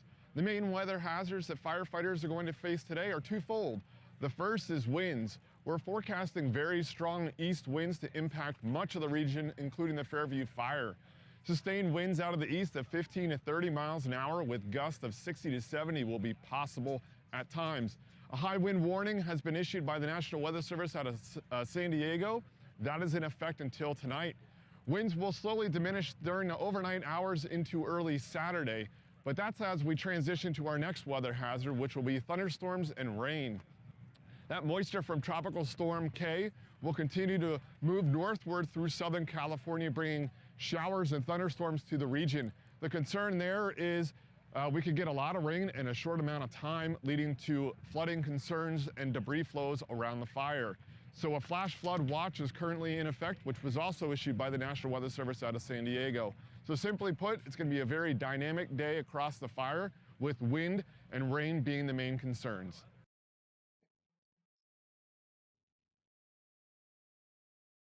That is the latest update. This is about 2 hours ago, the operational briefing for the Fairview fire.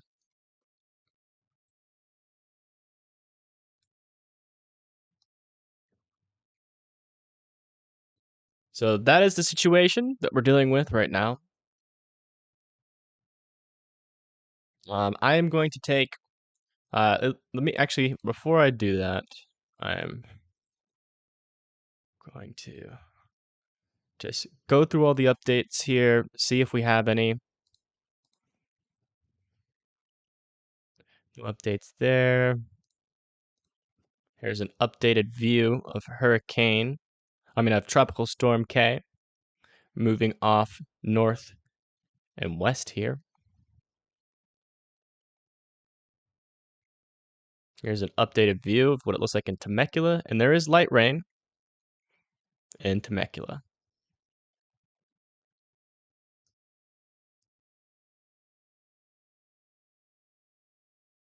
No problem, Chloe.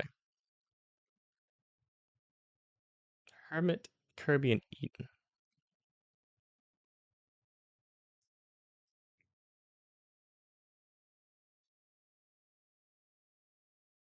Yeah. Bring up the radar here.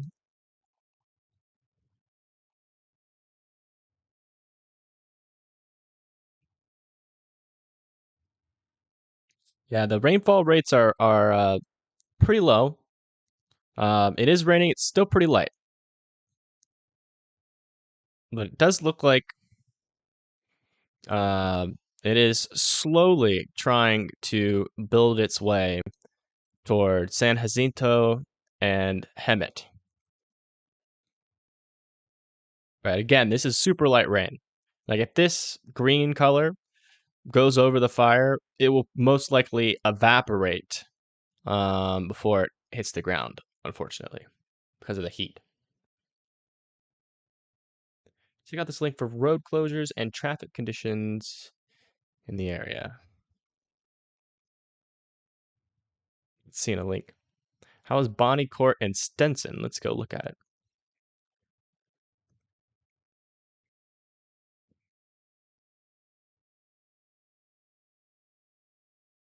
All right. Bonnie, I know where Stenson is. Bonnie Court. Let's type in Bonnie Court here.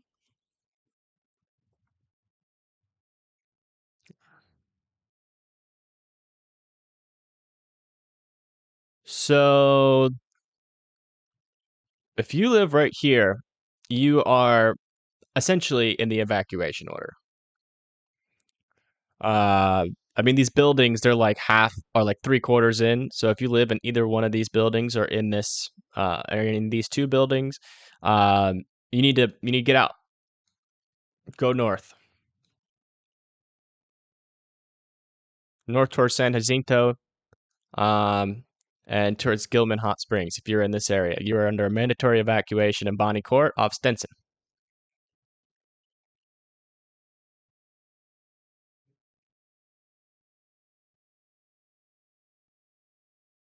Seven miles south from Temecula Parkway. It's been light rain. Yeah, it's light rain as of right now, which is not going to help too much. If it picks up, that'll be good. And it's still not over the fire, which is good and bad. It's good for the flood risk, but bad for the fire risk. Flood risk and fire risk. It's difficult to navigate out of both of those safely, but it is possible. And that's why we're here. So I'm going to take a quick 5-minute break. I'm going to throw some beans and meat and some rice into the microwave. And as soon as this is done cooking, I'll be right back. So just give me 5 minutes. Let me turn on music, and I'm going to keep it on the evacuation map. Guys, everyone in chat, just do your best to let people know this is the evacuation map. This is not the fire map if they ask. I'll be right back. 5 minutes.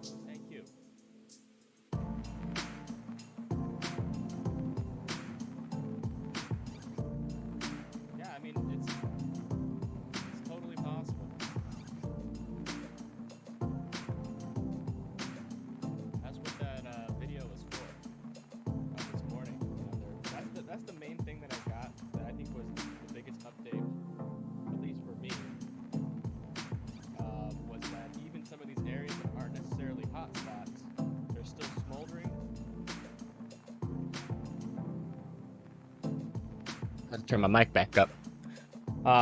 They're still smoldering. Yeah, sorry about that.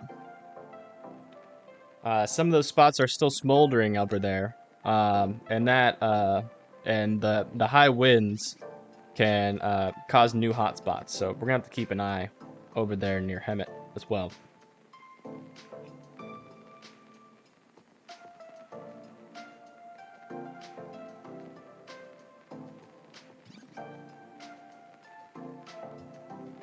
Okay. Yeah. I'm very glad that there's at least some rain. Let me go over to the radar here. Do a quick update. Sorry, my hair is a little wonky. Didn't really have enough time to take a shower this morning. Had to get right into it. Let's go over here. And yeah, looks like the rain is starting to pick up in West Hemet. And also, just north of Temecula. But we're having problems seeing over by the fire. By what I can tell, it appears light. I just noticed this. These are mountains. It appears that this radar beam is hitting a mountain and therefore is making it harder to see. So there actually could be some rain near the fire, but we cannot see it right now. It's light. It's probably not making it to the ground. You know, I'm not going to try to get anybody's hopes up. Still take it seriously until we get an update from North Cal.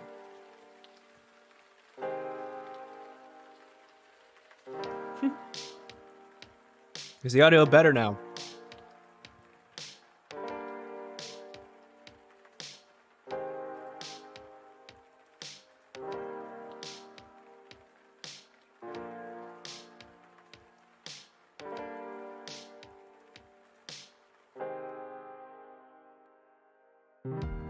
Vala Vista. Just for sure raining near Vala Vista. Okay. So this rain does extend a little bit further east than what is indicated here on radar. There's a mountain here, so the radar is having difficulty seeing the fire. But it does look like some light rain is making it over there. But it's very light.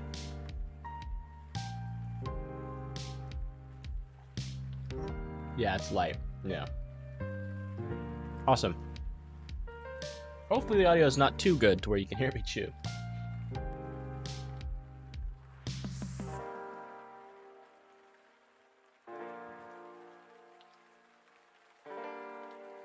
What happened to my connection? Is the connection bad right now?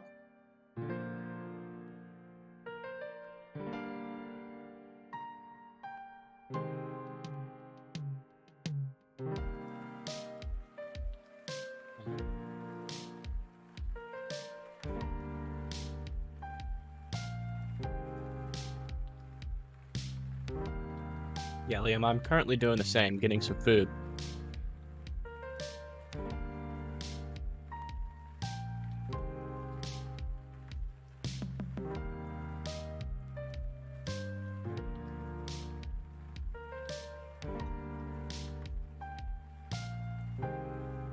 I'm eating the same thing I always eat, which is beans, rice, and meat. Nice and cheap and filling and tasty.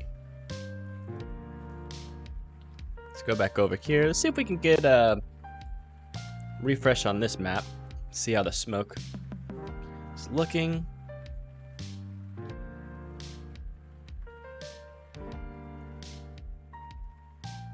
Give 15 minutes. So yeah, you can see that rain over here. That's the rain that's hitting Temecula. But it's just working its way into Vista. Got a clearing over here.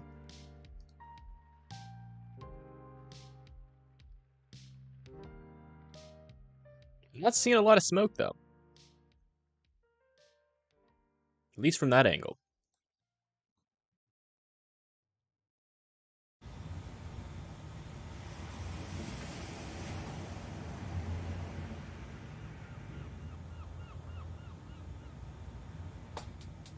Yeah, just make some ramen noodles, chicken steaks. Yeah. Did you have another power outage? No. Not today.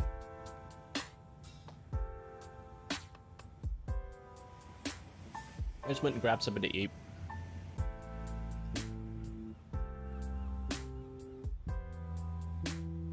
Just refueling.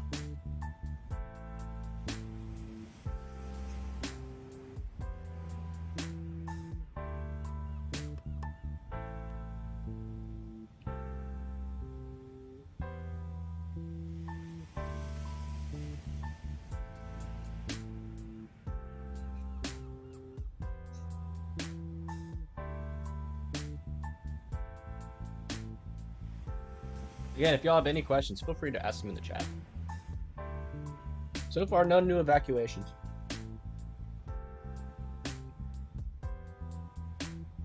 Which is good.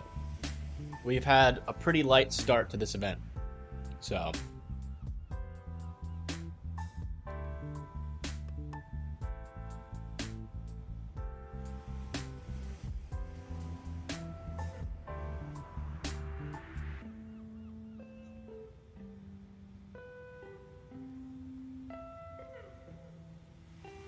that's good.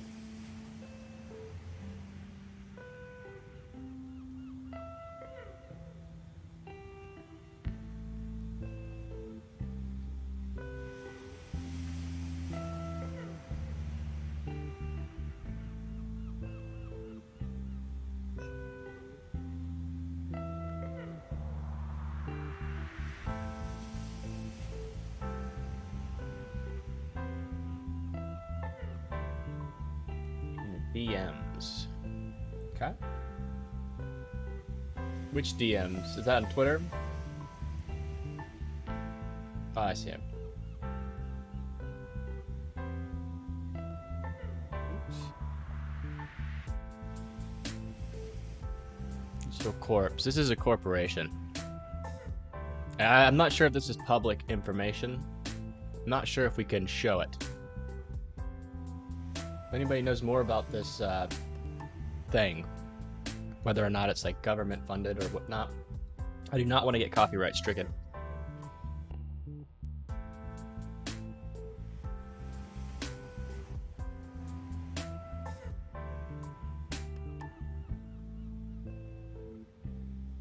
"5 miles from where the fire started in Hemet, and it finally started to rain."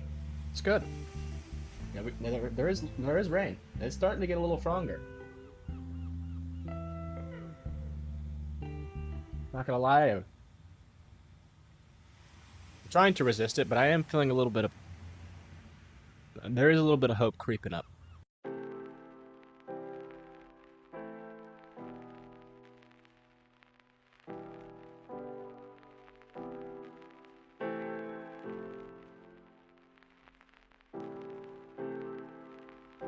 We'll have to monitor it very closely, as the situation could change pretty rapidly, though.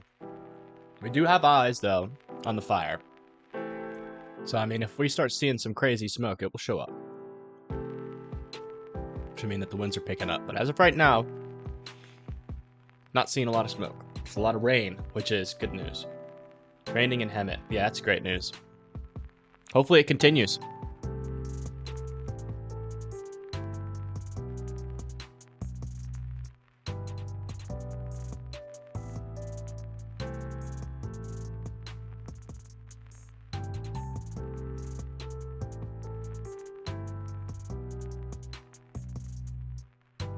Since I'm eating, I'm going to take a quick moment to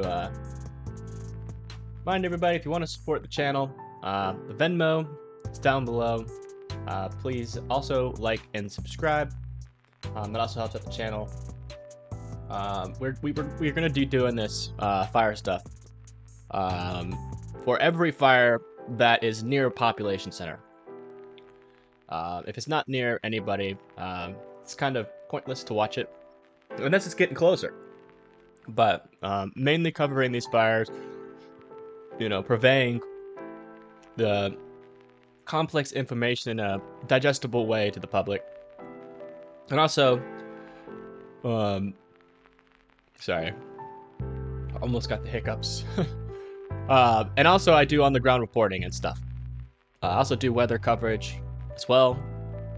I do basically any kind of coverage that has to deal with United States. I do, and sometimes I go over to Canada a little bit.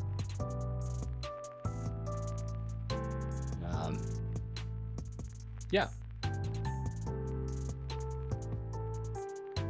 Your support is what allows me to, continue to do this. I would not be able to do this without you guys, and I am extremely grateful that you guys have entrusted me to keep you informed and updated. There's bubbles in the puddles, so it'll rain for a while. Oscar, I know that you were in an evacuation order yesterday. Did you get out of there? Can you give us an update on how that went down?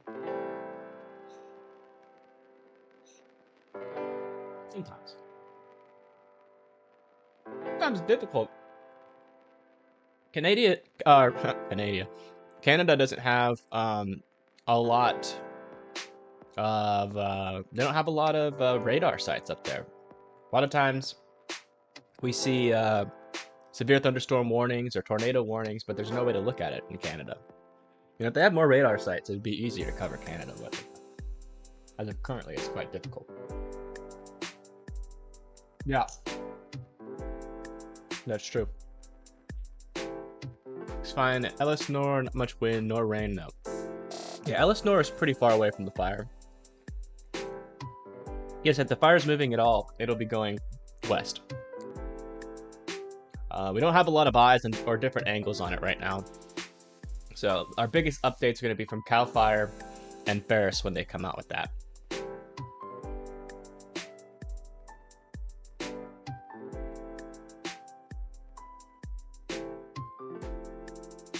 I mean, if I could continue to have people support my channel, yeah, I'm gonna definitely quit my DoorDash job. I'm not sure if you guys are aware, but DoorDash is one of the worst jobs to have, but it gives me enough control over my schedule to where I can do things oriented with my passion.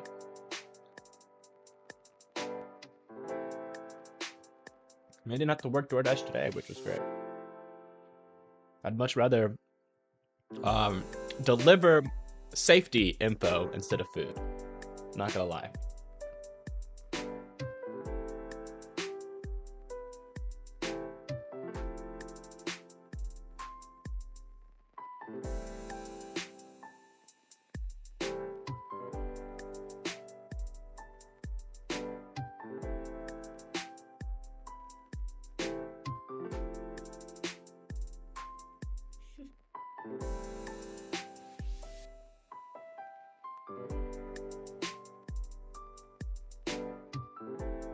As of right now, man.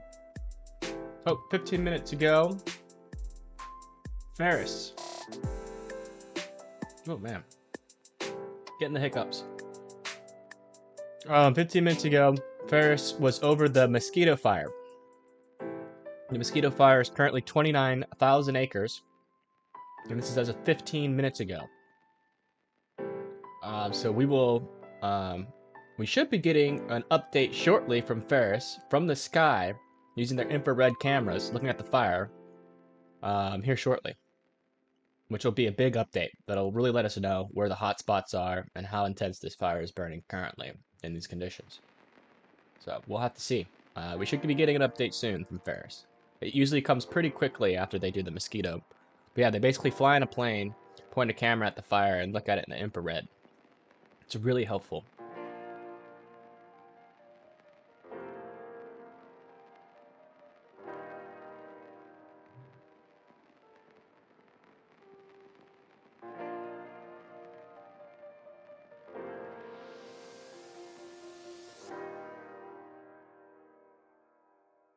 Yeah, to be honest, I haven't really been able to depict whether it's a helicopter or a plane, but they do have plane. So I'm assuming it's a plane. They have a picture of a plane.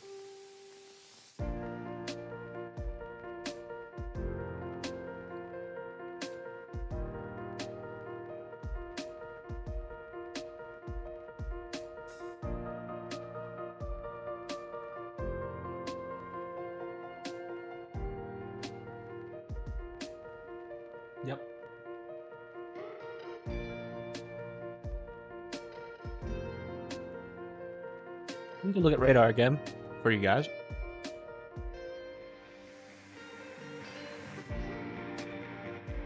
It's actually raining decently in East Hemet.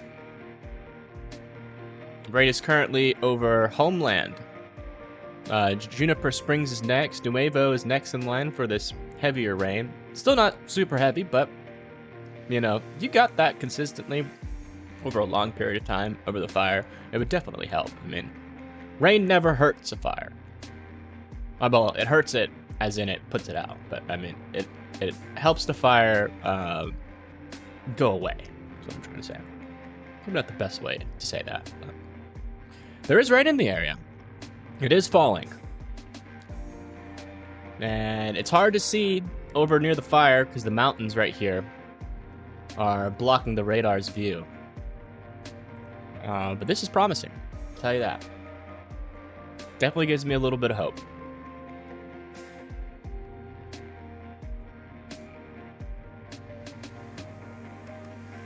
Bring this back up. There we go. There's been good rain right next to Homeland. Yep. Yeah, that's what the radar is indicating too. It is there. It is raining. And rain's gonna help.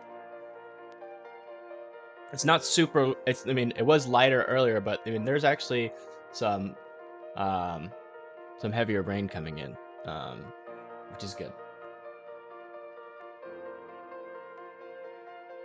East Hemet. Yep.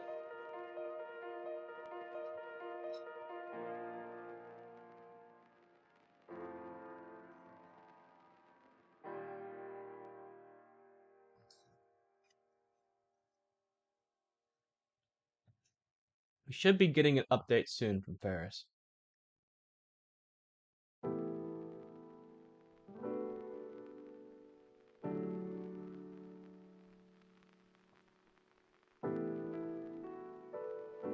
If you guys are interested in, at the very least, looking at what Ferris had to show with the mosquito fire, let me know in chat. If I get enough people that want to see it, I'll show it.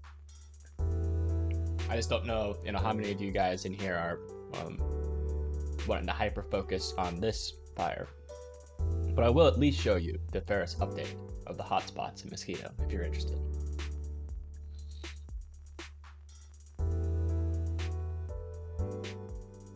I'm almost done eating. I have a couple more bites and I'll be full focus again.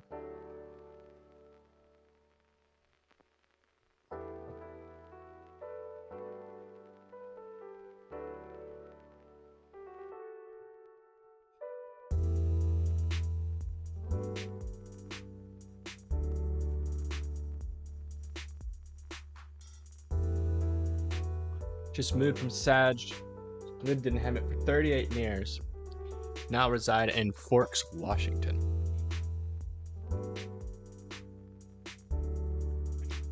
Yeah, even if you don't live, like in Hemet, or you used to live in Hemet, or live in LA, it's definitely heart-wrenching to see. Because, even though you moved away, you might still have friends there and stuff.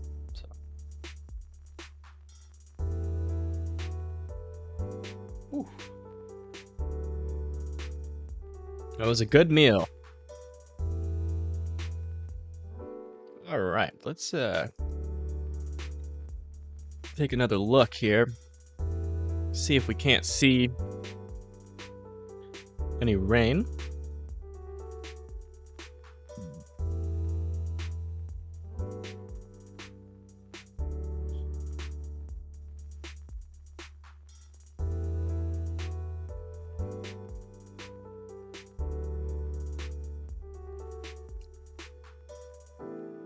To be honest, if this keeps up, this is like the best case scenario. The rain keeps falling over the fire and puts it out. Or at least preventing it from spreading. So when we were talking about yesterday, it all depends on when the rain comes and when the wind comes. As it seems so far right now, the rain is here and the wind is picking up, but they seem to have arrived around the same time. Yeah, it definitely will help. As soon as I said it wasn't raining, it started raining. Or maybe you should say it's not raining. It's not raining hard, and then maybe it'll start raining hard. And there's even rain droplets hitting this camera. So that's good. Yeah, you can see the rain off in this distance here. A little haze that you see back there, that's rain. And this little haze, you can barely see it in the bottom portion, that's the smoke.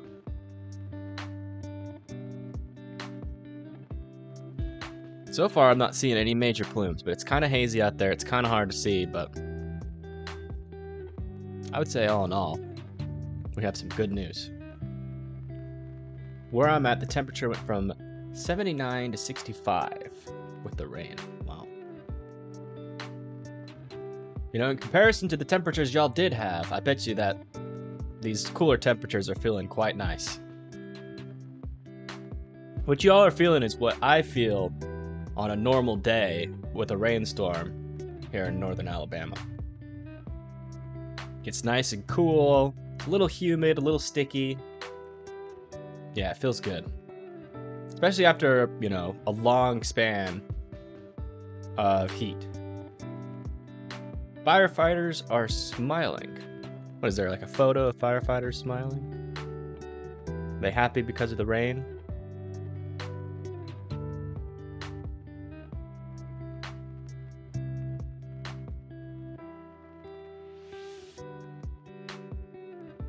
Yeah, no problem.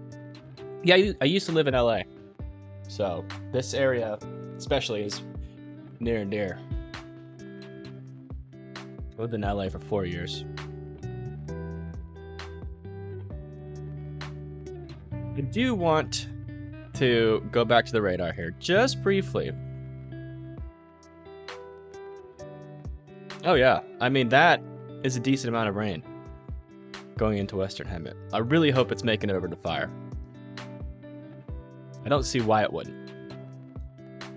But I want to see what's coming in down the line here.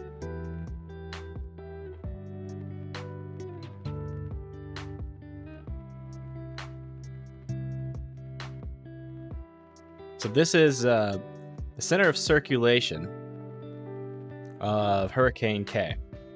Tropical Storm K. As you can see, it's moving away from the coast. It did cause some flood warning. So, you know, one of the things that we might have to do is if we do start getting much heavier rain, we're gonna have to start switching into thinking, okay, you know, is there gonna be a flood? And if so, what are we gonna do? And I can give you all the rundown on that. I have to really look at this zoomed out view. But yeah, it definitely seems like, you know, this is like a rain band right here. If I had to guess, I wish we had people that lived in India. We have another radar somewhere over here. Let's try looking at this radar.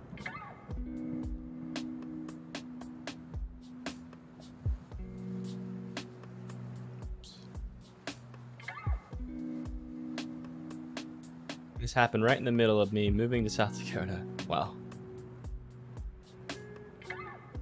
Okay, so this is super promising. So you can see this rain here. And what this says to me is that the rain that this radar is picking up right here, but can't see in Hemet, is actually continuing and going over the fire. Yeah, there's definitely rain. I can say pretty sure right now because of that radar view. There is definitely rain, probably falling over yeah. There's rain falling on the fire right now. I don't know if any of it's hitting the ground. I don't know how heavy it is, but it's definitely raining on the fire right now. How am I? I'm doing good. We had a lot of energy today, which is surprising because I didn't get much sleep last night. I was staying up, making sure, or not staying up, but, you know, waking up every hour or two just to make sure that, you know, nothing significantly changed so I could go live just in case some emergency happened, but didn't have to. So I got some decent sleep in between the waking up and checking. And I just ate. I have energy and I'm feeling good. So thanks for asking. How are you?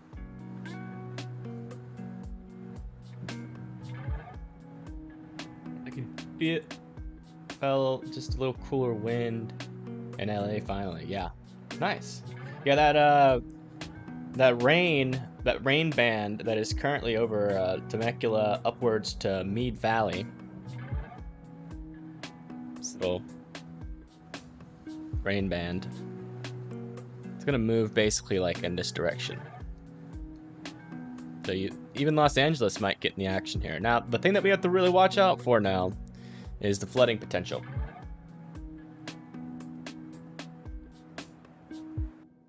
Just see how it pans out. Best case scenario is you get just enough rain to help stop the fires and not enough for flood, which would be just awesome. Because I'll tell you what, those models were looking pretty bad yesterday, but you know, this is why I was saying while looking at the models, you know, even though it's close up, it can sometimes be inaccurate. Things can change, even if it's like only 6 hours out, and nobody can predict where the rain will fall. It's just impossible. Even the best models, there's so many dynamics. You know, different atmospheric temperatures, pressures, different topography. Where are those winds set up? How the winds interact with the mountains, you know. Directing that rain, wind. Very complicated. But we're getting close. We're getting better at it. You know, just 10 years ago, the weather models would have gotten this really wrong. Okay, I have to walk. I remember those days. Hello, what is this map? This is rain. This is radar. Looking at the rain falling over Temecula, Hemet, and we're pretty sure at this point there is some rain falling on the fire. Because if I zoom out here, so here's where this, let me go into detail here so you know. So it doesn't look like it's falling on the fire because the radar site that we're looking at is hitting a mountain. And so it's blocking the radar beams from reaching out over the fire and returning back to the radar. So that's why it looks like there's nothing over there. And it also says that there's nothing back here, but that's incorrect. So if we go here,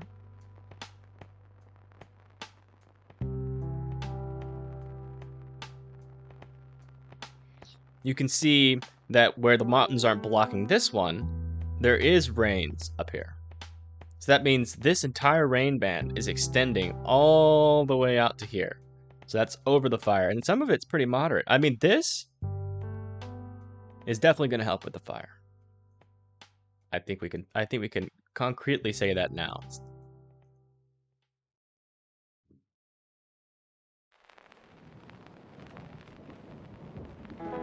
And then this final radar was what really gave us the indication. This band extends all the way out here, and it's consistent all the way through. So even though we have holes of data, we can fill them in. We don't know exactly how much rain or how heavy it's falling, but it's there.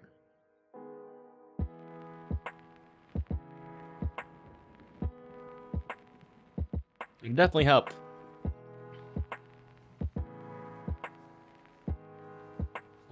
That doesn't mean we need to let our guard down. We still need to stay vigilant. Because although rain is falling over it, some of it might not be reaching the ground. Some of it may be evaporating from the heat of the fire before it hits the fire. But as of right now, this is good news. It seems like the winds are starting to shift to the south and west. at least near Temecula. Fallbrook, and then Hemet, they're moving north. Let's check the newest. 7 miles per hour. Winds are light. I mean, this is best case scenario. Light winds and rain. Looks like the rain got there first, which is really good. Let's hope it continues. The rain will move out, though. Once this... let's draw a line here.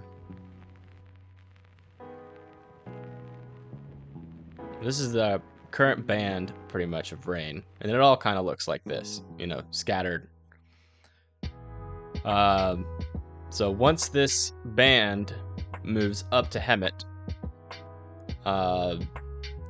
it looks like there's less rain. And then, so there's going to be probably a period of where there is no rain. So we'll have a period of when it will be able to assess, you know, because the winds will also pick up once this rain moves out, and during it too. So we'll have a time to assess, you know, how much this rain helped once it starts to clear out a little bit, and you know, we can really start seeing the fires. Yes. Let's hope for the best.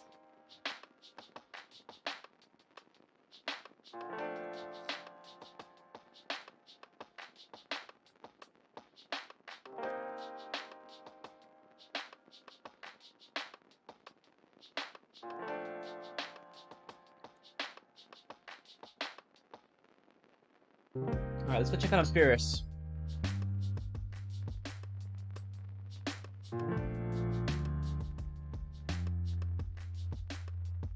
Yeah, I'm not going to speculate on that one, but it's possible. If it continues, I mean, throughout the day, it's only good news.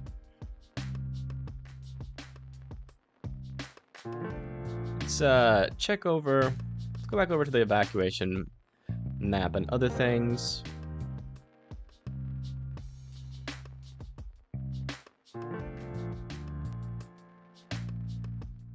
It is still raining in Temecula. Can confirm.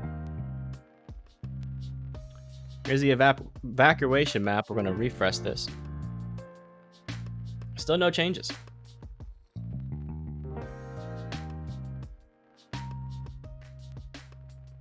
Just good news. This I am not expecting to update because it's under the clouds.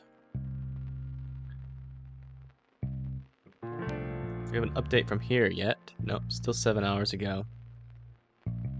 This is the perimeter of the fire. Here again is the rain maker.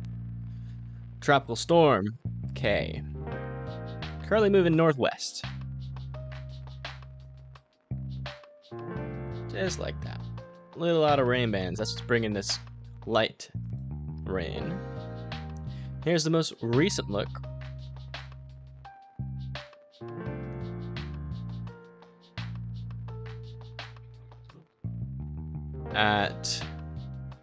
This is looking south, and this is Valley or Vista Valley or Valley Vista. Sorry. Let's do a 15-minute time lapse. A Temecula light rain again. Okay.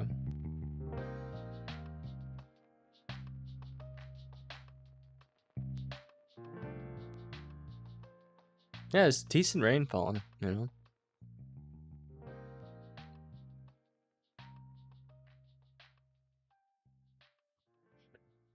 As when will Fears fly over Fairview?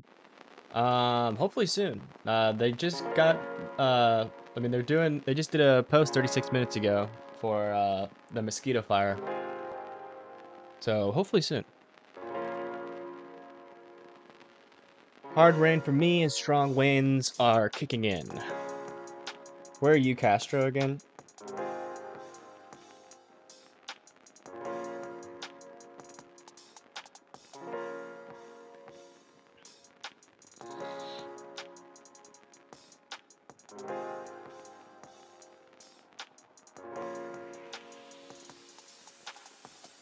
everybody keeps saying that? Check Idle Wind Mountain. Let me check it.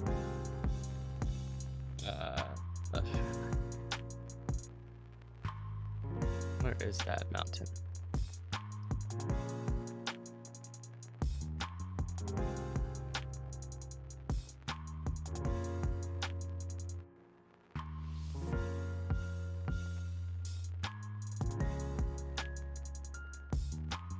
Here it is.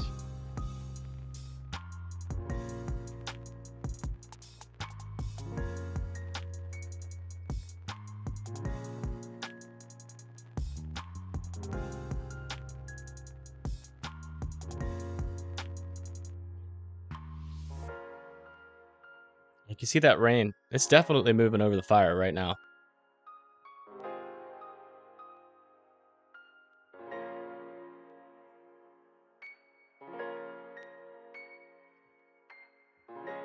The second cam here.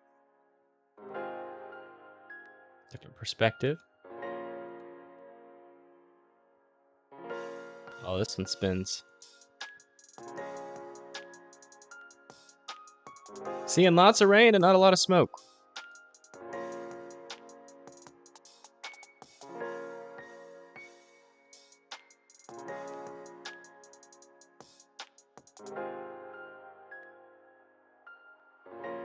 Alright, okay. Raining, yeah. East of Valla Vista, yeah. Had a whole branch on my car this morning. That's not good. So a whole bunch of fire trucks leaving the fire zone at 11 a.m. today. So that would have been 4 hours ago. They might have been moving to another zone.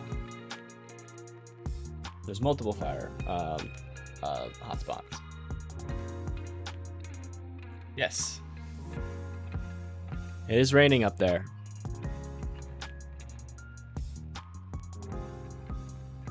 No. We're gonna need updates. As I'm not gonna say anything for sure, but they will update us if they think that this rain is doing anything significant and what that means. So raining hard in Valla Vista. Shutting down the whole TV USD school districts for today. Should we go check out the rain again? Kind of want to.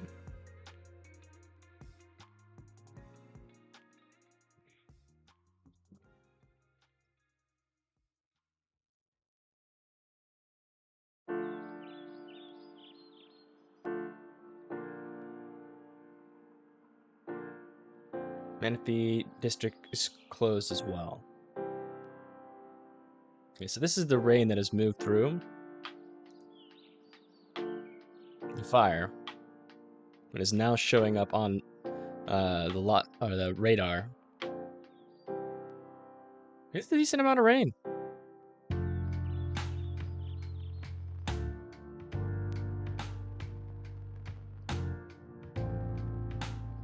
Winds are still light. Probably the further up in elevation you go, though, it's still probably going pretty hard. But I'm gonna take a break from the stream. See you later. All right, Jonathan. Thank you for tuning in. That's what everyone's hoping. Everyone's hoping it'll kill the fire.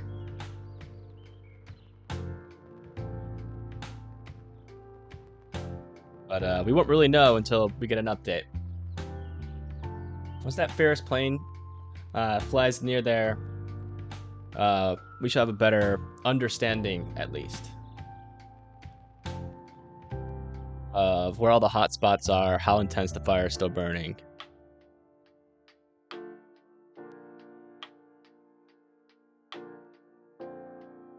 Where did my clicker go? Oh, there it is. Okay. It's gonna update here. It's covered in ash, Menifee, west of the fire, yeah. Good thing rain is here, fire was burning towards Temecula. And it definitely had a chance to do that.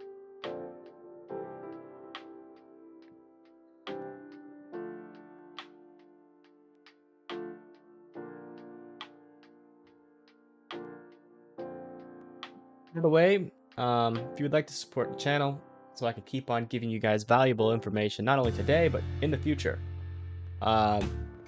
there's a Venmo link below, and you can make a donation through there. That would be really helpful.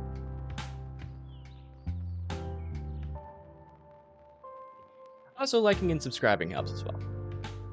Because if I get enough subscribers, if I get over 1,000 subscribers, I will actually be able to, take, donations and whatnot through YouTube instead of having to do it through Venmo. So that also helps. I'm gonna be doing this for every fire event, California, that is near population zone. So, and I'm also gonna be releasing forecasts as well, forecast videos on fire weather and whatnot. Whenever there's a critical or an extreme risk, I will be keeping you guys updated. I'll be working hard for you, so it'll be worth it.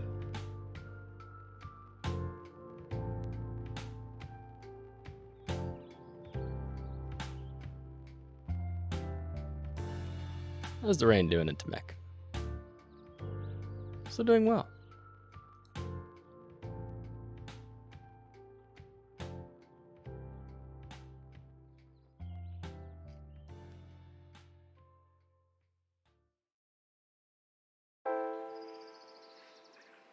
Green is west of the fire. This will stop it.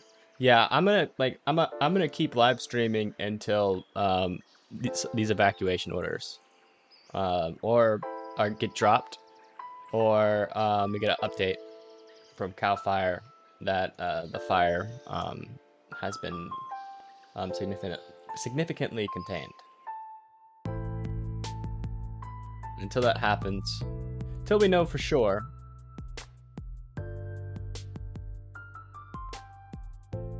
I'm gonna be here.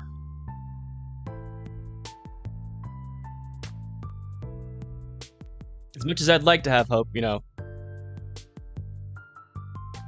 gotta make sure that the experts in the area also agree that this rain has done something significant. Because it is possible some of this is evaporating before it even hits the ground, so. Wind is getting worse. Yeah, so that's gonna happen as that rain band moves through. We can go back over to the radar.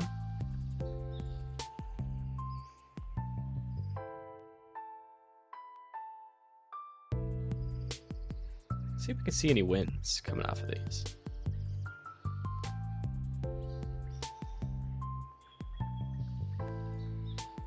So there's a decent amount of wind. This is higher up, probably around 1,000, 2,000 feet. Yeah. Try to find another. Wow, look at this wind up here. So this wind, this is that really high, higher in elevation wind that they're warning about. So you're talking 46. I don't think that 100 mile per hour reading is accurate. 46 to 80. Maybe even upwards to 90 mile per hour wind gust higher up in the atmosphere. This is about, 1 to 2,000 feet up into the atmosphere. And this is moving over the fire.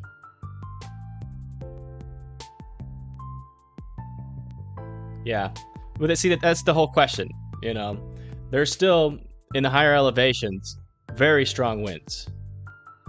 The question is, is the rain enough to put out the fire in the prevalence of these fast winds? And, the question still remains.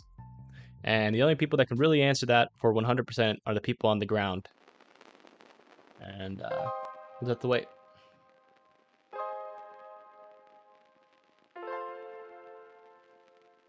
Through members of wildland fires in both rain and snow. For this fire, there's so much ash on the ground that any rain will likely not penetrate the ground, but cause mudslides. Yes. There's also a risk of too much rain. Yeah, it's windy out there. There's no doubt about that. Mainly up in the higher elevations. These METAR data is taken at lower elevations here. But as you go higher up in the atmosphere, it gets the winds get a lot faster.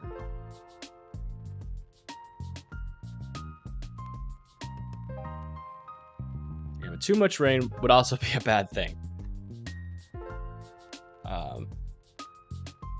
All we can do is wait and see at this point.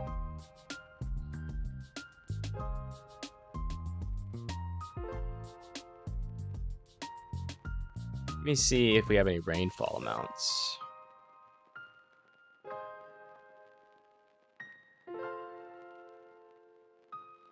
It's like rain's picking up again in Menifee. That'll be moving into Paris soon. This is radar estimated rainfall amounts. So Temecula, you're nearing half an inch of rain. Marietta, you're nearing a half an inch of rain. Typically when it approaches like inch and a half, especially in these drought conditions, upwards to 2 inches, is when flash flood warnings will get issued. You start seeing flooding problems. Wind carrying embers, yes.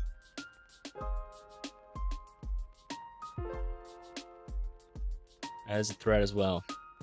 Yeah, we could speculate all day long. But that's why I keep saying, you know, we gotta wait. We gotta wait for the fire experts to weigh in here. I'm sure they're waiting.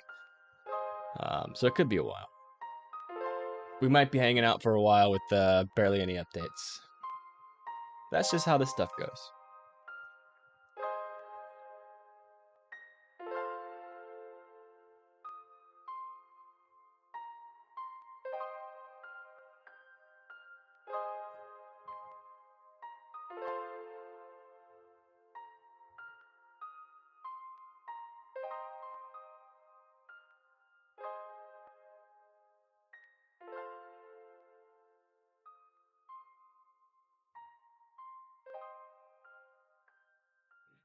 I'm gonna go back over here, check to make sure we don't have any updates.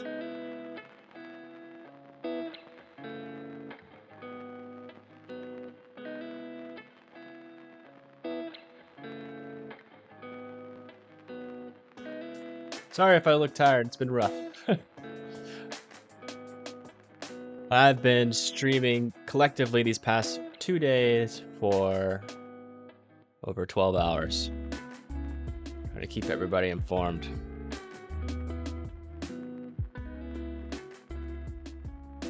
Didn't have enough time to take a shower this morning, unfortunate. Yes. Fire has grown now to 28,000 acres. That update came a while ago. We've been lacking a lot of information. Let's go back over to this camera.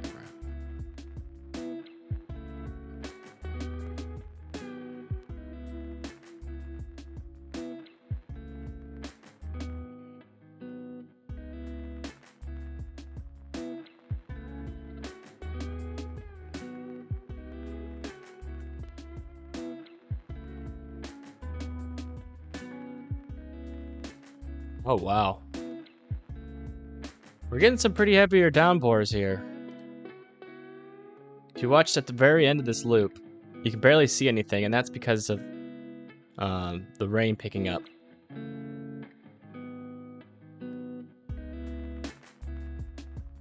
And possibly some clouds as well.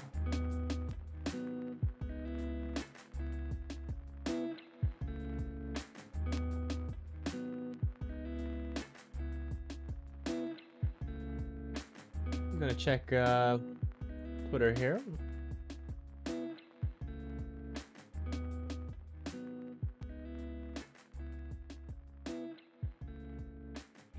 Just gonna move this pillow up.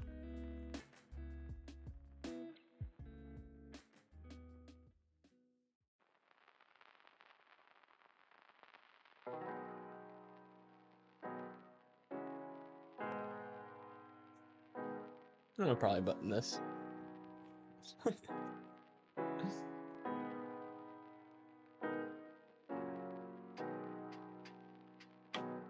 Alright. So, Ferris. Give us an update. No update out of Ferris yet. I wonder... I mean, I think their plane can fly through rain. I wonder if they're waiting until the rain blow the first initial wave of... This first official wave of rain goes through. Question, what weather app am I using? I'm using Radar Omega. I even open up the side of the gate in case of water. Fills up and needs exit besides the house. Smart. Okay. So no update from Ferris, and still no update from Cal Fire.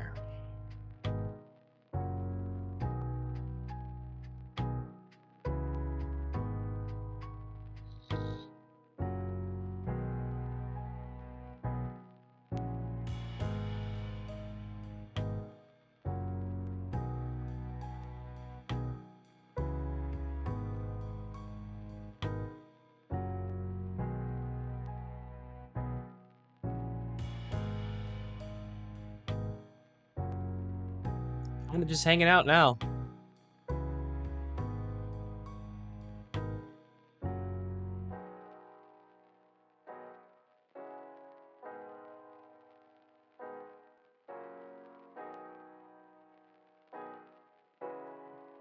I have a link to the Google Maps? Which one? The one with the perimeter on it, or the one with the evacuations?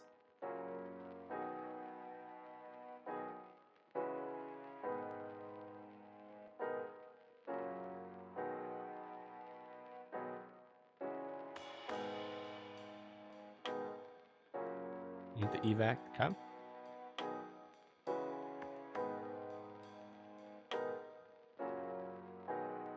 Here you go.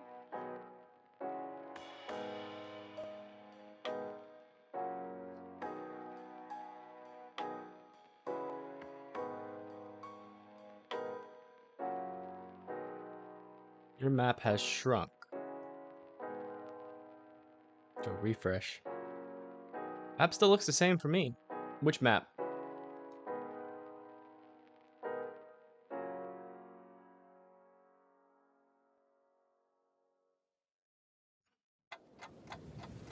Might have updated.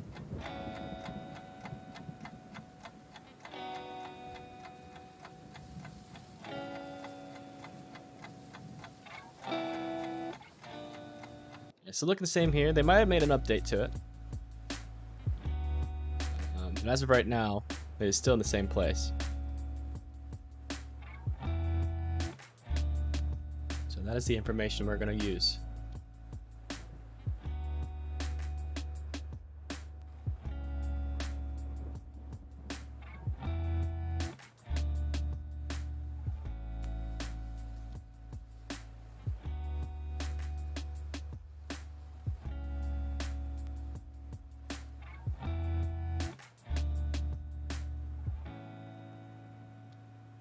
It's raining there in Hemet.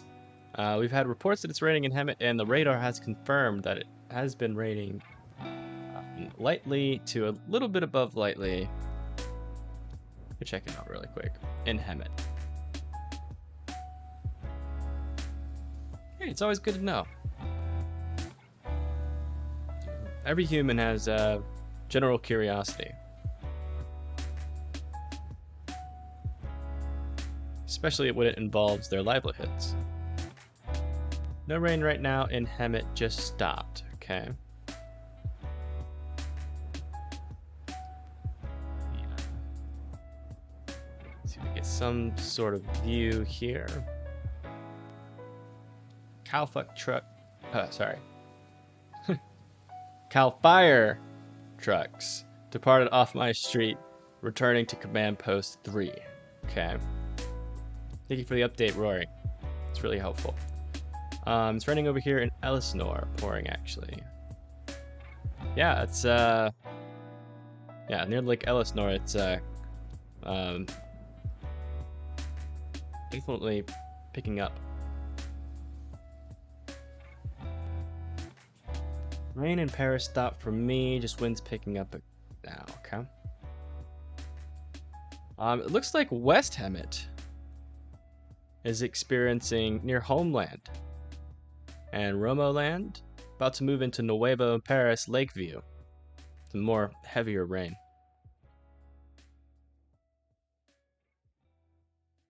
Wish I could show you, unless it was a glitch. Took a screenshot. It was all yellow. Now it's back to before. Yeah, it might have been a glitch. If it's like an app or something, it could have glitched. Yay, more rain.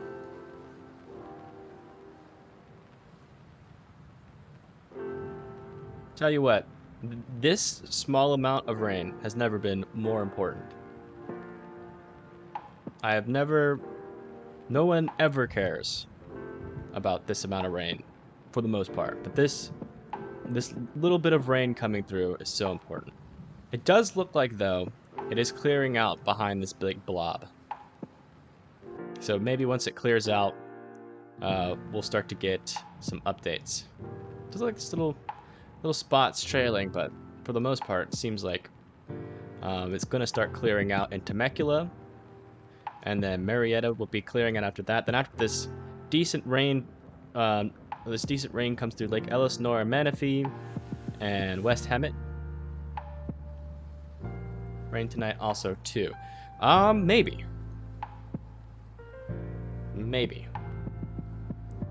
Yeah. Attempt to do a 21 frame here. So as you can see, after this rain moves through, all there really is this tiny little band of rain down here. Unless something significantly changes, this is all the rain that we're gonna get. So I'm not sure if it's gonna be enough. We're gonna have to get an update. But the wind is definitely gonna start to pick up, as we've been able to see using this velocity.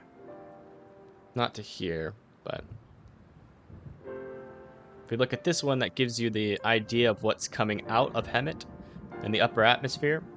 Not the upper atmosphere, but like it's about 1,000, 2,000 feet up in the air. You're talking 70, 50, 60, 70 mile per hour winds. I'll show you. These are radar indicated winds about 1,000 to 2,000 feet up.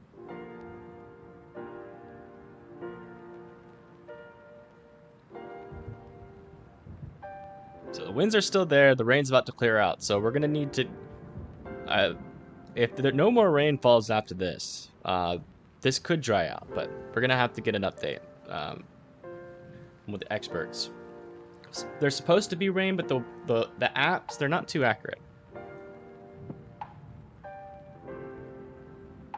If you look on the radar, as you can see, there's not a lot. But this is like this radar is all messed up. It's hitting, there's mountains all around it. So we're not going to really be able to see too much over here. Let me try using this radar. See what we can see. Maybe we can see some more rain. Oh, wow.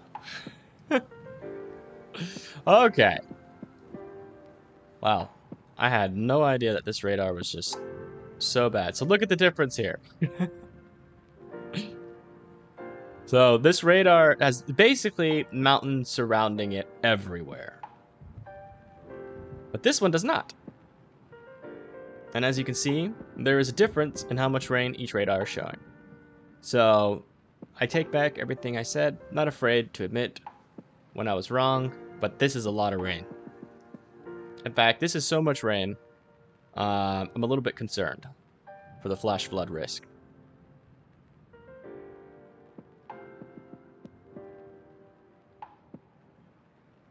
Because these rains have already caused flash floods down here. They will do the same as they move up. But this is great news for the fire. Yeah. Yeah, I had to switch over to this radar, so we're seeing the same thing.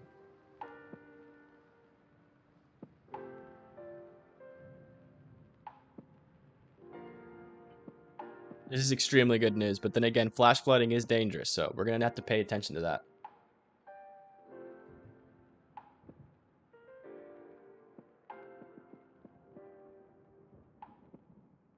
Sorry about that. I am new to these radars. I did live in Los Angeles for 4 years, but I never actually used the radar because it never rained. So I don't know exactly the limitations, but now I have fully understood them, and now we know how to view every single angle and what it means. So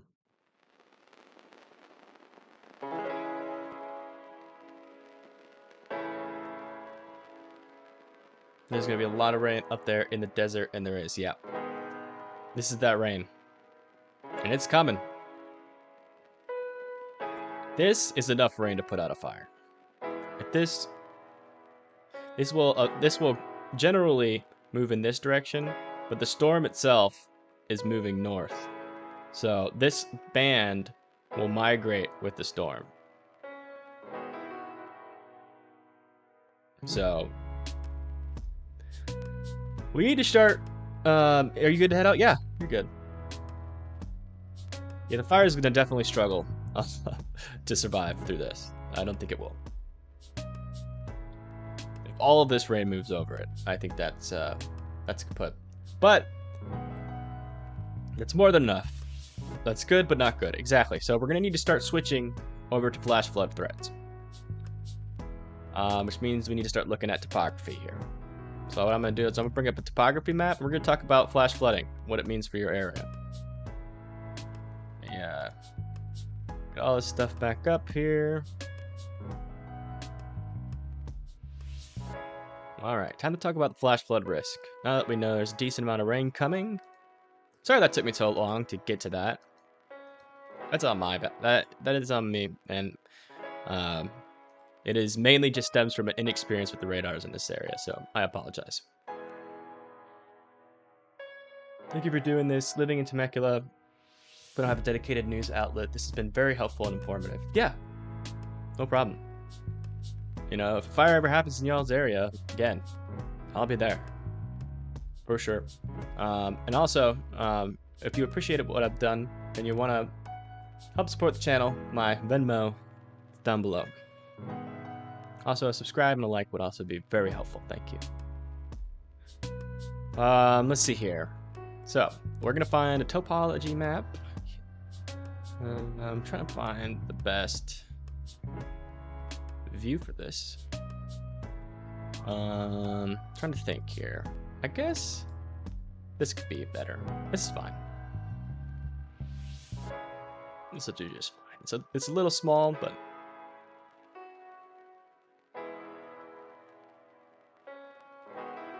let's take off for now the wildfire and the perimeters.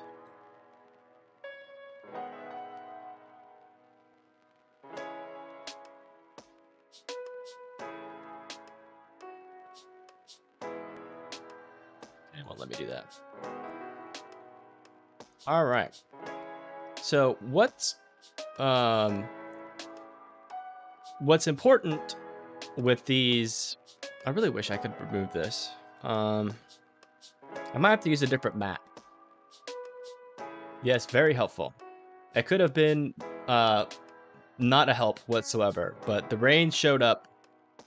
I mean, the winds are there, but the rains are showing up. It's strong enough to where I think we're going to get some good news here soon. Especially as the winds die down. The winds are supposed to die down by tonight. So, I want to get rid of this. So we're going to have to do a Google map here, I think. Google map.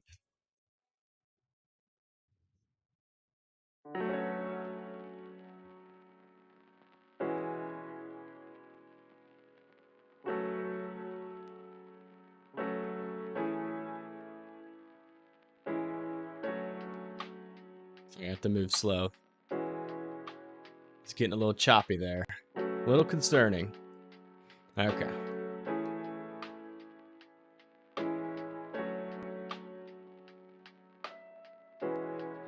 Okay, so when there's flooding, the biggest problems are the rivers and sometimes lakes can be an issue, but it's mainly the rivers and creeks. And for this specific, okay, cool, we got some topography here. And for this specific burn area that's on this mountain is where is this water going to run off to, right? So if we're getting a bunch of heavy rain right here, as you can see, there's these little valleys. All the rain's going to flow down in these little valleys, and it's probably going to take a path through like this. There's a little, what appears to be a creek. A couple creeks here. Yes. So, Fairview Ave. This area right here is what I would be, like, in terms of a mudslide happening that could affect a population, some, like, populated area, it would be going down right through this little area right here. It would stream down here, it could come through there, it could come through here, go through Simpson Park. Anywhere that the rain hits and it has a way, it goes the fastest direction that it can, the most direct path that it can, down the slope. And so, you know, if we get a lot of rain and we get a flash flood warning here, which seems to be more likely, we saw that rain, you know, we have a bunch of debris, and so the ground won't really absorb the rain. So it basically acts like, have you ever, what's the word? Have you ever put that, it's like a spray, Rain X, on your windshield? It's kind of like that. It just kind of hits the ground and rolls. Since there's a lot of debris and ash and everything, it is going to pick up that ash and debris and move it down the mountain. I wonder, is this like a...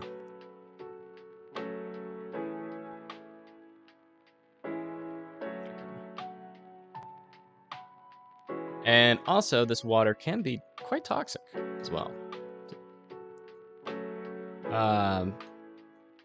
Another area of concern will be a runoff point going this direction, near Olivet University, and literally any river and creek. So if you know there's a little river, here's a river right here. If you know of any rivers or creek nearby you, and you get a lot of rain, like the Lake Hemet main canal, usually those are pretty elevated. So, but if it's not, you know, and just keep your eye on it. It's the best that you can do. Now, flash flood warnings, they happen fast. So just we'll be aware. If we get one, we'll know it first here. But yeah, there's all these creeks. If you live near any of these creeks here, if a flash flood warning happens, you need to be aware and you need to be ready to get to higher ground. It's not necessarily an evacuation that needs to happen, but you need to go to higher ground. Anywhere that is, you know, higher up in elevation than you are. That's all you really need to do. The floodwaters typically go down pretty quickly if the rain stops. So after the rain stops, you might have to hang out, you know, in higher elevation. Here's a good little higher elevation spot near Hemet, if you live in Hemet. Like any little hill will help.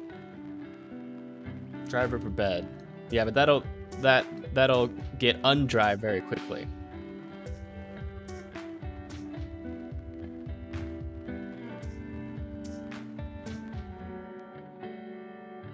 Yeah, pretty much.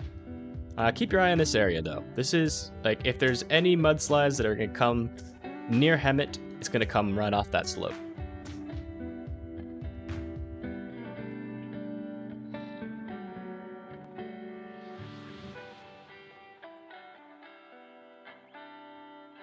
Yeah, I mean, so that's basically it. You know, you get a lot of rain, you get floods, creeks, rivers, and mudslides. You now know everywhere that could be a threat and what to do. Go to higher ground. Don't drive through the floodwaters. All right, Castro. You take it easy. Thank you for watching.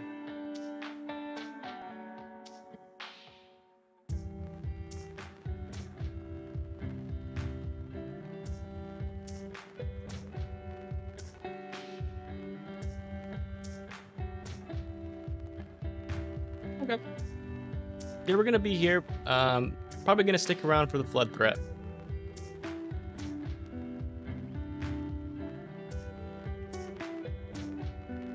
Update here.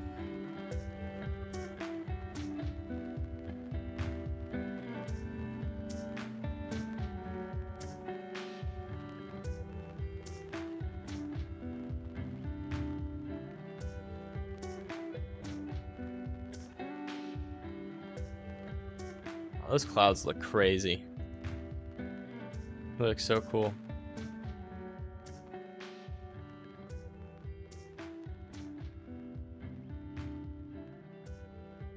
Hey, Liam.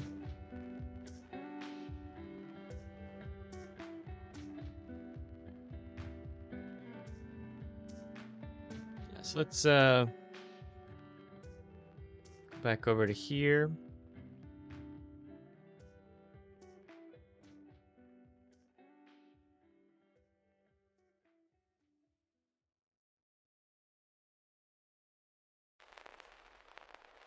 Yeah, we're just gonna have to keep an eye on this.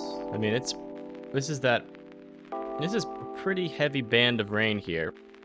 We're not gonna really be able to track it where near the fire is, but we will know. We can judge by its approximate speed. Actually, here's what we can do.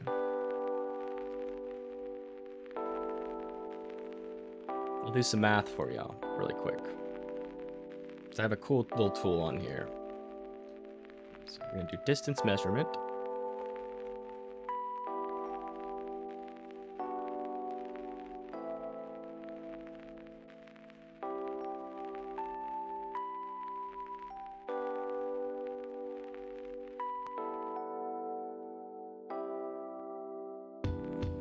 It's 28 miles in.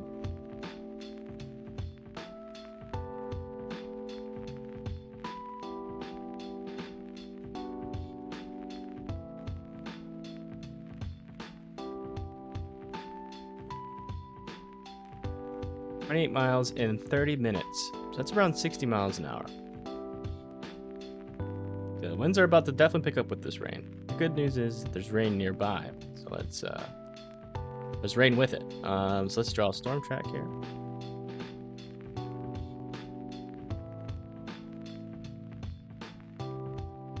And draw it all the way through Hemet. But 55. So the beginning of this heavier rain is going to start tracking through Taylor. 21 minutes. Actually, let's move this. Actually, no. This whole screen should be visible. Taylor, 21 minutes. Pinyon Crest in 22 minutes. Pinyon Pines in 22 minutes. Robinwood in 24 minutes. Thomas Mountain in 32 minutes. Anza in 35 minutes. Chihuahua in 38 minutes. Mountain Center in 41 minutes. Lake Riverside in 41 minutes. Fern Valley in 42 minutes. Idlewild in 42 minutes. Idlewild Pine Cove in 42 minutes. Pine Cove in 48 minutes. Pinewood. But basically, within the hour. That's a lot of cities. We'll say some, like, Gilman Hot Springs. Hemet in 57 minutes. Beaumont, Juniper Springs in 62 to 63 minutes. Lakeview, 67. Nuevo, 67 minutes. Lakeview Hot Springs, 68 minutes. Paris in 71 minutes. And Meadowbrook in 73 minutes. Take a look at this. You can probably see it for yourself. This fire is going to really struggle to survive. As you can see, it's a lot of rain.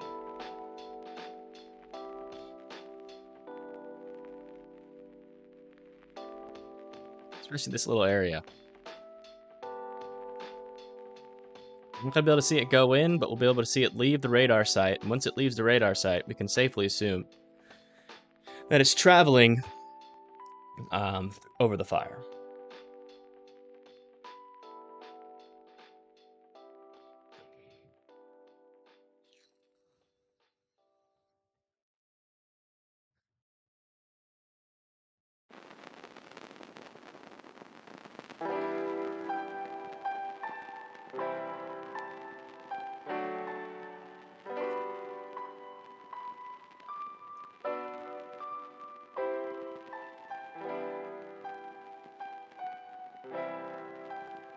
Yeah, you don't need downpours.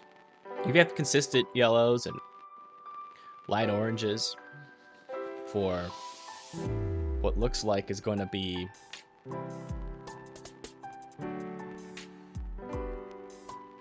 hours. That's enough. It just depends on how long this band stays over the fire.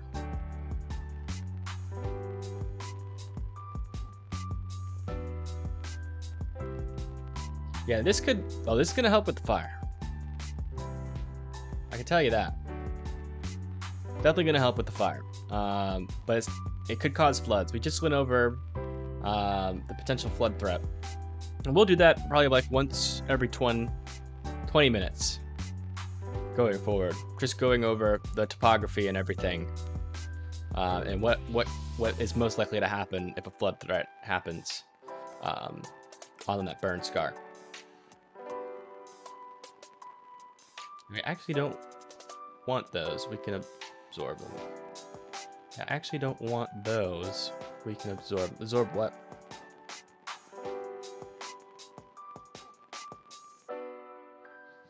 Oh wow. Only 4 likes away from 200. That's crazy.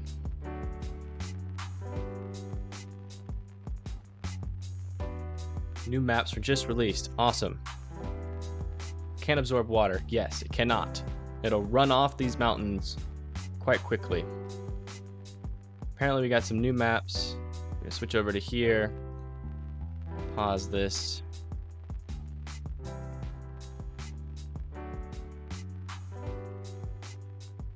Okay, the evacuations, it's still the same.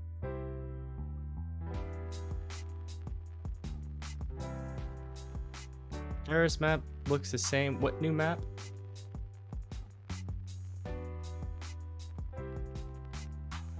We don't know. I'm gonna be straight up honest with you. We have no idea which areas of the fire are still active right now. We haven't had the first plane fly over it.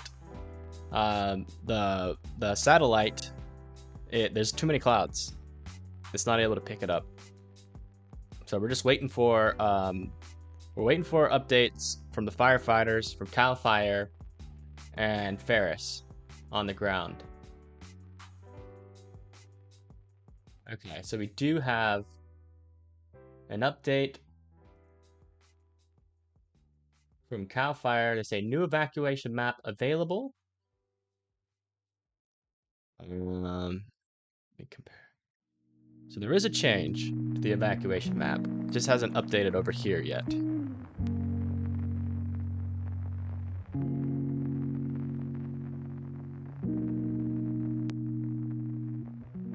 I'm comparing them right now. Looks like the only thing that's changed is that they have connected this area. As far as I could tell. I'm gonna wait till the new update comes in.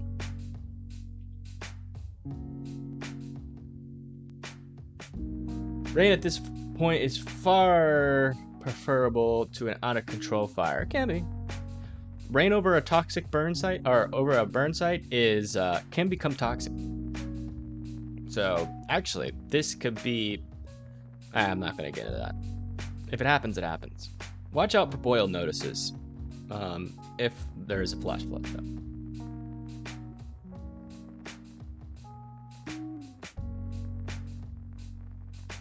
You might just... Okay, so this is taking a while to update. I'm just gonna go bring this over here. This is the new map. Not really interactive, but what I can do is screenshot.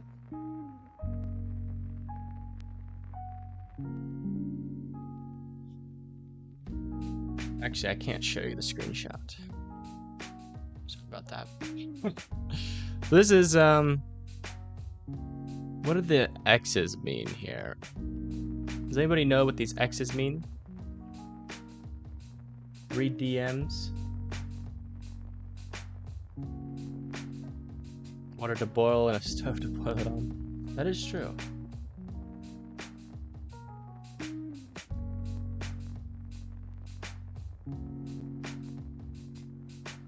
Okay, so we have an interactive map here. So yeah, basically, the only difference is that this area is now included. So if we exit out of this,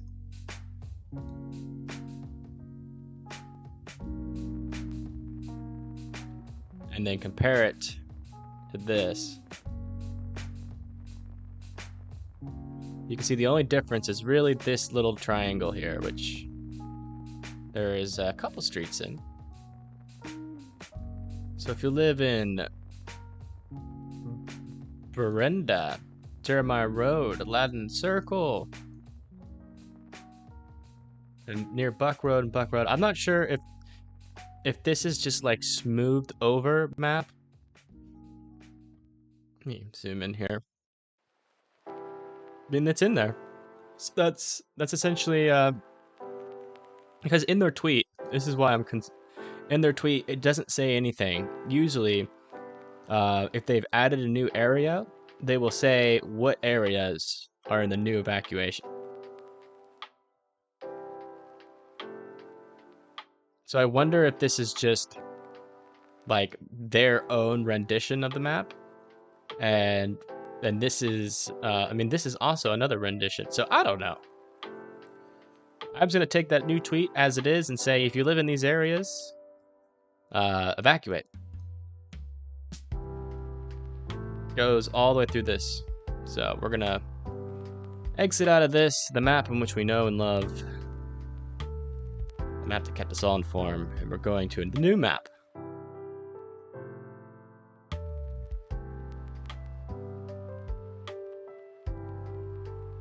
Yeah, so this is that area that's changed. Brenda Road, Buck Road. Any of the side streets off of those? Buck Road, north of Buck Road.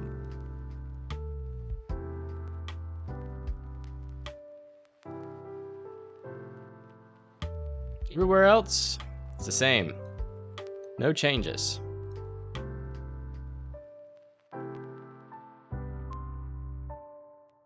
Not the update we wanted, but that's the update we got. So, all evacuations are still in place.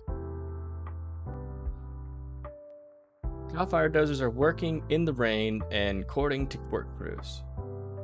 Cliche is a sedimentary rock, hard and natural cement, calcium carbonate that binds with other materials such as gravel, sand, clay, and silt. Glacier would drain water, but very slowly. Gotcha. Sandbags are also being put in place by CAL FIRE. Yeah. Went from moderate to a drizzle in South Temecula. My guess is, yes, it's smoothed over. Same for the Western evac region on the north side. That's what I'm thinking. But that's their map. So we're just gonna, that's the official map that they're saying. They're saying that everybody should follow, so we'll just show that one instead.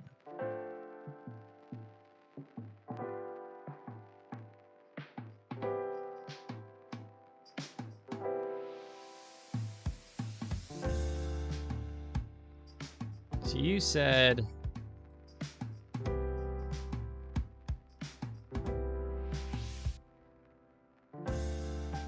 rain was, what are you saying? Moderate to drizzle in Temecula, yeah. So this rain right here that we can see is starting to dissipate, but I mean, there's still stuff back building behind it.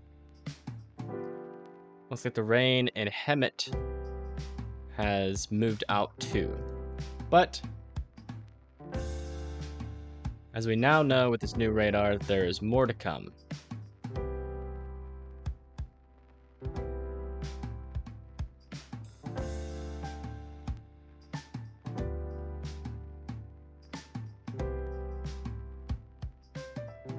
Yeah, firefighters have been working their asses off to try to keep this fire in control, so. They've controlled it. Without the firefighters, the fire would have been out of control.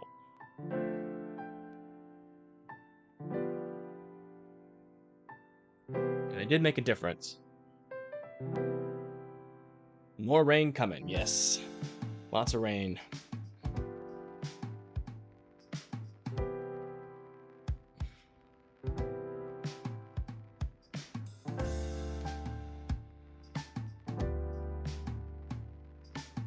Yeah, I mean, the parts of which they couldn't get to, they were flying planes. Dropping the fire retardant, making a perimeter. I mean,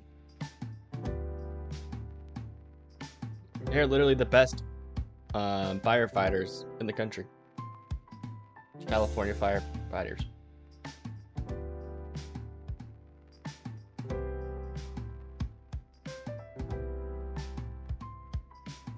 We've been able to figure out that the rain is directly falling on the fire. And there's more rain coming. It is starting to clear out of Hemet, though.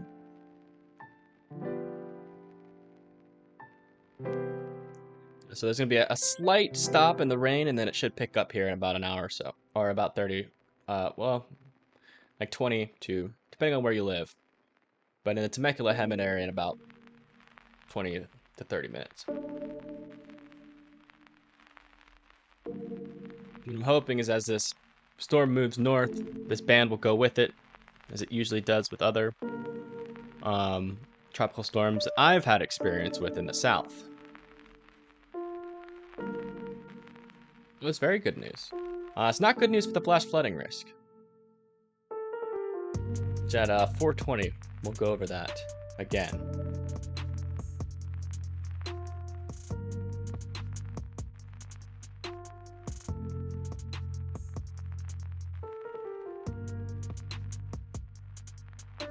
Yes, this is great news. He's good. He's sitting by my feet, probably annoyed. Playing some rain falling as your music. Probably get copyright stricken. This is DMCA free music, so that means that I cannot get copyright struck with it.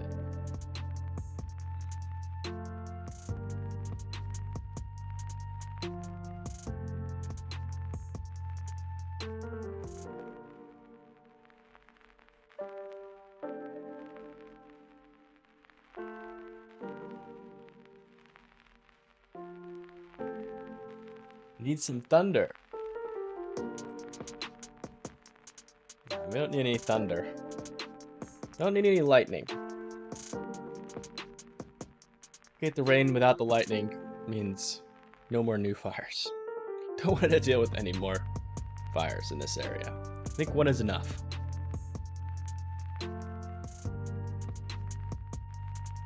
Let's drop them.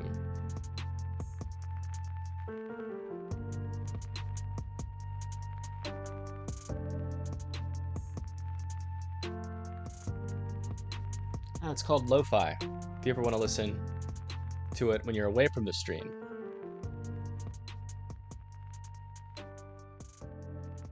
Mainly just piano beat, keeps me calm. That's what I was hoping it would do for y'all too. I want to keep y'all calm, I want to keep you aware, but I also want to, you know, when the time comes, make sure that you're doing what you're supposed to. Which you don't have to panic to do. It's better to stay calm than to panic. But it doesn't mean no action.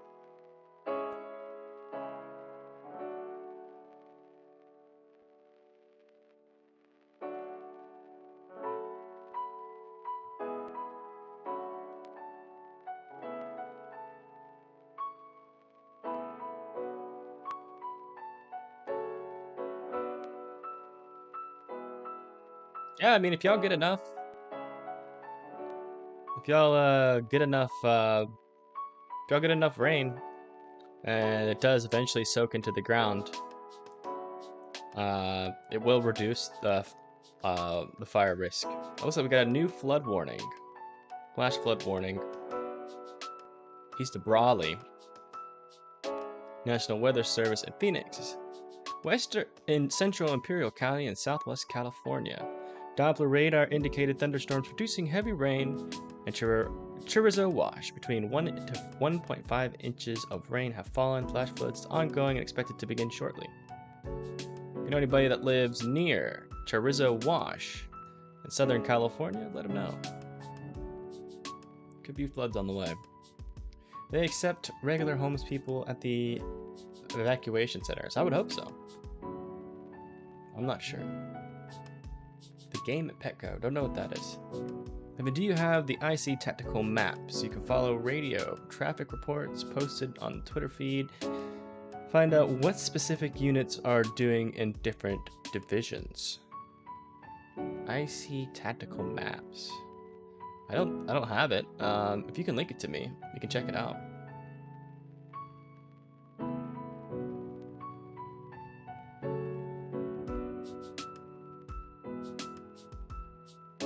Yeah, they're under a flash flood warning. There. Arizona has a stupid motorist law. If you circumvent the flood barricade set up and you get stuck and have to be rescued, you get billed for it. I mean, is that a stupid law or is it helpful law? Don't go around the barricades and get stuck in floodwaters. Turn around, don't drown, is what they say. In the South, at least. I don't know if they say that over here. Have you ever heard that before? Probably not. I probably don't get floods that often.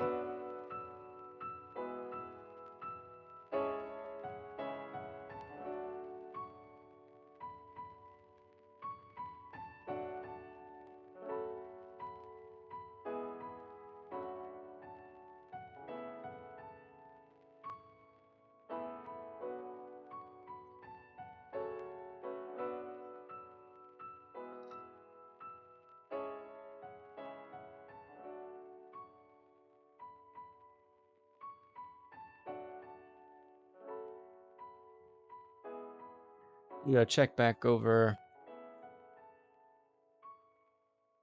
Oh, shoot. I am so sorry. I forgot the Transocean over to here. Sorry. I thought you guys were looking at this the entire time, but you were looking at something completely different. That is my bad.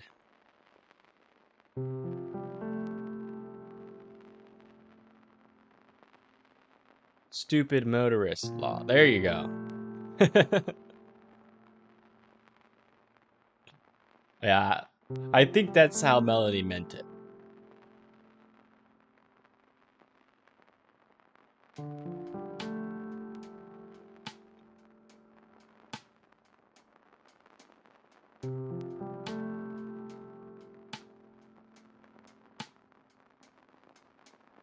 So if you're just tuning in, this is the rain. Big old band of rain here. I mean, it couldn't be pointed in a better direction in terms of the fire. But in terms of the flash flood risk, it could not be pointed in a worse direction. It's conflicting. It's counterintuitive, but too much rain is a bad thing, especially when you're in a big drought. I can DM you the link to you. Never have done it through YouTube. Please advise. How goes it if you have Twitter? You can post the link and then @ me on it.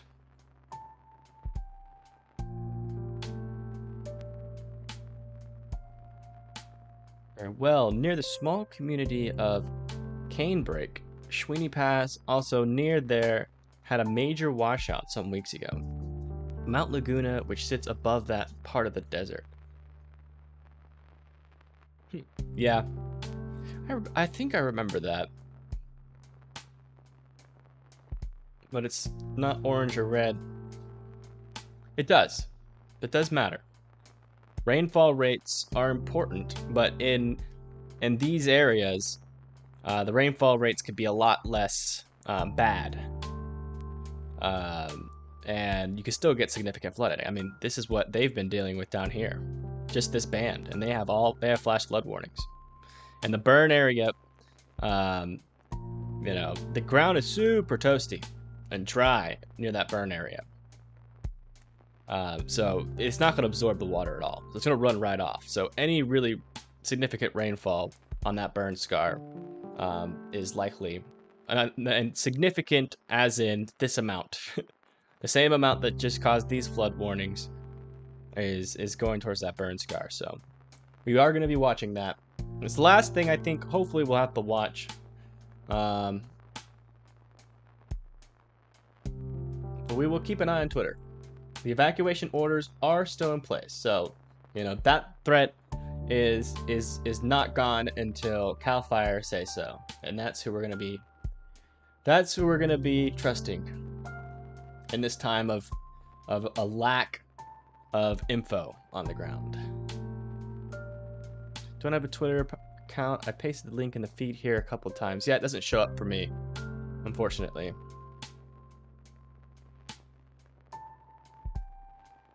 You can't post links in the chat, I don't think. August 24th, flash flooding washes out part of Interstate 10 in Riverside County as wild weather continues. How goes it? If you want to look at that resource and then post stuff that's on it in the chat, you could do that. If we can't figure out a way, you can send me that link.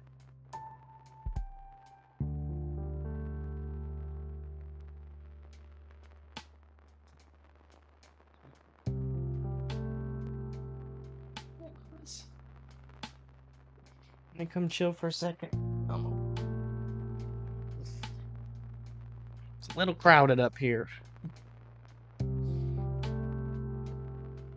Is there an update on the evacuation map? Nothing significant. It was kind of just a change of like what was used. What kind of map was used. There was a small change. I could show you really quick.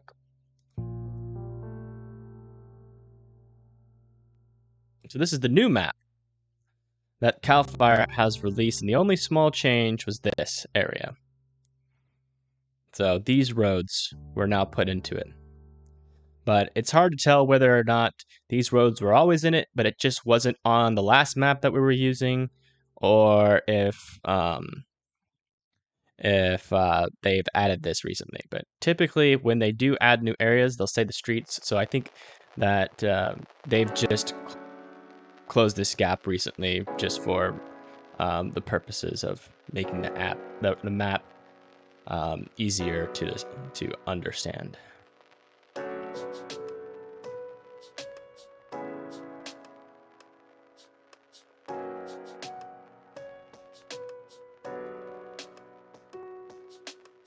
Is there... Alright, pouring up in Julian now.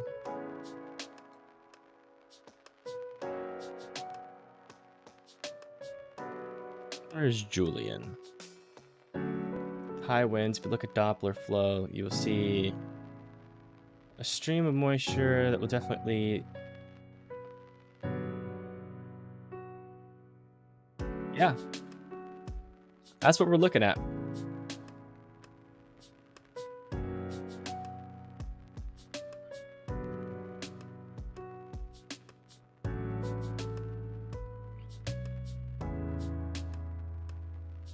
Does seem to be getting heavier precipitation.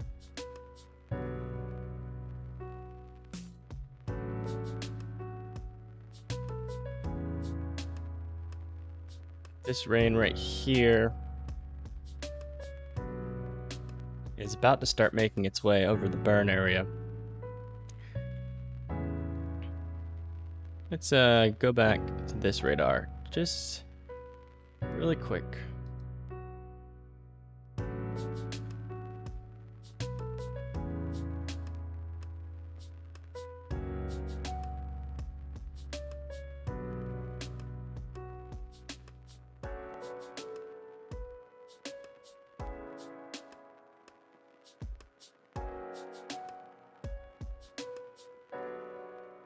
Yeah, as of right now, Temecula Menifee and Hemet, you're slowly drying out a little bit, but more rain on the way.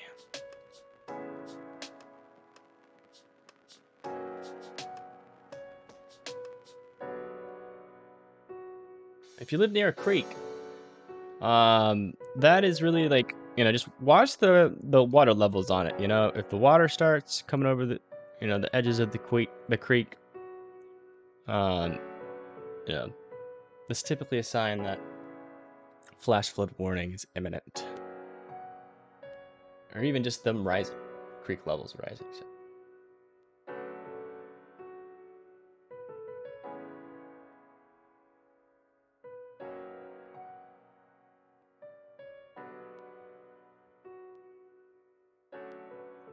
Still no updates on the ground.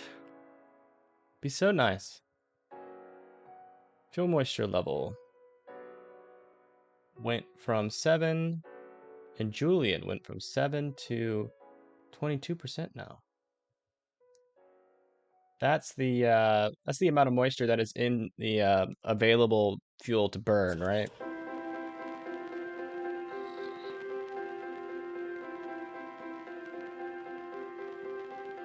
Check weather in Palm Springs.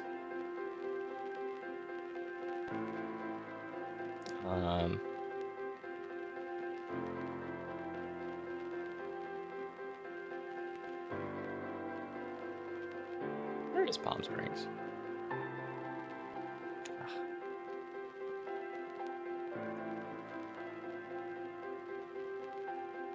So it looks like in Palm Springs, you're about to get a little bit heavier rain here to move through.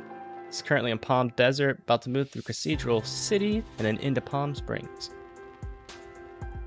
So what's the word? The word is, appears that we do have rain on its way with a trajectory towards the burn area. That is the latest, at least in terms of the radar. In terms of the latest on the fire,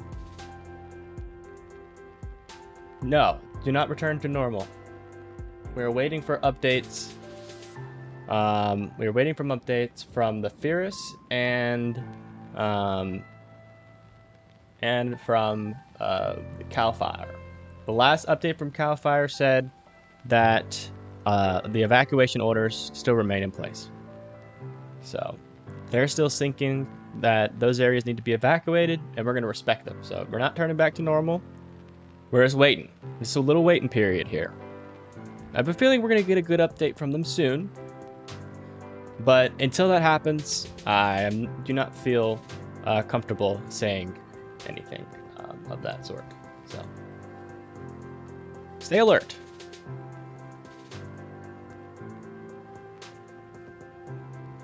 Don't worry, I'll check it. As soon as they release something, I'm gonna be on it. But just so for the new people, all right, let me get this set up here. 75 degrees in Palm Springs. Wait, must be nice in comparison to what you were dealing with. All right, just last week. Last week was brutal for you guys over there. This is the latest update from CAL FIRE. This is the new evacuation map. It included that new area that I told you guys about. If you're just here and you want to see the new map, nothing really changed, but there's a little small change. It's, and we can go over it if you want to. If you want to see it, just let me know. Say yes in the chat.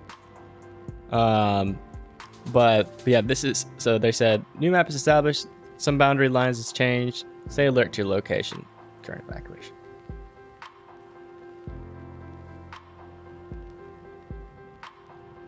All evacuation orders and warnings remain in place.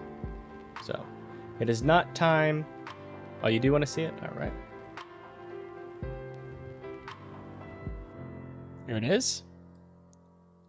The only lines I've been able to see that have changed is this. This area right here. So when they say some lines have changed, this is what they're talking about.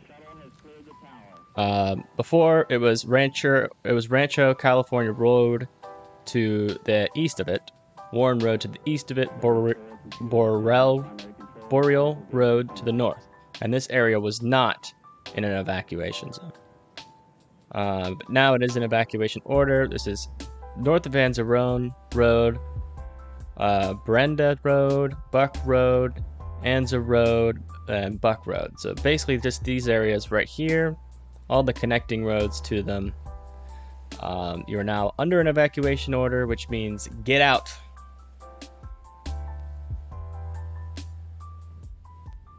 Out of this area, go to Marietta, go to Wildemar, hang out there until we get some more information.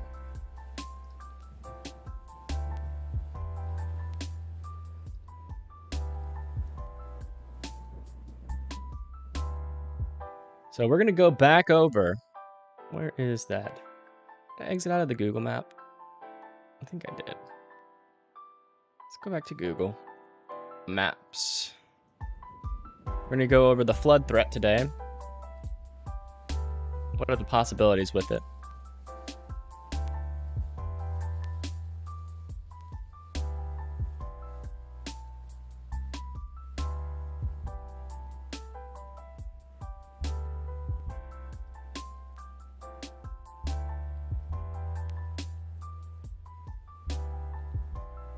Bearing straight here.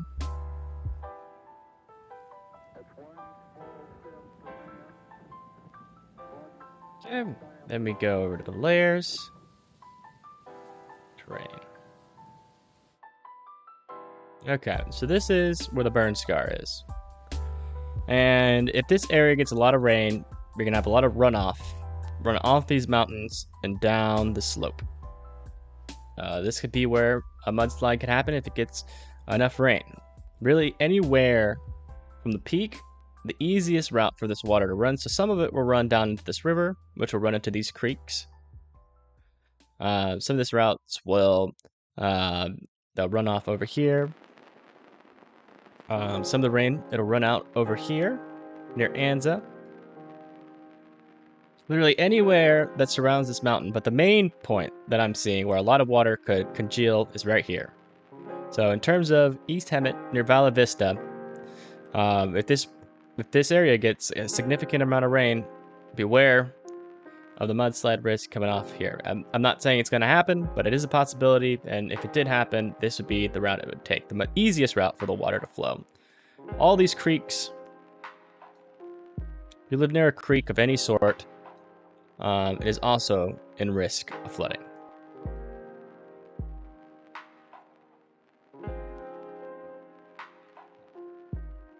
And this flood risk is not just for Hemet. It's for the entire Riverside County.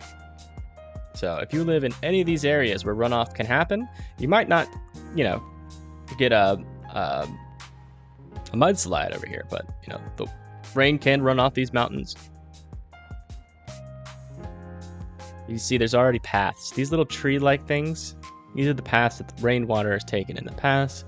It's the path it's going to take again, and that can run off into creeks. So if you live near a creek or a river, that is your main primary concern. How goes it? You DM'd me. Where did you DM me? So that is the flood risk and how it's going to happen today.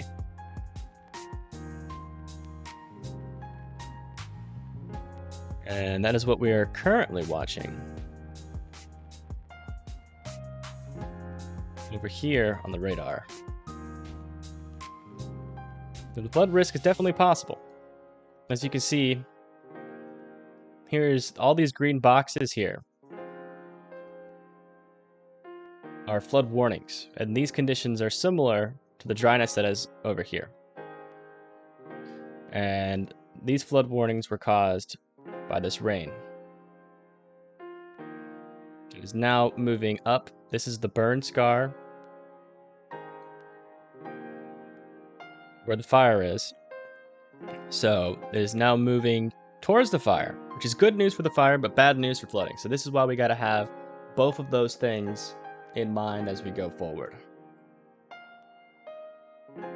But According to CAL FIRE, there's still a decent risk. These winds are high for the fire, and we haven't gotten any evacuation orders lifted, nothing. So, although there is rain, and it could be easy to speculate on the future, it's better just to not to, and let the professionals do the conducting. And I'm just the messenger, a middleman.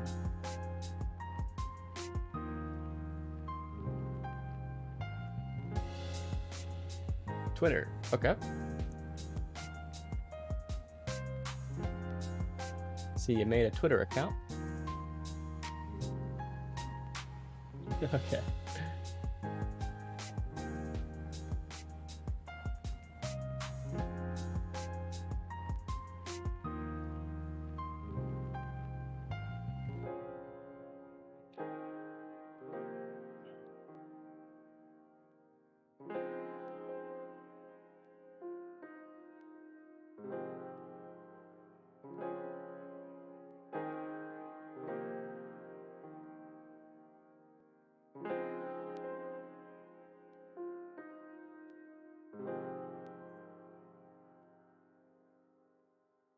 Just looking at this information that was just sent to me. Give me a moment. It's quite a bit.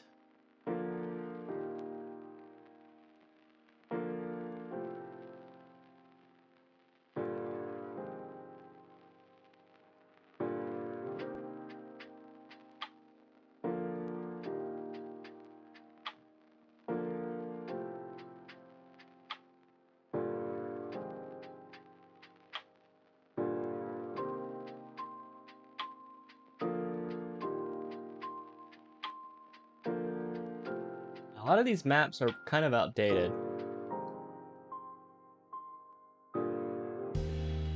And they were all covered. So all this information, I think, I'm still looking through it, was all covered by the briefing. Yeah.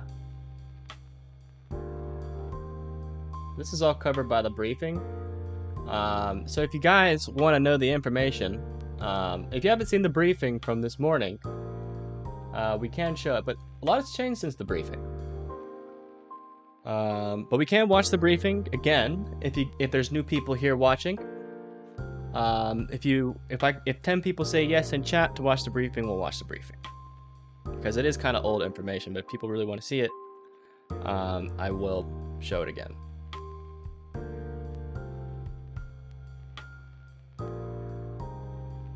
It's long. It's a long briefing, but it has vital information. And it is old. I think it was released this morning, so we're waiting on the new updates. I think that would be more vital to us right now, is the new updates, not the old ones. So the situation is dynamic and it's changing.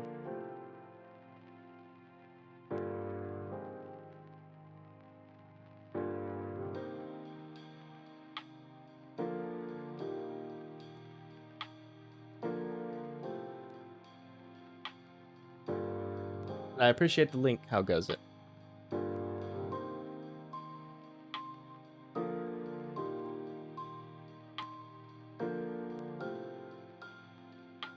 Okay, this is what I'll do. Since not a lot of people said it, but there's still people that want to watch it, I'll get the briefing and I'll post the link in the chat. If you want to go watch it, you can go watch it if you want. Let's see here.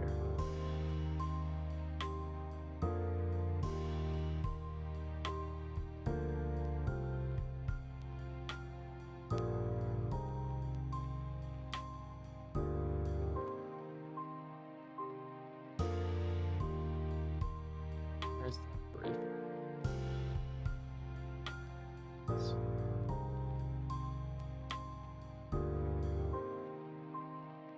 Alright, here's the link. It's in chat.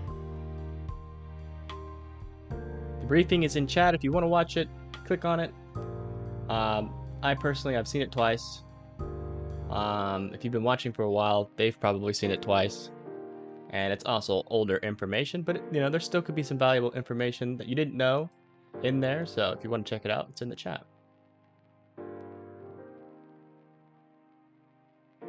Waiting on the new updates though.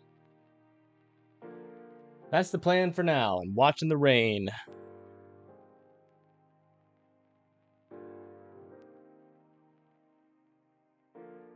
Does seem like that rain is starting to work into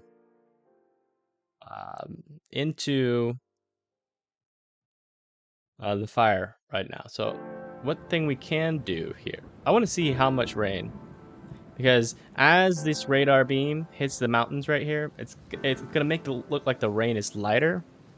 But what we're gonna do? Oh, there's severe thunderstorm warnings. One in Texas. Interesting. What we can do is we can see it with our own eyeballs. So that's what we're gonna do right here, right now, just to get a better understanding.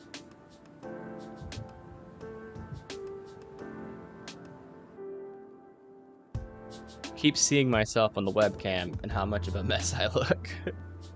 I'm sorry, guys. It's been a long 2 days. I'm sure we all look a mess, though. All look and feel a mess.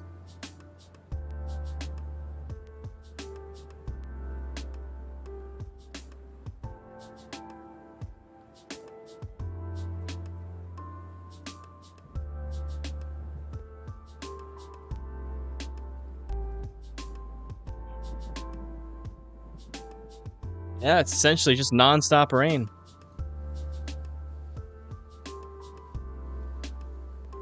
We'll continue over the next couple hours.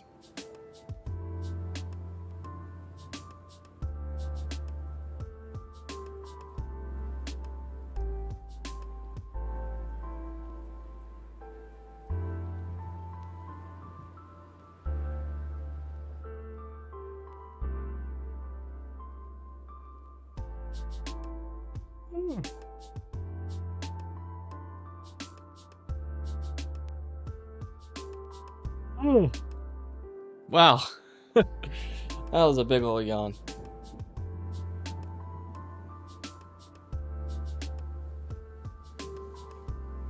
It's a lot of work. A lot of work keeping people informed. Tell you that. But it's definitely worth it.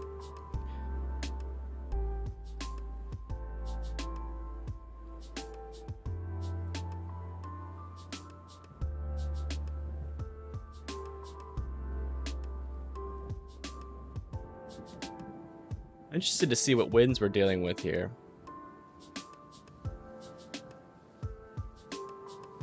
So close to the radar.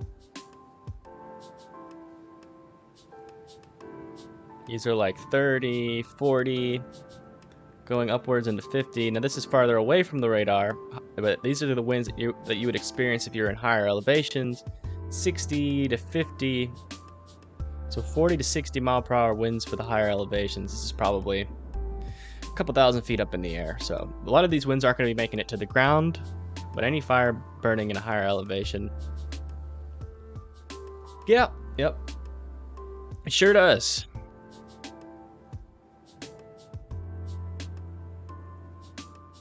Speaking of,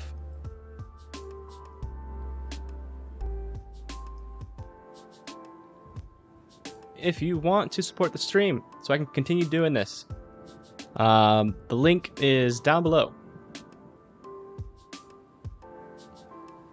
It's, or not the link, the Venmo.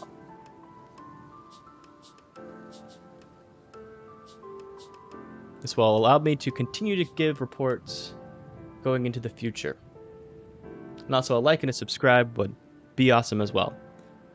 Liking and subscribing is free.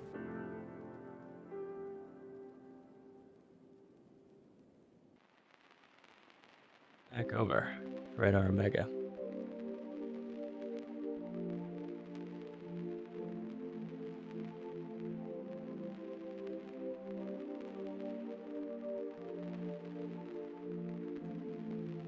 Like some decently heavy rain is starting to congeal.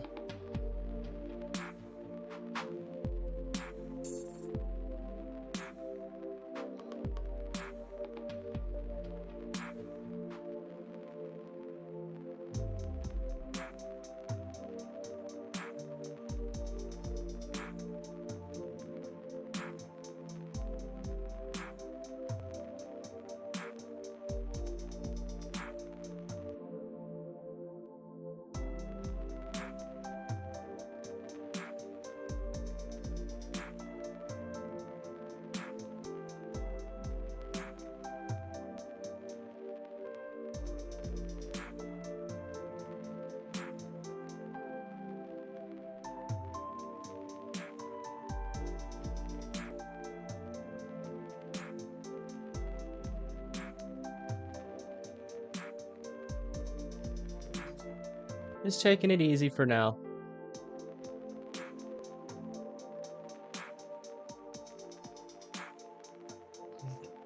Thank you, Melanie, for the $10. Really does help a lot. It allows me to continue to do this. Sent me one more DM. All right, I'll check it out.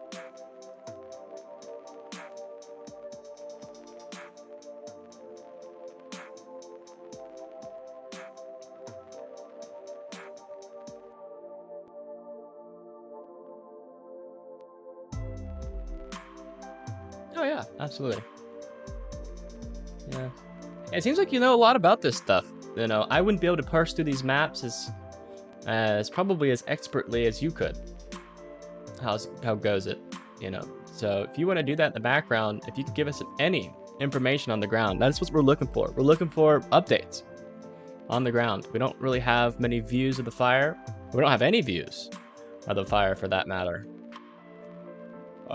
We really don't know where the hot spots are. We don't know how much the rain has affected it. I don't know if we could get some chatter from the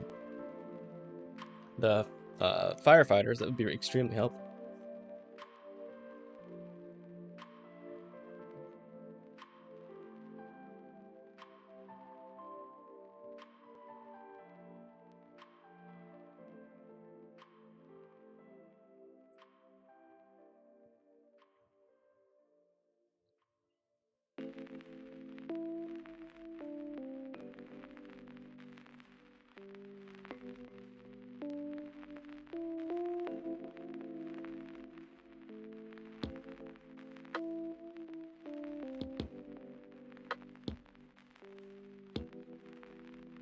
So let's figure out the timing here of this heavy band right here.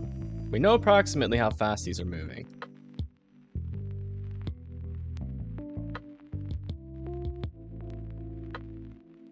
This heavier band of rain is going to move over the burn scar and the fire.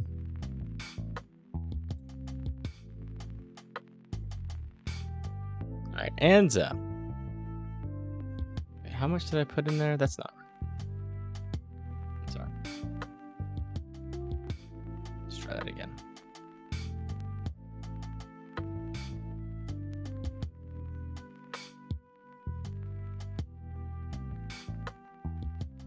Okay. Thomas Mountain, 27 minutes. Anza, 27 minutes. Chihuahua in 28 minutes. Lake Riverside in 31 minutes. Mountain Center in 37 minutes. Sage, 40 minutes. Vala Vista in 46 minutes. Ramon, Mona Bowl in 48 minutes. We're not going to go too much farther out than that. Because as this moves off of radar, we're really going to have no visual of where this wind and rain is going past this point here. This little circle point. So unfortunately, there's too many mountains in the ways of both of these radar sites to really see much. No one is in the air taking video for news coverage. Probably not during the rain. I've been looking for updates from Ferris. But so far... Looks like Reed Timmer, a storm chaser, is near San Diego. If you want anybody in your area chasing and giving updates on floods, it's gonna be Reed Timmer. So maybe he'll make it up to Hemet by the time these rains get over to the burn scar, and he'll give us some updates. I'll ask him if he'd be willing to feed us some updates.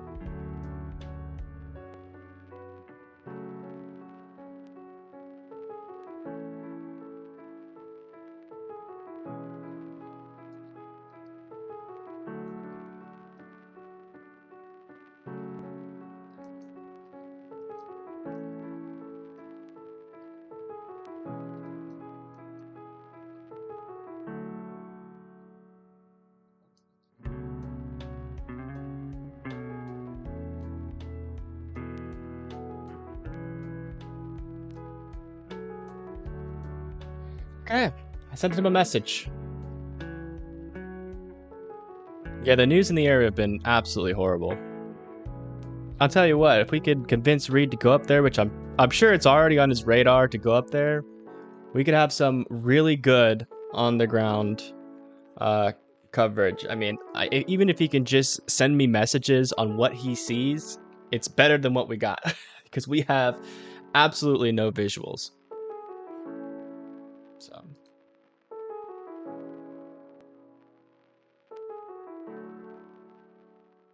sent you a DM. Okay.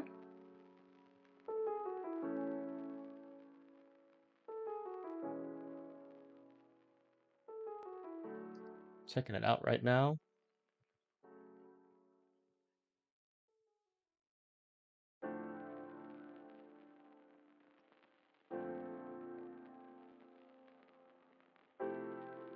What's this?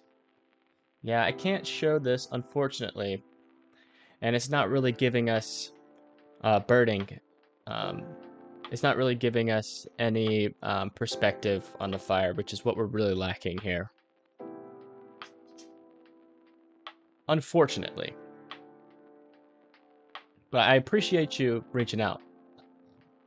That probably could have been a good cam at some point, but as of right now, we're looking for new information and we're just not getting it, unfortunately.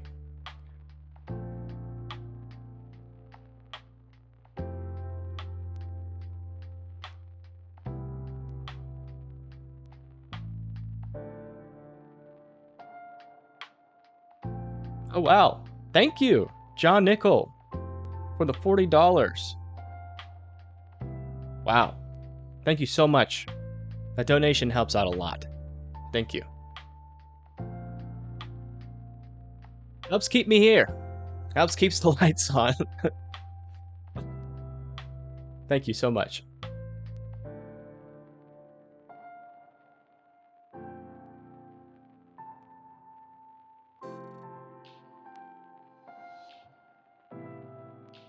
We'll check CAL FIRE again, but I haven't got any notifications from them.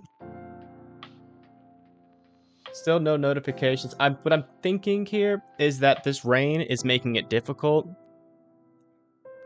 The very least for Ferris, the plane with the infrared. Yeah. I mean, we could see the winds. We can get a decent estimate of the winds via the radar and what little areas we can get to show. And so far, it seems like in higher elevations, we're talking about, 40 to 70 mile per hour winds. The most recent updates from the ground is pretty moderate, or pretty mild. But the upper level winds are cranking. So the question is, is the rain making a difference with the fire? And if it is, like how much of a difference, where are the hot spots? We don't know any of this because most of the cameras are shrouded by low-level clouds. We haven't been able to get a view of the fire or smoke or anything for the past probably 2 hours. We're kind of blind, but we're here. Regardless, we can see the rain. That we can see. We can monitor the flood threat. Somewhat. I can't tell you if the rain is directly falling on it. I can estimate, but there is no radar sight over this fire because it's a mountain. And all these radars around it are in lower elevations, so we're kind of blind there, but at least we have up-to-date information that we can parse through, and at the very least make some estimations. But in terms of the fire, we have nothing, unfortunately. But we're waiting. CAL FIRE should release some updates shortly, and so should Ferris, so it's only a matter of time. Maybe we can convince Reed Timmer to go up there. I mean, he's in San Diego. It's only, like, what, an hour and a half drive? This is why storm chasers are important. There's a lot of times when weather's happening, and nobody really knows what's going on the ground. And that's where storm chasers come in. So, you know, hopefully Reed likes me enough to help out, but who knows? He is not obligated to in any way. Absolutely not. It would be helpful.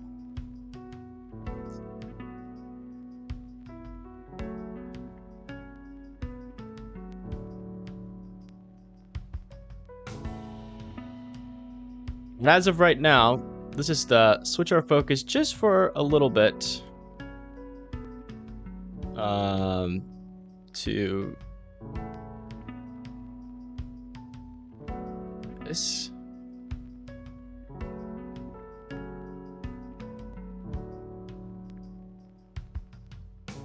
So as of right now, here are the evacuation orders that are still in place. So like I said earlier, we don't have a lot of information from on the ground, but in terms of what's going on, that the firefighters can see, they have made an announcement recently from CAL FIRE that it is that they still want to keep these evacuation orders in place.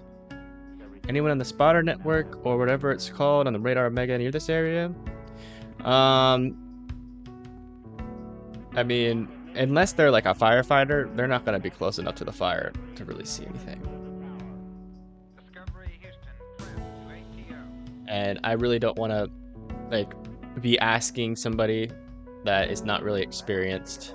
It's like storm spotters, they're experienced in like spotting storms and like lightning and hail and heavy rain and possibly tornadoes. But fires are different. I wouldn't want to ask somebody, but mainly if Reed does help out, he's going to help out with the flood potential and giving us on the ground. If he messages me back, that's what I'm asking for. I do not want him to be looking, getting close to the fires. If he can get some pictures or something of the fire from far away, because he has really good cameras that can zoom, then, you know, maybe. But let me check. I'm gonna really start digging into Twitter now.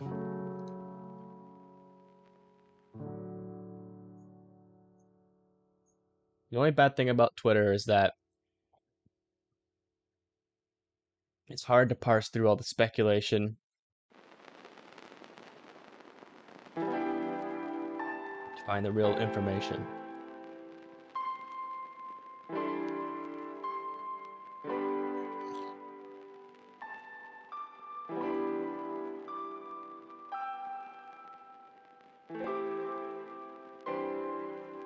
Yeah, you could do that too.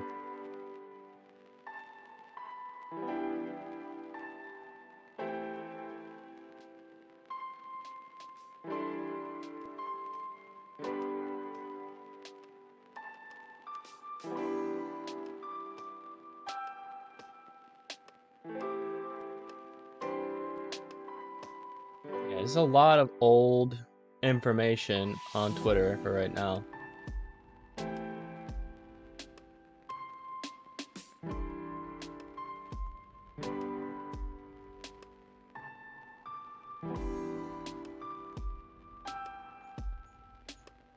Yeah, unless you're like right next to the fire, which hopefully nobody is, which is a good sign, you know, that we can't find anything on Twitter, because that means most of the public has evacuated. It would be troubling if we saw lots of pictures and photos of the fires. Just next to the evacuation area in Wine County, the evacuation area was just extended further into Wine County. Yeah, so that was that little area we were talking about earlier, near Boreal Road, Warren Road, Ranch, California Road.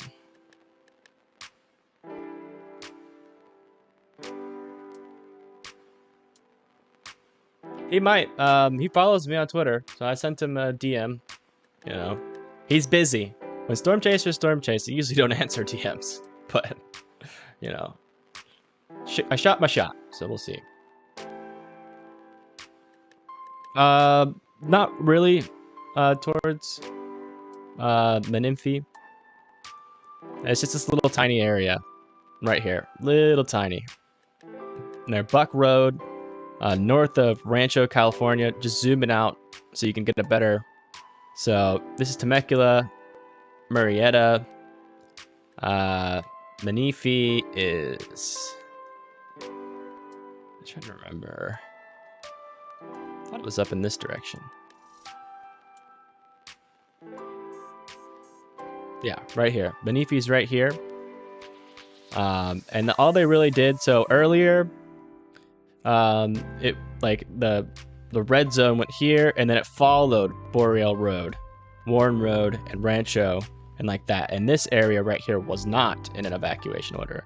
But then they just released an update about an hour ago, and they put this area in an evacuation update.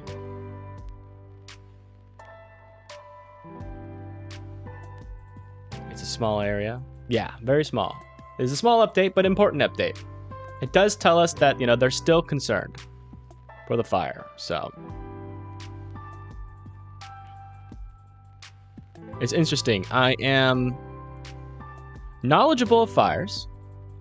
I am knowledgeable of rain. But I really don't have much knowledge on how much rain interacts with fires. So that's another reason why I'm just like, you know, I'd rather refer to the experts here, because this is a very unique event. You have to be really smart. Really, really, really smart. With how rain interacts with fire to be able to make any sort of educated guess as to what's happening as this interacts with each other. Because, I mean, it's very rare you get tropical low or a tropical storm outer bands interacting with a big fire like this. So I really am tempted next time I get a break to really look up the history. The sun is a fireman. The rain will evaporate before it reaches the flames. Not much help. It all depends on the winds. I'll be back. Yeah, that's what we're thinking, but yeah. I mean, he knows probably more than me about how rain interacts with fire. So if that is but as in terms of like anything other than that, we're going to just wait.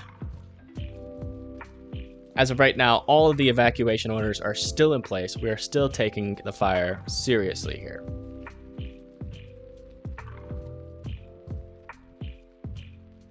I'm gonna not even look at that anymore. Let's see if we have an update on the Ferris map.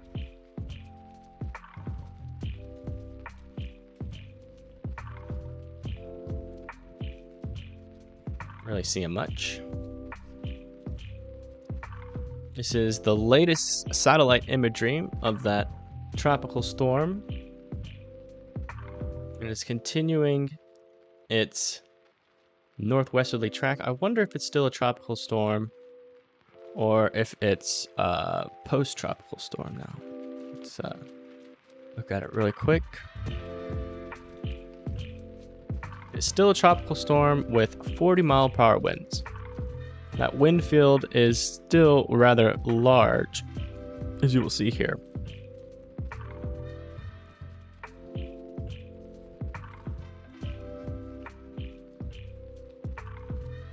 So this is the how strong the winds are at the surface, which is an important graphic for a tropical storm, as you want to be able to warn the people what the winds will be like on the surface. But in terms of how high the winds are up in higher elevation, this little yellow blob here is kind of meaningless. And that's what's also important. So here's a interesting graphic. This is the flash flooding potential.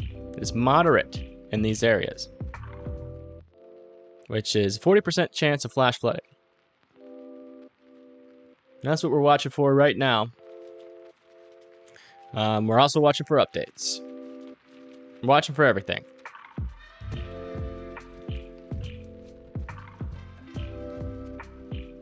Not going anywhere.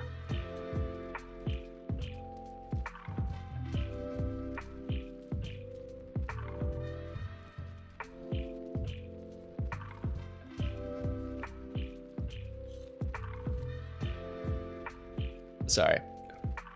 I lied. I am gonna go to the restroom. Then I'll be back, and then we're not going anywhere. Be right back. It'll be like 15 seconds.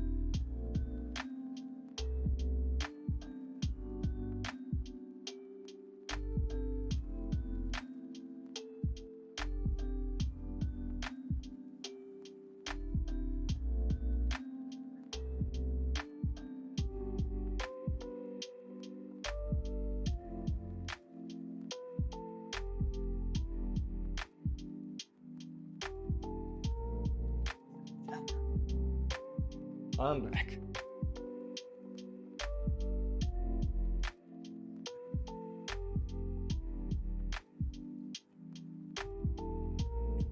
Whew. Oh my gosh. Look at that. We have been streaming. Wish you were back then. AKA John. Oh, John Nickel. You're the guy that donated earlier, I think. Yeah, $40. Thank you again for that. It's extremely helpful. It keeps me. But look, we have been. I gotta. So this. Is this the. Where is it? It was this. There we go. But yeah, we've been here for. I've been streaming so long for the past few days that we have gone through this entire 12-hour lo-fi. Oh wait, let me show you. Sorry. Over on the wrong screen here. I know it's not relevant, but it is kind of interesting.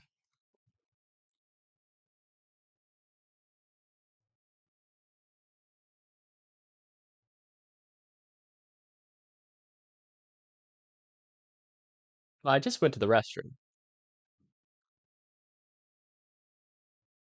Anyways, yeah, we've been streaming so long that we've gone through an entire 12-hour playlist.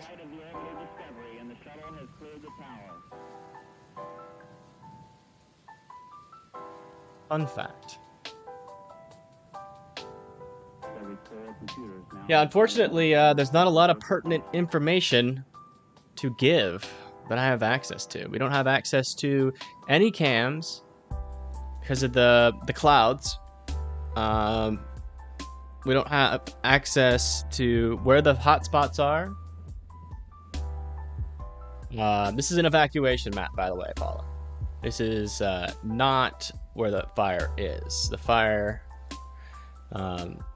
is the most recent update. First update about 9 hours ago, which is pretty outdated at this point. But this is the most recent look that we have, the most accurate look that we have at the fire perimeter.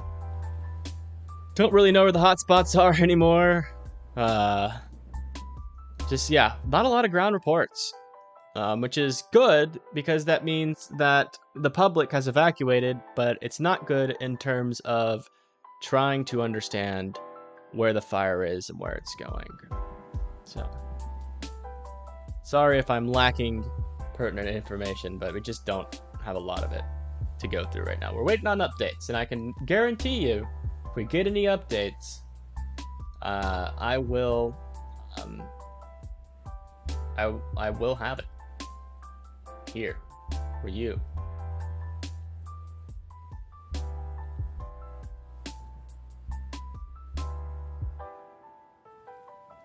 All right, how goes it? Thank you for the help.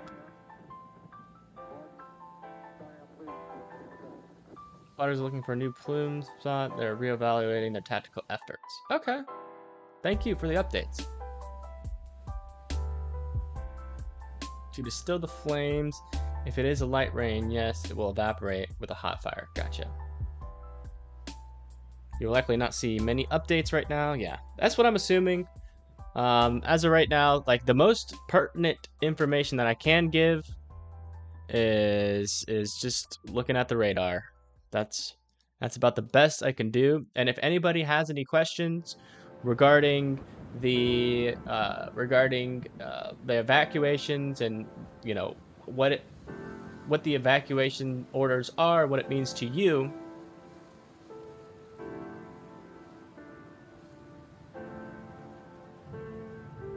yeah, I mean, like, so when it comes to flooding, I'm gonna be giving up, like, if you guys were here earlier, I was giving updates on like what the flooding could look like in the area of Hemet and Riverside, and what to look out for as these heavier rains move through.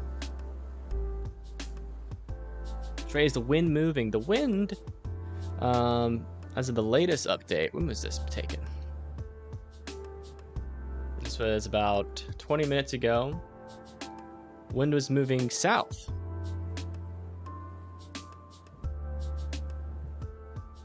And southeast on the ground levels. But as you can see in the upper atmosphere, because when you're looking at a storm from this far away from a radar site, you're looking, not the upper atmosphere, but you're looking at like 2,000 to 3,000 feet, sometimes higher in the air. So the air the air in the about 2,000 to 3,000 feet up it's moving fast, and it's moving northwest, which is important for the parts of the fire that are elevated. So doing our best here. What we got. I really wish I could give y'all more information. I just don't have any.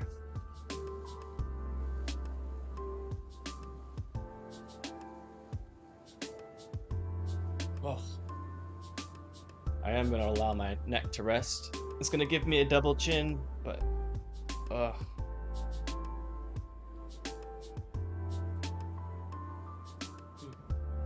don't think my neck was built for this.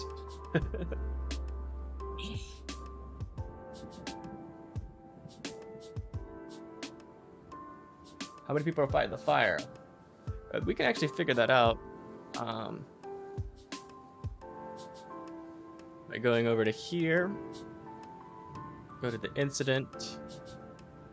Typically, total personnel on the fire is 2,153. This is outdated. It's actually 29,000 or 28,000 acres now.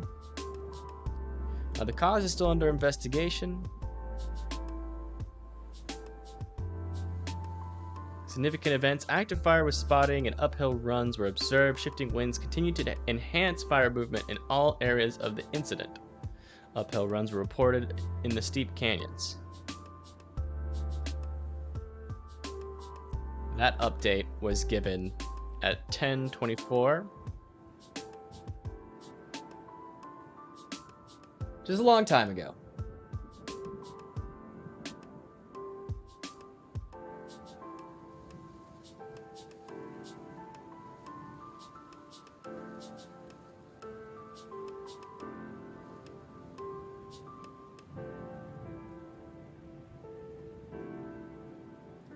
Do you recall where the fire originated from?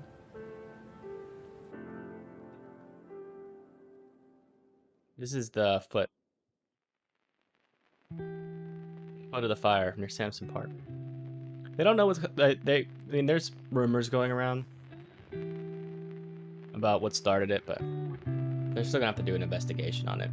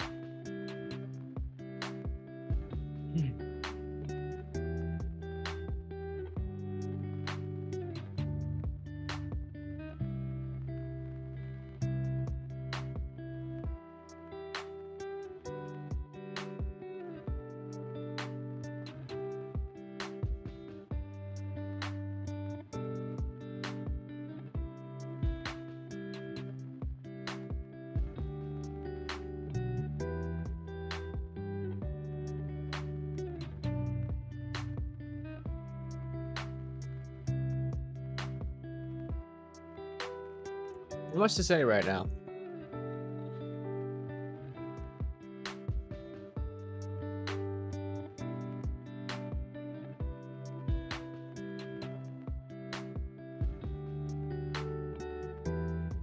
Hell yeah.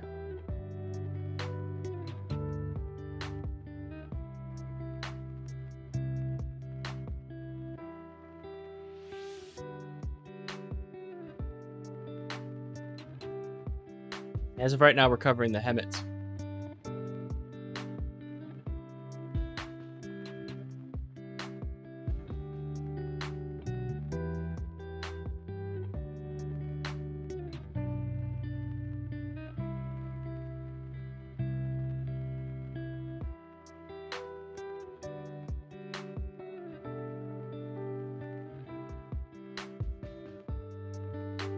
Checking on these cams.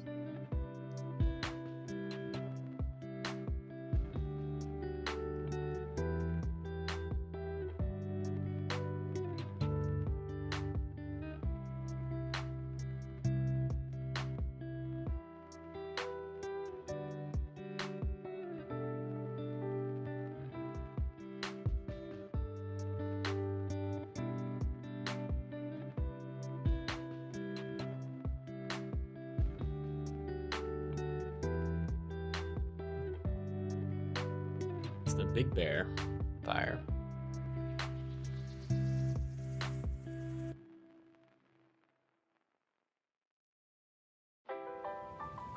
We still don't know about the rain. According to some people that have come into the chat, they're saying that the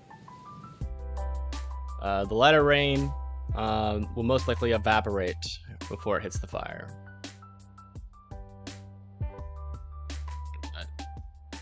We just don't have, unfortunately, any access to any helpful information. I don't really have much resources other than through the websites that I have here. Unfortunately. The rain has made it difficult to track the fire. We're trying though. Ugh. I'm gonna keep searching around for cams for a little bit.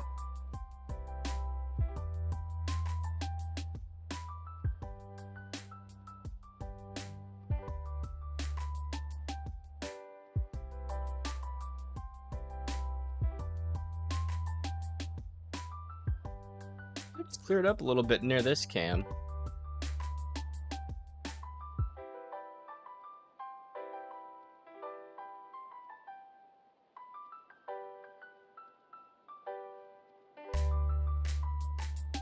Let's see where this one's facing.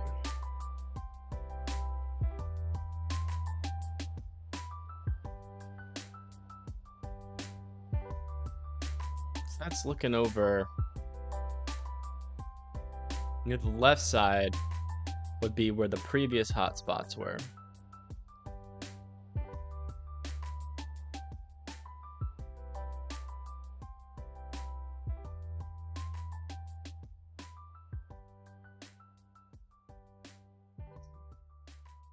It's just so hard to tell.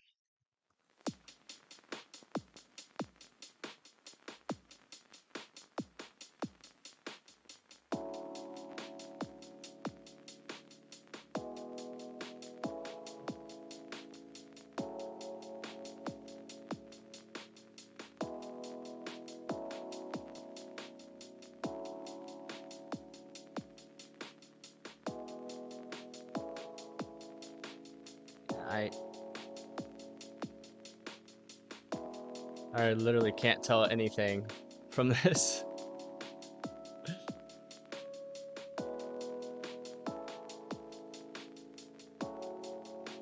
Toro Peak, maybe.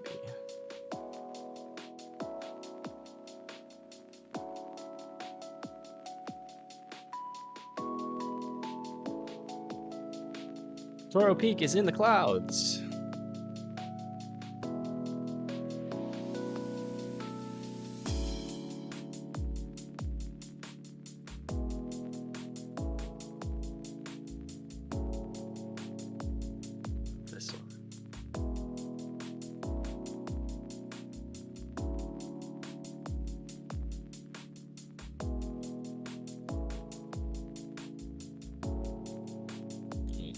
Thank you.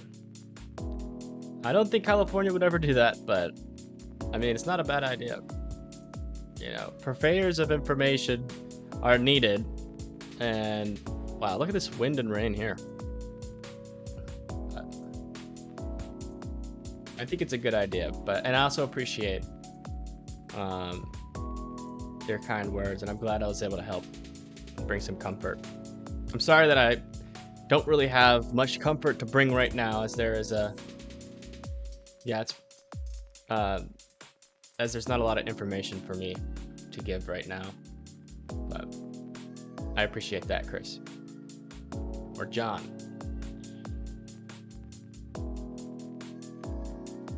We do have the latest imagery from satellite, though.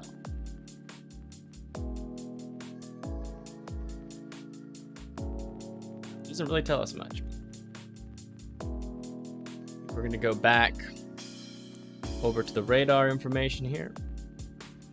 And I have burn area and Hemet and Temecula all circled together, just so you can always know where it is on the map. I'm just gonna leave this playing until I can find anything that's of help.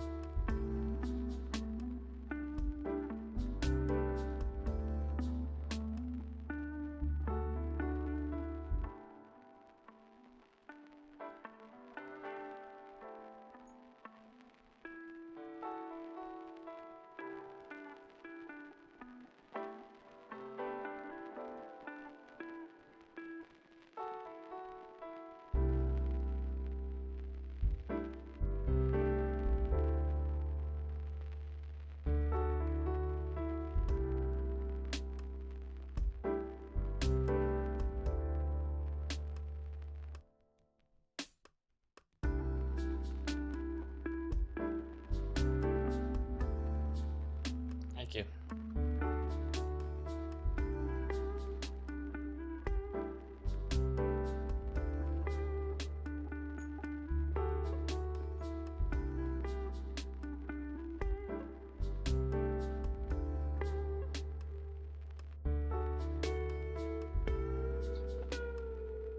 This is frustrating.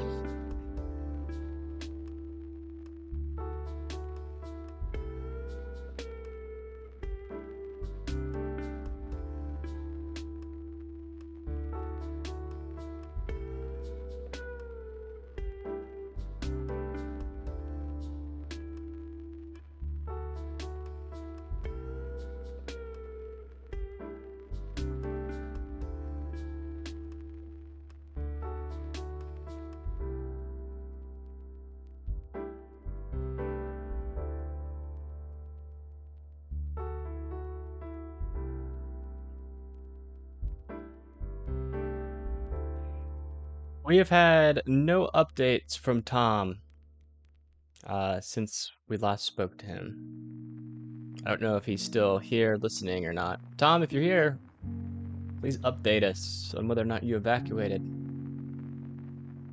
Tom is he's one of the first couple viewers that came in, and he was in he was put into an evacuation order, and he essentially refused to leave. We've asked him multiple times, and yeah. And he pops in every now and then, pretty much just to tell us that he is still hasn't evacuated. So there's not much we can do.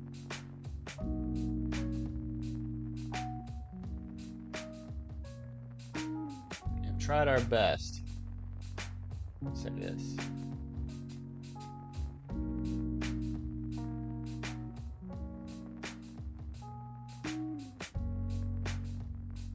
Yeah, I'm assuming if you have been in the evac zone since day one and you haven't left yet either, it's gonna be hard to convince you to leave.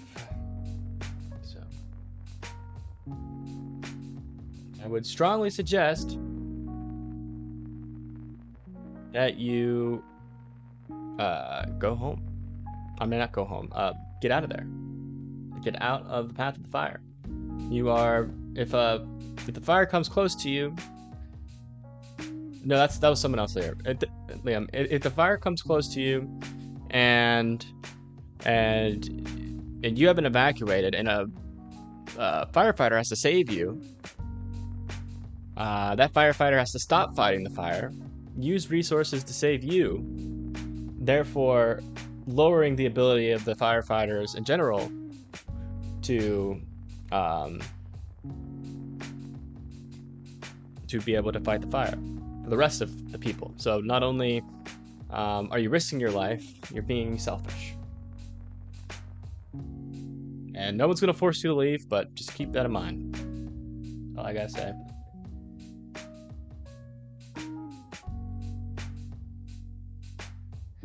Same goes for Joe, same goes for Tom, same goes for the other person. I think it was like Sweeney or something.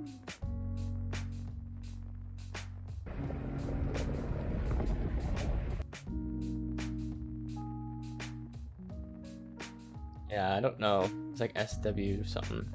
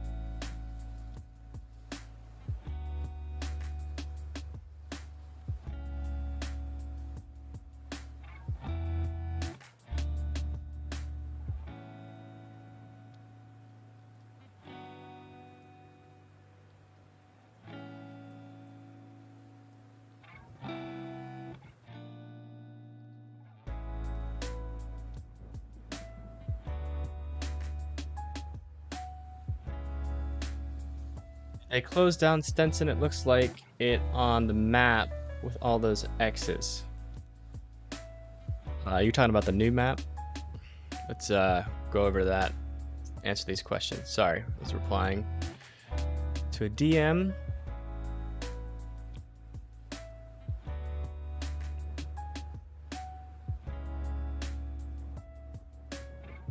Okay. So you said that they closed down Stenson, south of Stenson, and to the east of State Street. So if you're north of Stenson but west of Fairview Ave, you're not in the evacuation zone. Evacuation. You don't have an evacuation order or evacuation warning. You can't hang out. I would suggest you get your personal belongings together, and at least have, you know, your pets, everything in a place where you can easily move them from where you are into the car, just in case you do get an evacuation order. Yeah, south of Stenson and east of State Street are in an evacuation order.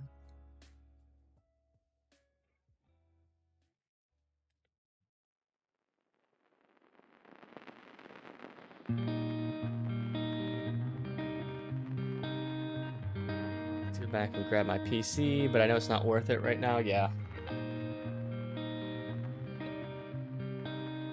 We'll wait, man. Hopefully, like Joe's saying, that hopefully this rain is helping, but we don't know. We can hope, but we're not going to speculate. We're just waiting on updates, and we're having trouble finding them, but we're working on it.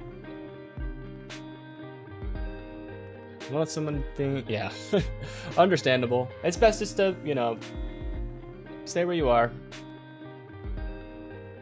If you're outside of the evacuation order, you're safer where you are, so.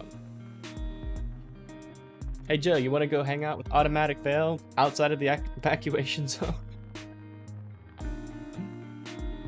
Maybe y'all can crack a beer open together, man.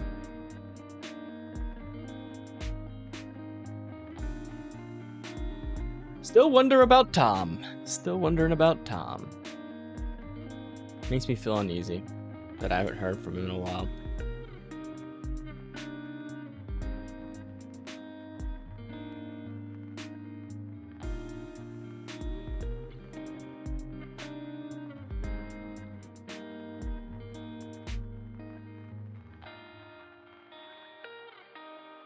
Jeez.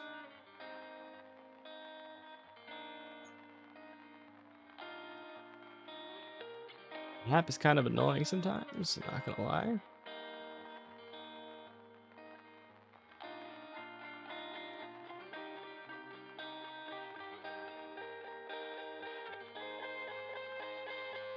Thank you, Eddie. I think that's a compliment. No. I'll take it as a compliment. I love my name.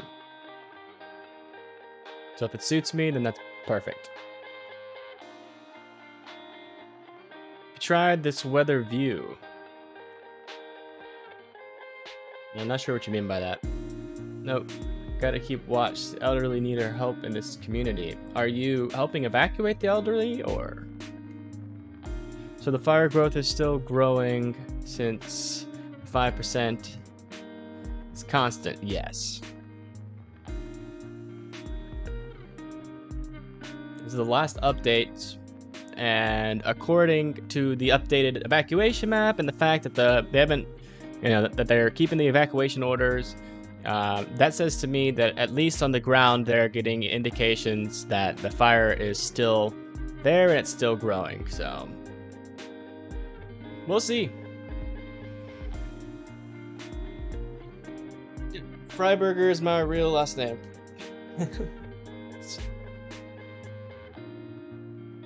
I have no issue with people knowing my name.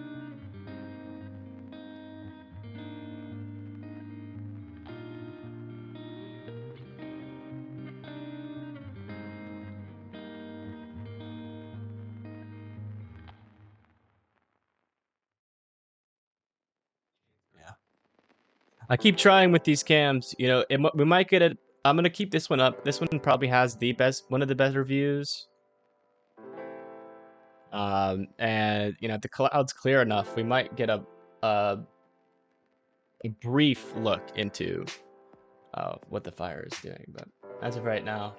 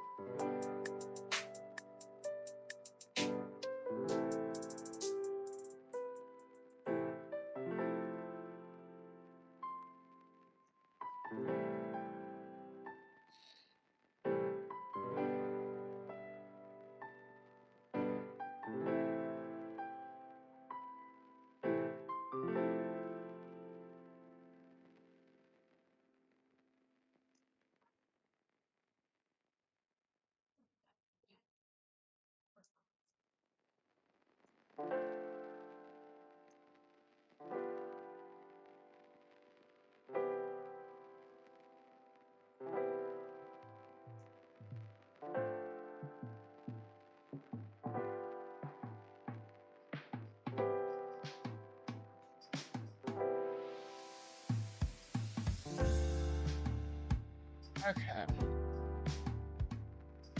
Go back over to the radar.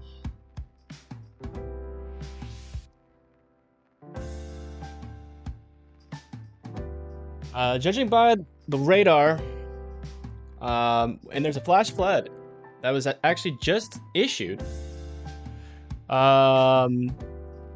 east of the fire.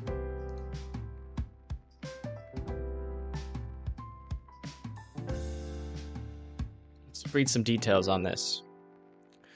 Flash flood warning for Riverside County in Southern California, northeastern San Diego County, and southwestern California. Doppler radar indicated thunderstorm producing heavy rains across the warned area between 0.5 and 1 inch of rain has fallen. Additional rainfall amounts of 0.5 to 1 inch are possible in the warned areas. Flash flooding is ongoing or expected to begin shortly. Life-threatening flash flooding, thunderstorm producing flash flooding. Impact. Still, some locations that will experience flash flooding include Indio, southeastern Palm Springs, Coachella, Borrego Springs, Highway 78 between Borrego Springs Road and Ocotilla Wells, Highway 78 between S2 and Borrego Springs Road, Eastern Anza, Palm Desert, Rancho, Mirage, and Thermal.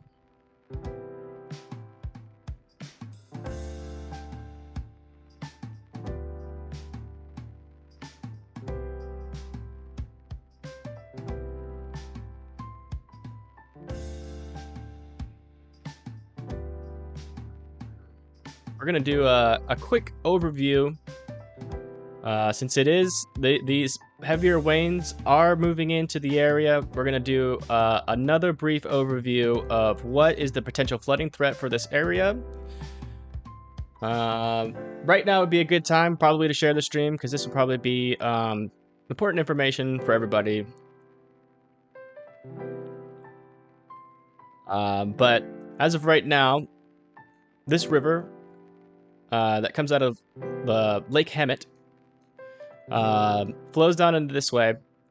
This one is concerning for me.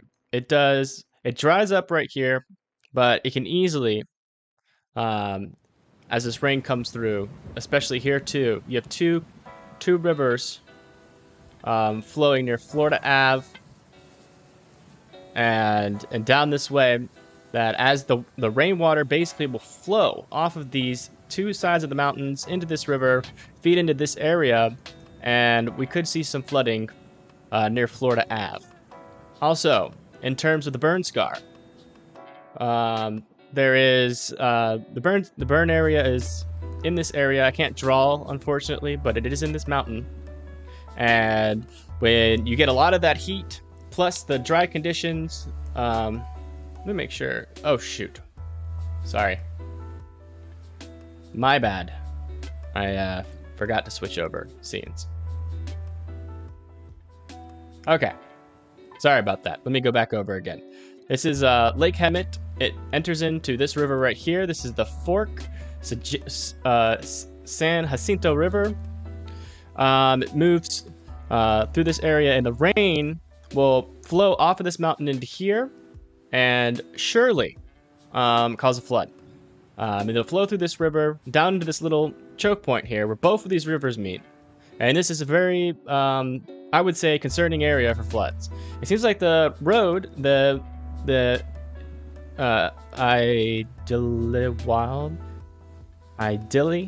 Idyll Wild National Forest Highway is elevated somewhat, but as these floodwaters flow all the way down through here into Bee Canyon Truck Trailhead near Cranston Station, then into this creek, we're gonna have some problems. So Lake Hemet main channel, the water will be flowing into this. And if you live near any creeks, so let's go zoom in down here. We are in Hemet, near Vala Vista. This is Bautista Creek. If you live near Bautista Creek, so that's near Fairview Avenue, Vala Vista Elementary School, near the Riverside Sheriff's County Sheriff's Department. There's a smoke shop. If you live on White Oak Drive, C Street, we're talking about the floods right now. There's a flash flood warning issued, so you can see here, just east. So this is heavy enough rain, it's causing flash flooding, and it's about to move into the area over the next 30 minutes. So we need to be prepared here. So I'm going over what are the possibilities with the topography in the area so that we can all be prepared. Okay? Alright, going back into here. So this main creek flowing here, we need to, and so another big area to watch is right here. This is, usually these lines here are typically, they're formed on the mountain due to erosion. And so that you can really tell the average over the years where these waters run. And you can see this area right here, this has been burned recently. The ground is basically like a slide. Like, it's not going to absorb the water at all. It's going to slide right off, and it's going to carry all of that soot and debris with it. So it could cause a mudslide. And there is a path down this way. And there's also a path down the other side of this mountain, going through these burn places. The burn zone. So where all the debris is, really anywhere, any path that this water can make it out, it's going to, if it gets big enough rain. It is spelled Idlewild. Idlewild. Idlewild. Okay, thank you. And so these debris flows, they'll flow into these creeks, and if you live in any of these creeks or near Fairview Ave, Stenson Ave, you need to be ready. What you want to, if you see the creeks are rising, and you want to get safe from a flood, right? Sometimes it can be hard to hop in the car and drive because there's other creeks in the area that might be flooding. The best thing to do is to find higher ground and wait it out. So you want to find higher ground of at least, 5 to 6 feet above the lower parts of where you live.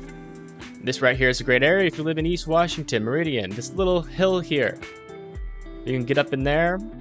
If you start seeing flooding, if you get put under a flash flood warning and you need to get out of the way, go to an area of higher ground. These are going to come fast, and they're going to come quickly.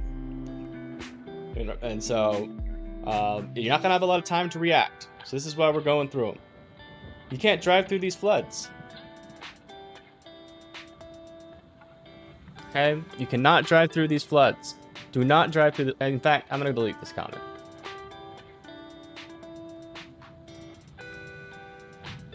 Do not drive through the floods.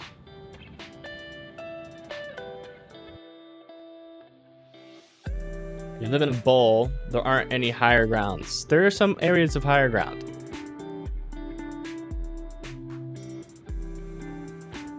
If you want to feel safe, you can go there now. The rains are coming. It's definitely, you definitely need to be in a place where you can seek higher ground. And as far as for the other parts, it's not as big as a flood risk near in this area. It is possible, but it's not as big of a flood risk as in over here. Now, getting over into Temecula, near the French Valley, this right here is low-lying area. If you live near this river, this creek, just be very thoughtful of where. Be very thoughtful of where the creeks are. This is a low-lying area. If flash flood warning is issued for your area, do not start driving. Do not drive through the flood waters. Turn around, don't drown. A lot of times what can happen is that the flood waters will flood into your engines, and it will stop your car in the middle of the flood waters, and you'll get trapped. It's better to just seek higher ground. So, to summarize, rivers, creeks, areas that slope off the mountain are your enemies, and you need to seek higher ground away from the creeks, and these burn areas. Especially this area right here I'm concerned about. Really this whole area though in Riverside. You guys need to be vigilant. You need to watch the rivers, watch the creeks, and find higher ground. If you get issued a flash flood warning here coming up. So be ready. You know, if you're scared of the flood, just go ahead, go to higher ground. The rain is coming, and the grounds are very slick. They're not absorbing water.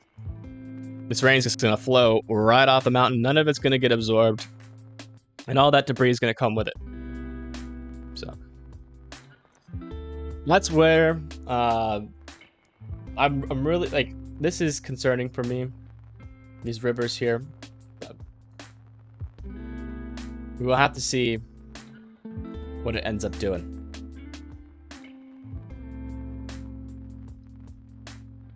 That is the update there.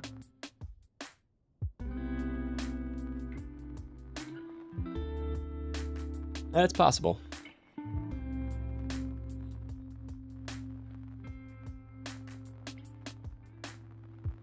Yeah, it'll likely flood.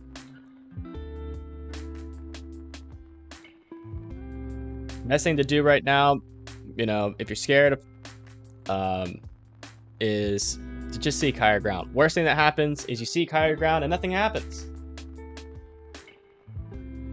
You know? So it's a win-win if you seek higher ground now. Hang out, grab a beer, seek higher ground. You know? Don't just stay in, if you live in like a one-story building, don't just stay there. I mean, these floods are going to come, and they're going to come fast. The rain is already picking up, and it is going over the burn area.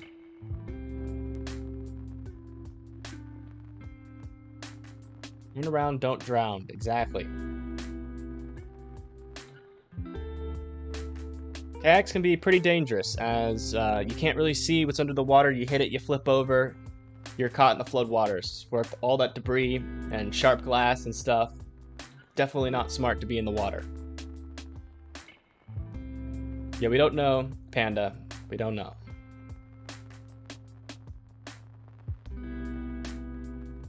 Gonna update somebody.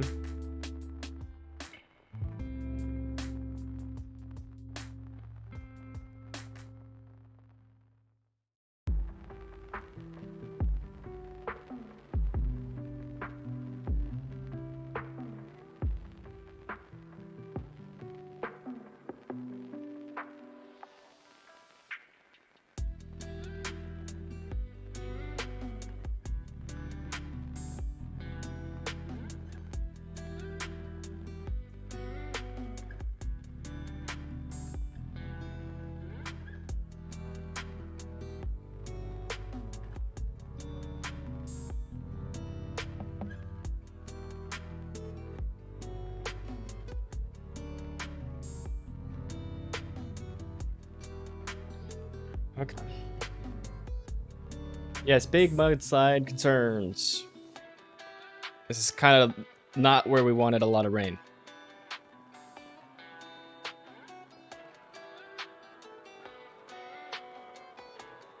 So, just in case people are wondering, there's already a flash flood warning over Palm Desert, Indio, Thermal, Oasis,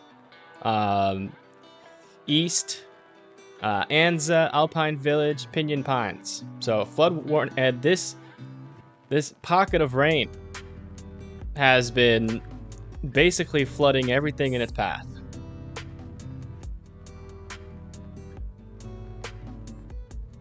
It's very noisy outside with the wind.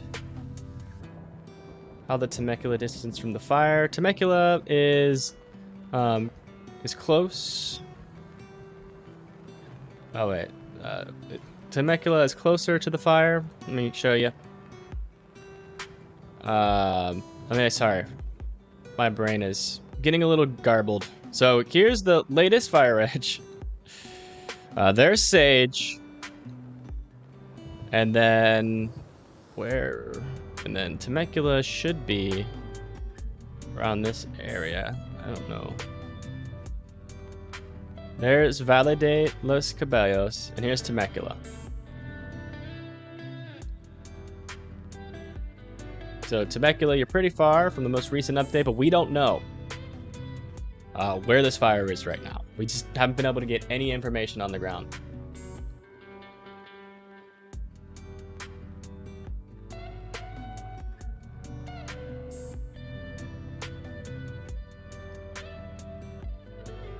It's Tropical Storm K right now, but yes, it is out in the ocean nearby, that is for sure. No wind here in French Valley. Yeah, the ground level winds have been relatively calm, but the upper level winds are like screaming at like 50 to 70 miles per hour, so. We just don't have enough information to really be able to tell you what's going on with the fire right now. We know where the evacuations orders are, and that's what we're respecting. Or trying to teach people to respect. There are some people that are ignoring it, but...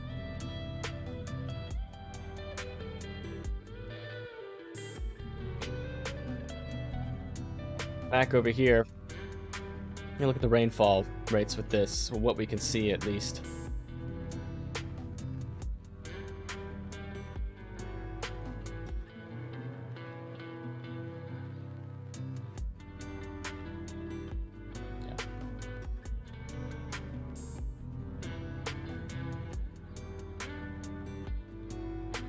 It looks like as we go in through today and into tonight, we could be seeing anywhere from 1 inch to 2 inches of rain, which that over that burn scar would not be good.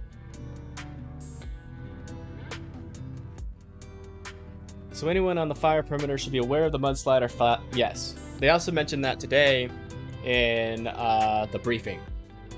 Like anywhere around the fire perimeter needs to be vigilant in watching for creeks rising, rivers rising, and ponding on the roads and stuff. If you're driving and you see floodwaters, it's very hard to tell how deep it is in those floodwaters. You can think it's a couple inches and it can turn out to be a foot, 2 feet of water. It's best to just turn around, find higher ground, and don't drown.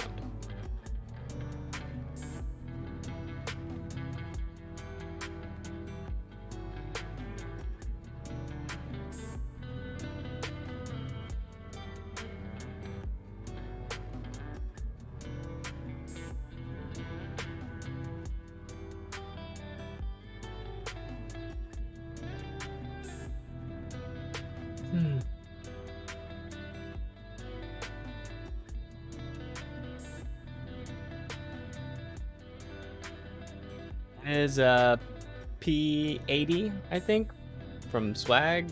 No, from Espresso. It's actually only $40. It just looks fake. I mean, it looks fancy because it has the leather, not leather, but pleather on it.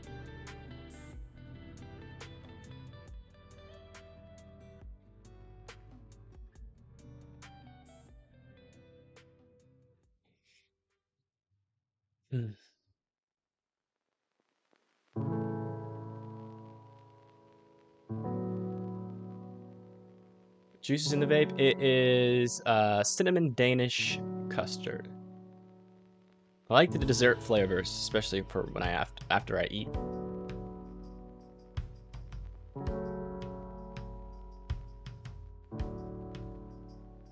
Been using Elf bars, lost many.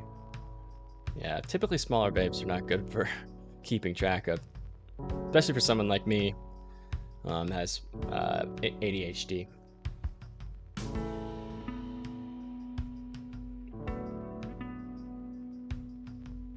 Switch back over to the reflectivity.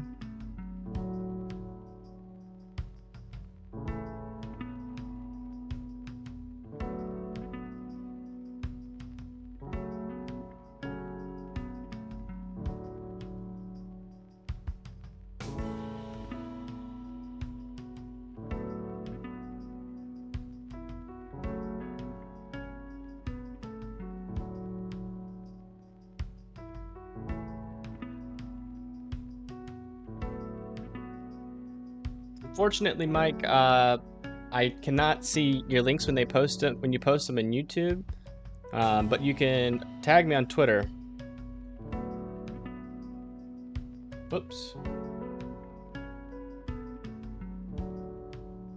And I will look at it and see if I can show it.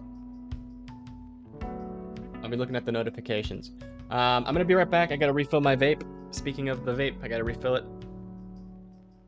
That'll take like 15 seconds. Be right back.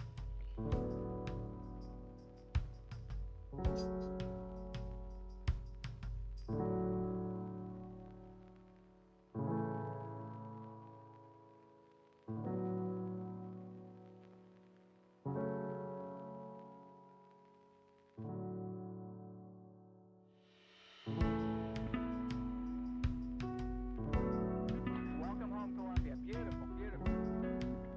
Discovery 4 computers now have primary control of critical vehicle functions. Liftoff of mission 41B, the first flight of the orbiter Discovery, and the shuttle has cleared the tower. Discovery Houston, prep to ATO.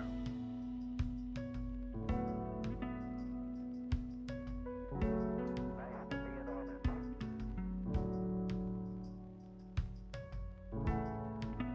Beautiful, beautiful.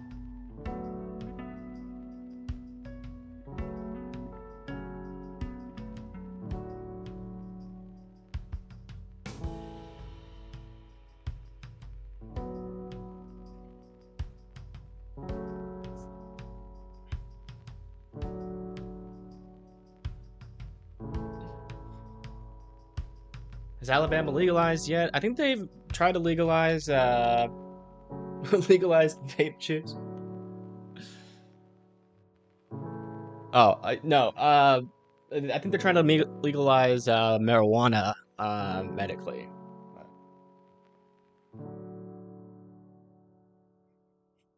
I don't think that goes into effect until like January or something.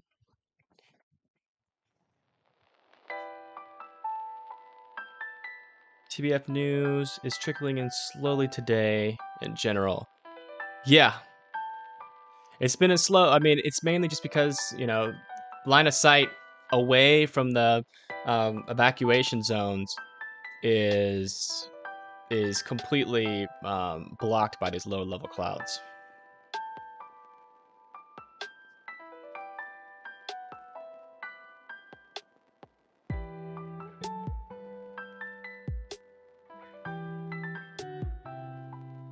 So we're just reliant, and I don't think the plane, I'm guessing just because of the lack of Ferris plane like flyovers is indicating to me that they don't want to fly in this rain. Because they did an update on the mosquito fire. And when they typically do an update on the mosquito fire, they'll do an update on the Fairview, but they haven't gone over Fairview yet. Hi, Rebecca. Still no major updates. There was a minor change, not sure if you know this, to the evacuation orders.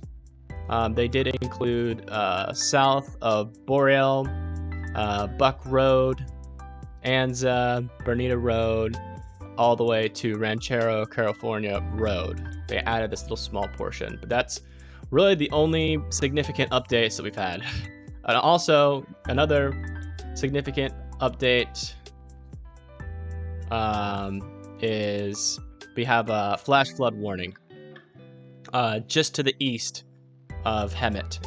This rain is pouring down pretty hard, and it is tracking over currently the mountains. Sent you a DM on Twitter. Gotcha.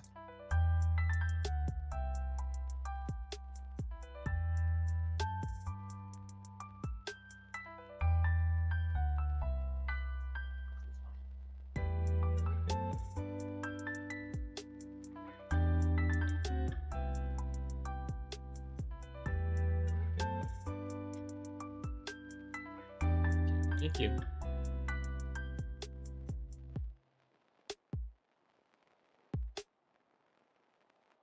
trying to remember why I asked you to send me. There are 2 cams. Oh, okay, yeah. So we're gonna go look at those cams, see what they can tell us.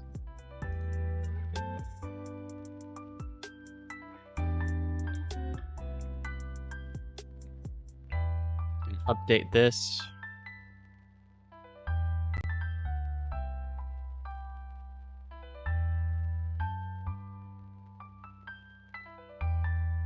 Lots of rain moving in. All that haze you see, that's rain.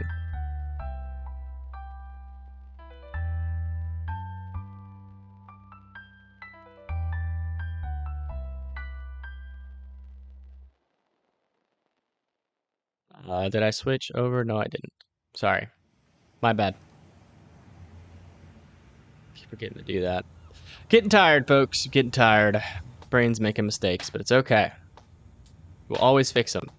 Here's a view. Looking south towards the fire. You can't see anything. But you can see a lot of rain moving in. That is a lot of rain. This is why we are concerned about the flash flood risk here. This one's in the clouds.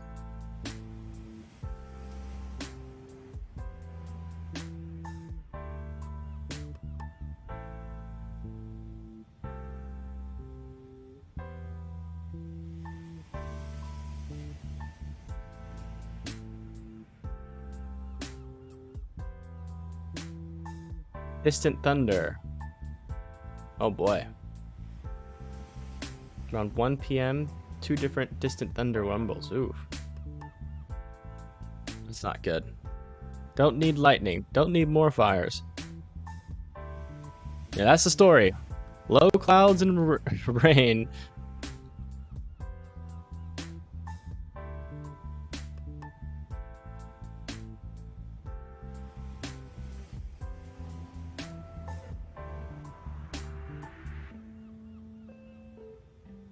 No clouds and rain, unfortunately. Not really able to see much. Let's go back over to the radar. Just watching. See if they'll issue a flash flood warning. Right around this time, y'all. You know, really need to be watching for those creeks. See if they're starting to fill up.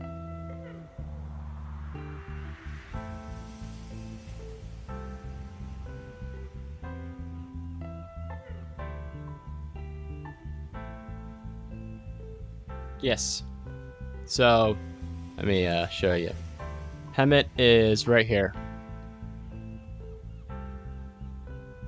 This rain is going to be hard to see. It's going over the burn area because there's a mountain here. And the radar can't get any information over a certain elevation from that. So it looks like there's not a lot of rain, but I can guarantee you there's more rain that is indicated right here, there.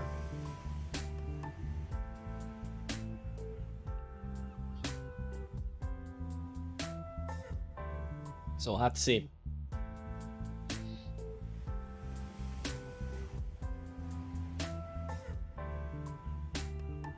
Fire risk to flood risk. You guys are going through it out there, I'll tell you what. So sorry about that. You're welcome, Teresa. Also, thank you to John Nicole again for another $20 donation. Thank you so much. That helps out a lot.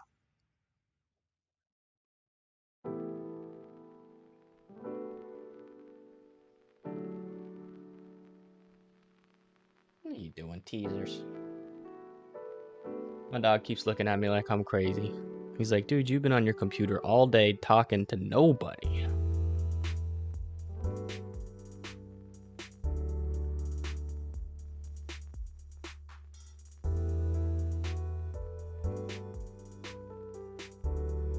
I know of us.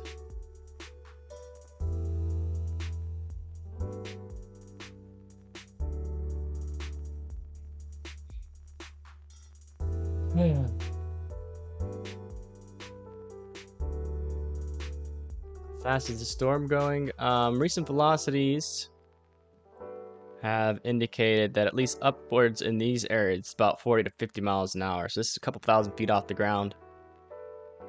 You wouldn't feel it on the ground, most likely, but if you're up in the mountains and higher elevations, you're going to be feeling. So we got a stream of 40 to 50 miles per hour. This is going to, let me see where the direction this is moving. Yeah, that's moving directly over that mountain that has the fire on it. So that's the whole thing, you know. It's like, yeah, there's rain. There's also fire, and the winds are high. It's like, I just wish we had more information. That's all. Univerta, can you tell me where the smoke is coming from? I'm Wanda Davis, thanks. Absolutely, I can do that for you. That's why I'm here, to answer questions like that. So we're gonna go here, here, here, there. So let's find out where. Oh yes, if you would like to support the channel, I got a Venmo link down below that helps me keep the operation going for as long as I can, and allows me to focus all of my time on keeping you guys informed. And also a subscribe and a like would also be very helpful as well. So let's search your area. Alberta,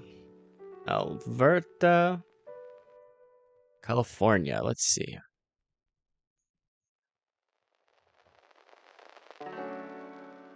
What did I do? Is there precipitation coming from the south tonight? Yes, Warbucks. We were just looking at it. So Alberta is all the way up in Sacramento. If you're seeing smoke, that is most likely coming from the mosquito fire. Down here, we're talking about the Hemet fire. So this fire that we're covering today, Wanda, has lost audio. Oh.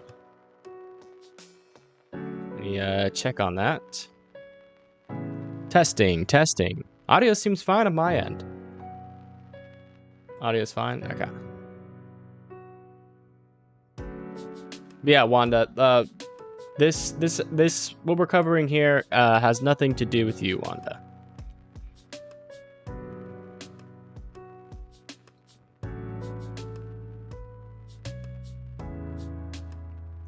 Rain is super duper light in Temecula. Has been for a while. Let's go check back in to our friends in Temecula. Yeah, so what's showing up on this radar is very light rain.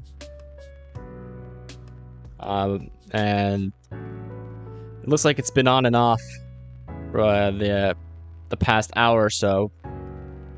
It looks like you might get a little bit heavier rain coming here pretty shortly. If it can hold up. Mainly worried about over here as of right now. Sorry, it must be my phone. It's okay.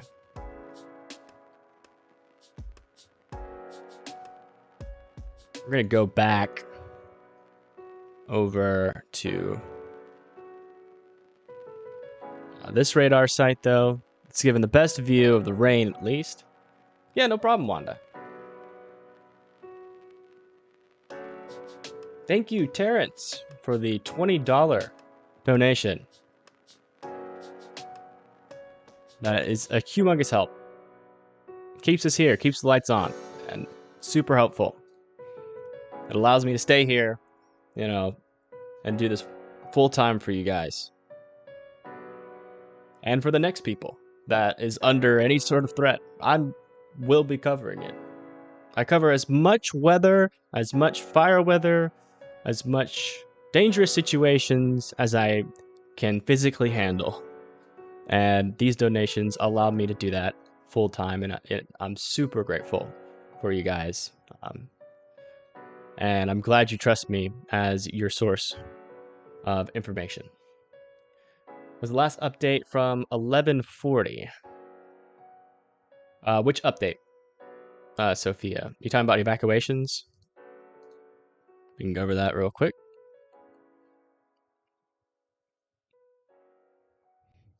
Zoom in here. It doesn't say on this one at the very least of when that update was given. Let's see. Go over to their Twitter page. The last update on the evacuations was made 2 hours ago. And that update is basically they expanded the evacuation order into this area.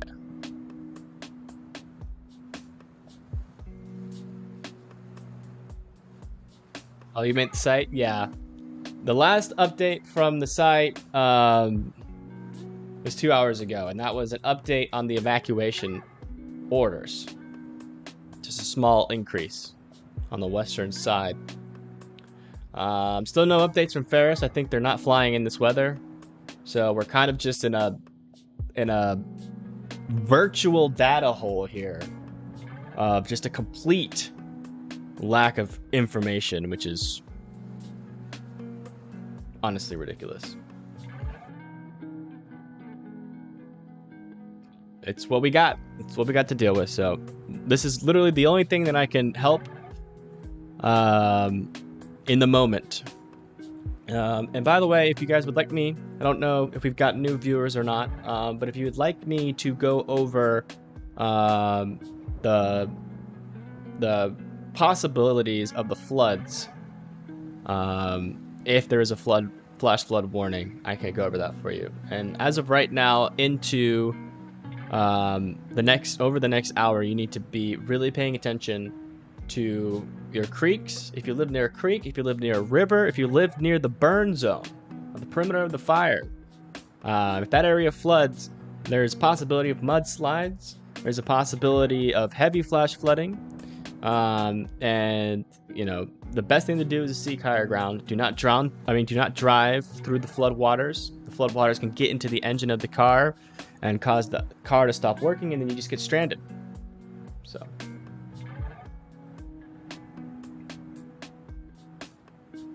we're watching out for that threat right now. Lots of rain.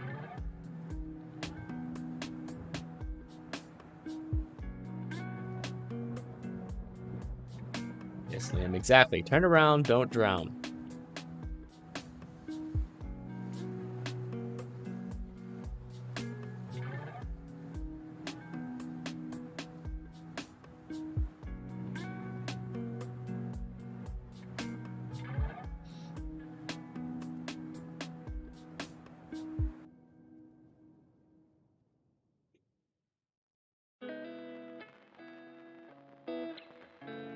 You have to drive to Rancho Cucamonga.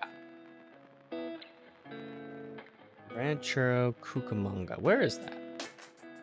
Do you have to drive there?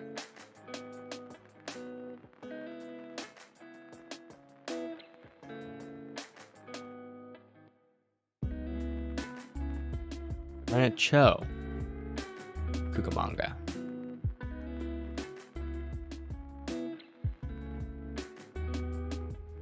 Yeah, go for it.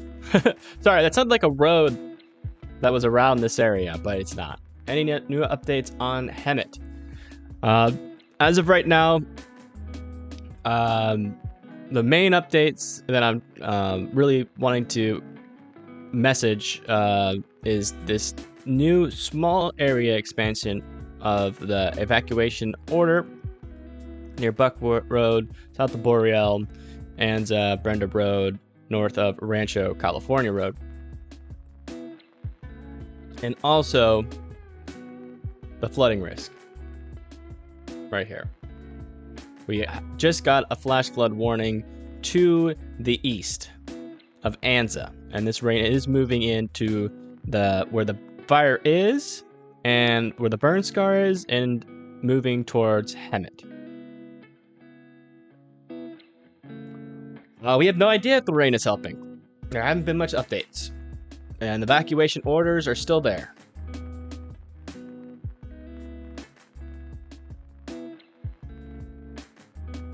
And they just recently expanded it a little bit.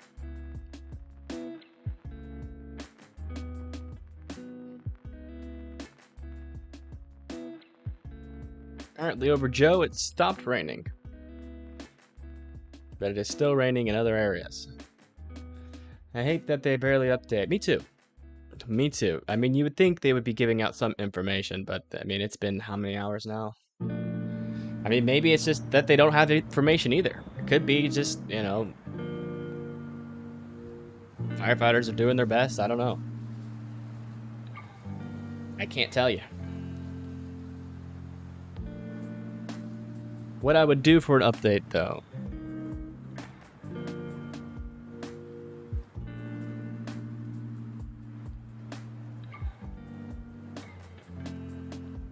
just kind of sitting here. We're chilling. Passing time. Watching the rain in hopes that it puts out the fire and doesn't cause a flash flood. We can hope. Let's all hope together.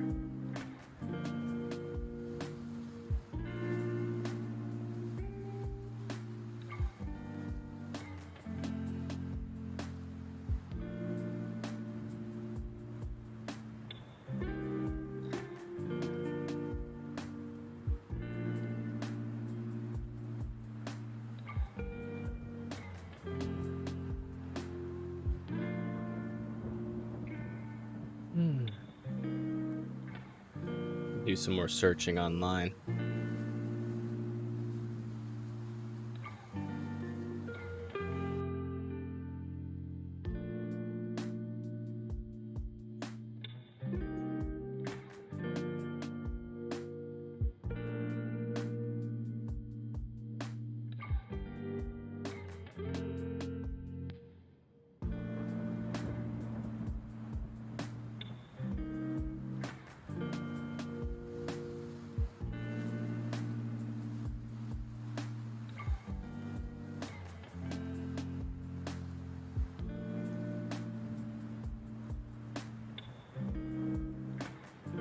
In limbo, yes. Information limbo.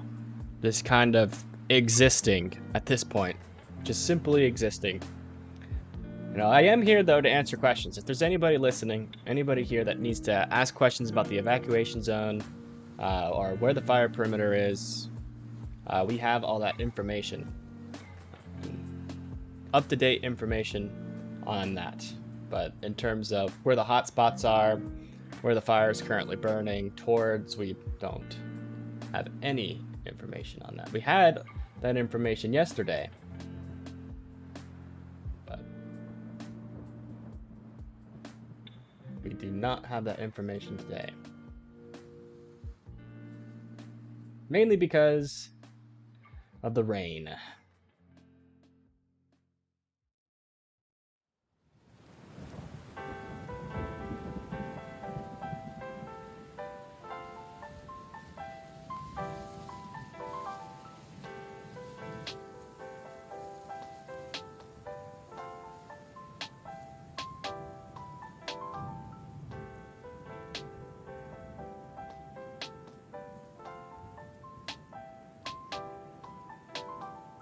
I'm not seeing any new info.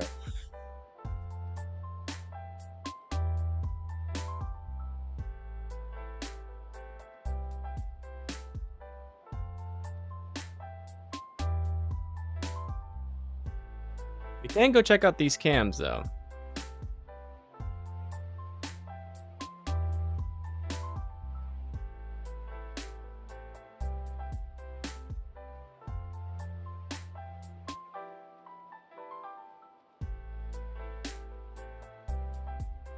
How's a tropical storm affecting the mountain area between El Centro and San Diego? Here is the most recent view from satellite of Tropical Storm K. And basically what it's doing is it's bringing a lot of like upper, lower, like like lower to mid-level increases in wind. And it's also bringing a lot of rain. So, you know, there's flash flood risks. There's increased fire danger risks. All of these things have to be considered as this tropical storm interacts with this pretty dry environment. It's not very dry anymore, but you know what exactly the fire does. I'm not sure if there's any working theories out there of how tropical storms interact with fires, but in terms of how moisture interacts with dry land, there's a lot of stuff out there about that, which is the dry ground acts as it kind of acts as like a slide. It doesn't absorb any of the water, so any water that hits it just slides off of it to the lowest point, which can cause flash flooding even with small amounts of rain of like 1 to 3 inches. This over here is the creek fire. This is the mosquito fire, I think. And this is Tropical Storm K, and the Hemet fires in this area.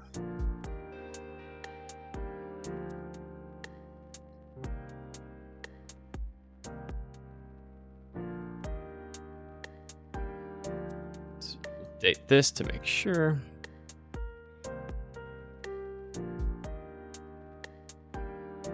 Hello, DFW.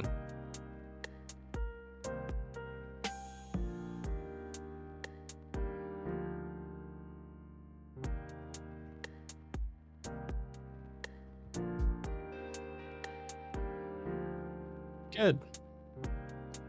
We're fans of rain until it causes a flood.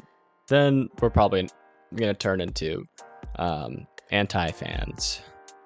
What's the opposite of fan?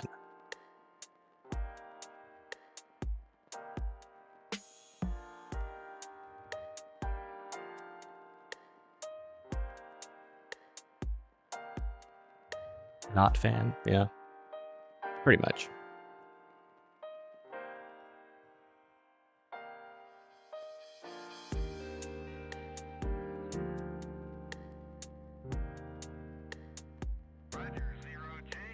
Haters? Yeah. We're gonna become haters of rain as soon as it causes a flood. But as of right now, we're all fans. We're lovers, rain lovers right now. Flood or not, I'm just happy that it won't be triple degree weather.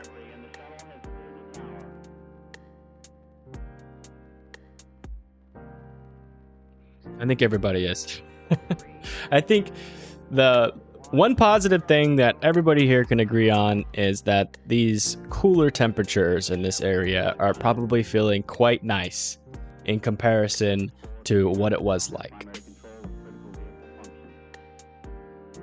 Yep, that corrects. Corrects. That is what we're all hoping for. Fingers crossed. There does seem to be a heavier pocket of rain here.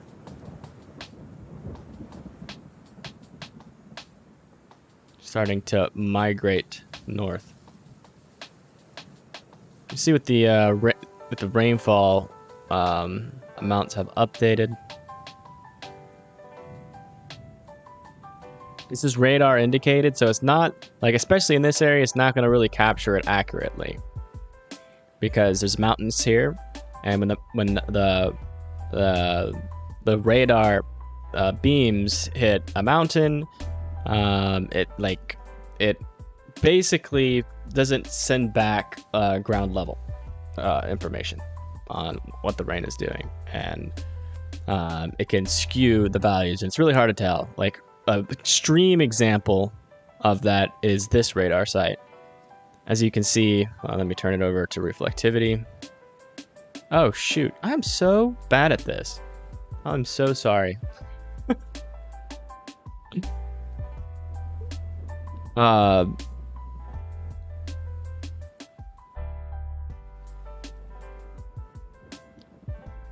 Sorry.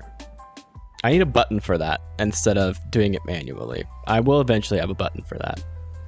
But as you can see, south of Anza, there's this little pocket of rain.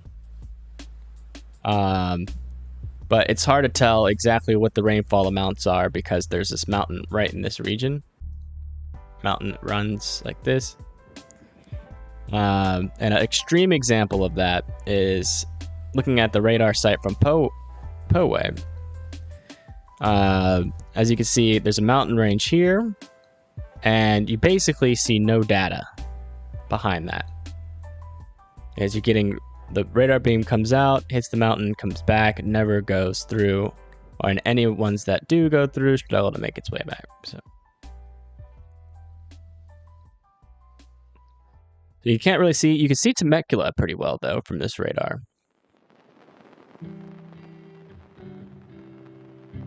Looks like Temecula is getting a little bit heavier rain, and west of Murrieta there's a small pocket of heavier rain, not too crazy. But our best radar site is all the way down here. I think, is that the right one? Yeah.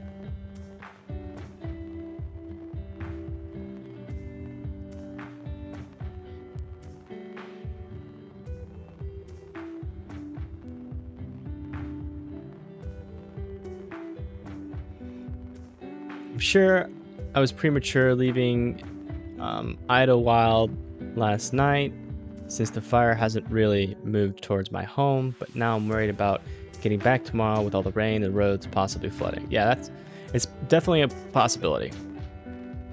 I wouldn't be surprised over the next 30 minutes to see a flash flood warning appear over Hemet. As of right now, you should definitely be watching the creeks. And at the very least, mapping out where near you are your higher grounds. I live in Anza right now, off of 371 on the non-evac side of the highway. It was just upstage. As far as I could go to the closed section, it's raining now everywhere and the roads have good runoff showing. Yeah, that's gonna pick up. Bad part about watching California weather is that there is a lot of mountains, so it's hard to see the storm. Yes.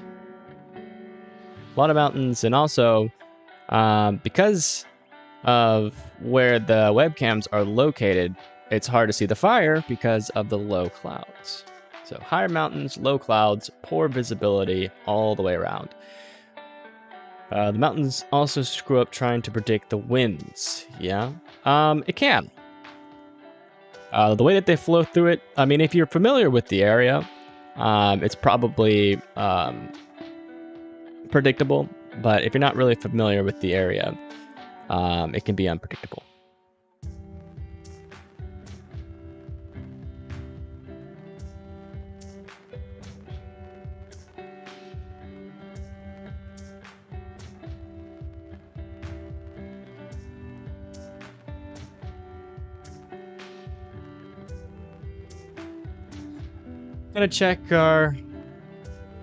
We're gonna go through the updates here, or at least refresh the maps.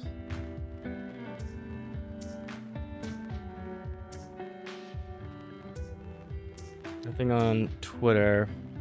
Saying it has been uneven but steady. Everything is wet. Couldn't see the fire line or smoke driving. The sage, they closed on ones. Yeah. I always had this microphone. I've had it for a while. Had it for a while.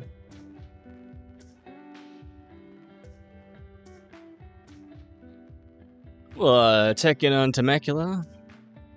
Probably just see some rain.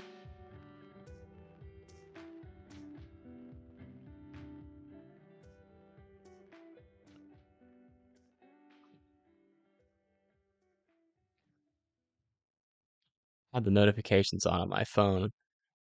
So if Cal Fire Riverside tweets, we'll know about it. Let's refresh the... Whoa!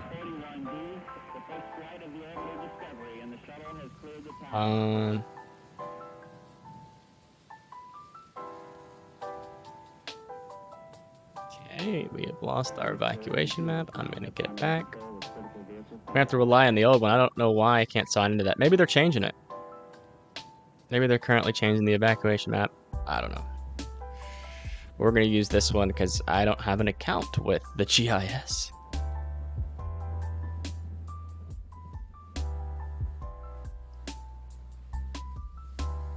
So the only difference here, it's weird that this one still hasn't updated. This area right here is an evacuation order. Evan, I wanted to thank you for putting up this stream and keeping us up to date. This has been great in helping some of my anxieties here. Good. I'm glad. That is what I'm here to do. You know, I wanna, you know, usually learning the accurate depiction of these dangerous events actually lowers anxiety. You know, it gives you some control at least over what your actions can be. The last update on the Watch Duty app was 2 hours ago as well. Yeah, there just must not be any updates. The rain must just be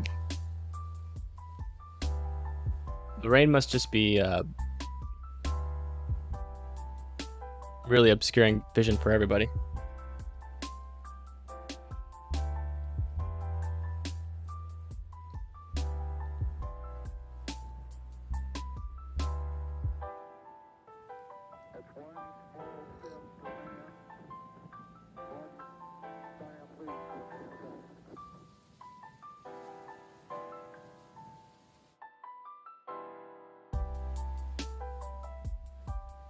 I'm actually really happy that our concurrent viewers are low, because that means nothing significant as of right now is happening. Which has been a change. It's good. Nothing significant has been updated either. So, you know, they're on the ground. You know, if they do have a bunch of information, they're on the ground, and you know, they haven't expanded, so nothing must be happening that makes them think that it's going in this direction just yet, so, you know.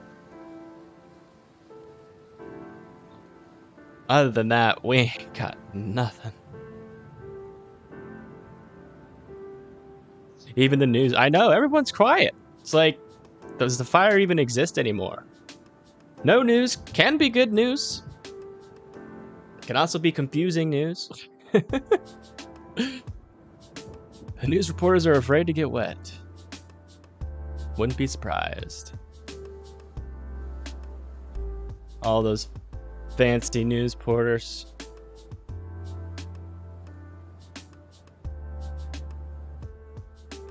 Granted, I've talked to some people here in Oceanside, and they're not even aware that the massive scale of the fire. So, yeah. They're milking the clock, getting that overtime pay. Wish I got paid overtime. Be nice. Got what I was gonna say. All right.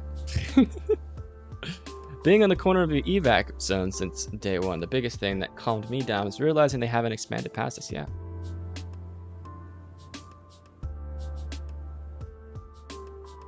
What about a bong break with a beer during a light rain where a sunset is still visible?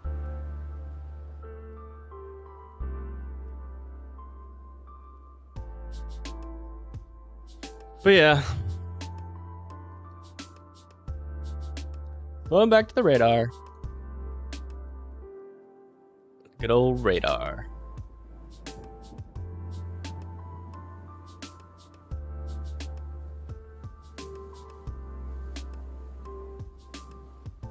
Still haven't expanded the flash flood warning. Is anybody watching? Have you guys seen any of the waters rising in creeks or rivers or anything? Yep.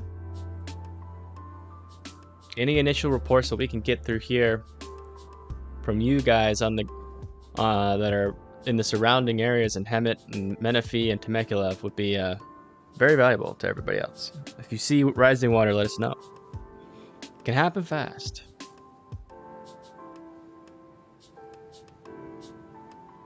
Do I have anything going on tomorrow? It depends.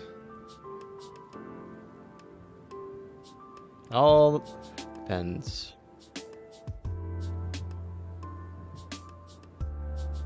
Depends on what happens with the fire tonight.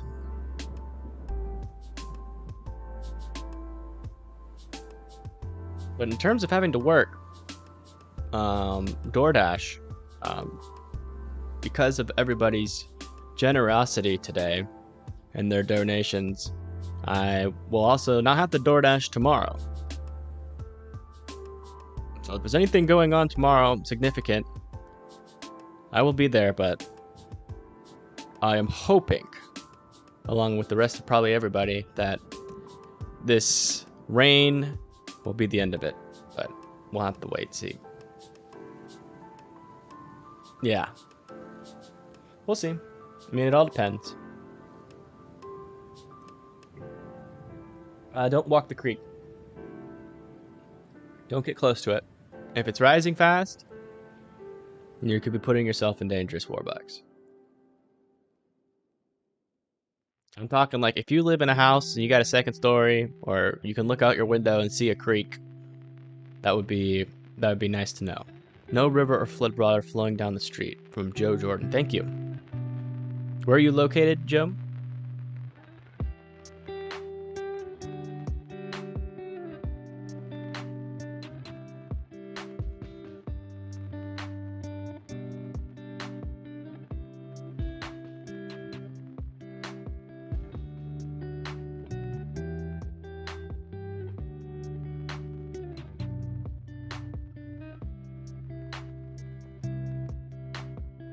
Horse is next to the creek.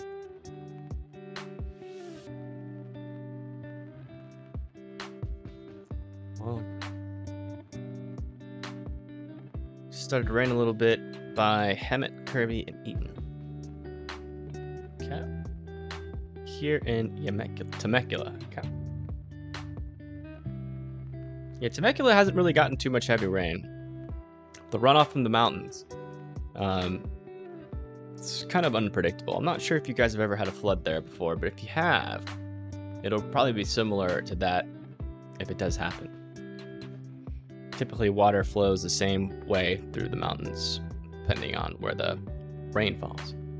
I think that maybe looking at Highway 371 as a possible fire break, as we haven't had a be ready and yellow warning. Past the 317 on the south side of the highway.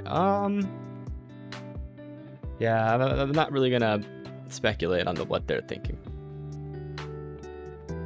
We try to avoid speculation here. I think that's a good theory, but at the same time, we're just waiting on confirmation of something. Like actual from the people themselves that are fighting the fire. Something. Ferris hasn't given an update in 4 hours. Cal Fire hasn't given an update in 2 hours, going on 3 hours almost. We're just kind of in the dark, can't look at any of the cams because the clouds are too low, too rainy, can't see anything. All air support had to land since winds exceeded 30 miles per hour in the fire zone. Interesting. Thank you, that's valuable information. It's new information that we didn't know before. It looks like we don't have air support right now. I live at the top of North State Street. Let's go check that out.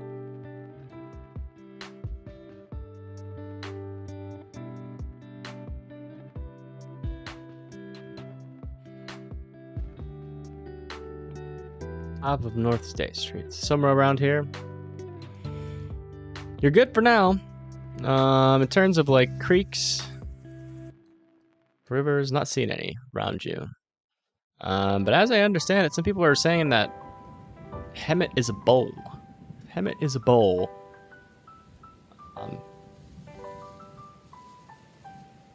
KTLA had an update about 45 minutes ago. What did they say? If you could just like relay what they said, I guess I could watch it on my second screen.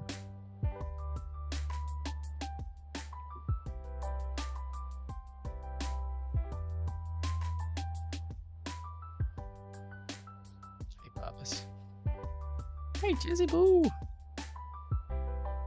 do you want? Are you getting hungry already?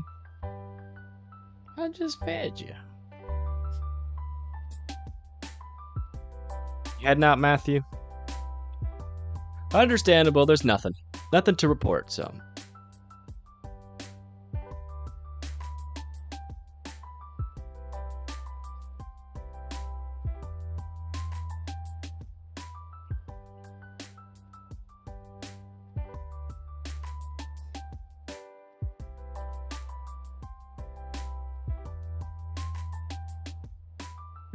Air support had to land because of bad visibility.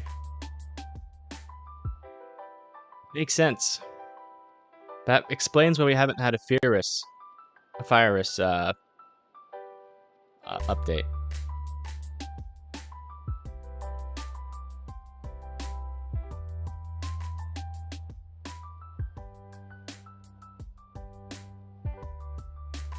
Less people getting sandbags ready. Yeah, that's good.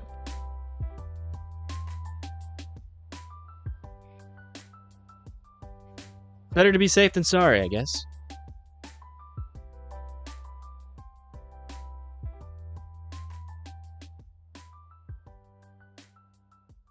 Probably going to take a break here, coming up in the next 10 to 15 minutes.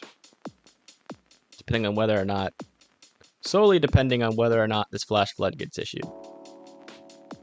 Or I might take a break now, and if the flash flood warning gets issued, I will come back. And I'll just leave the radar on, so you guys can watch it. If a green box appears over here, that's your area.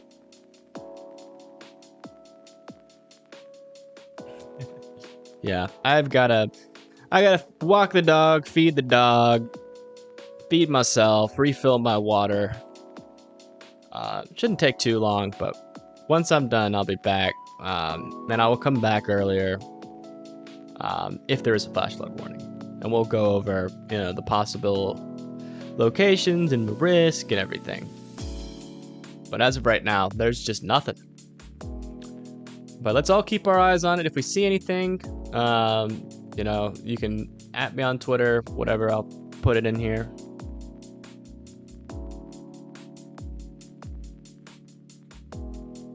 And that's a great way to get me back. Circuit panel humming. Yeah, a lot of people reported power surge during the start of the fire. So I have a feeling when they do their investigation, they'll be able to put the blame on the electric company. But as of right now, it's still speculation. But I'll be back.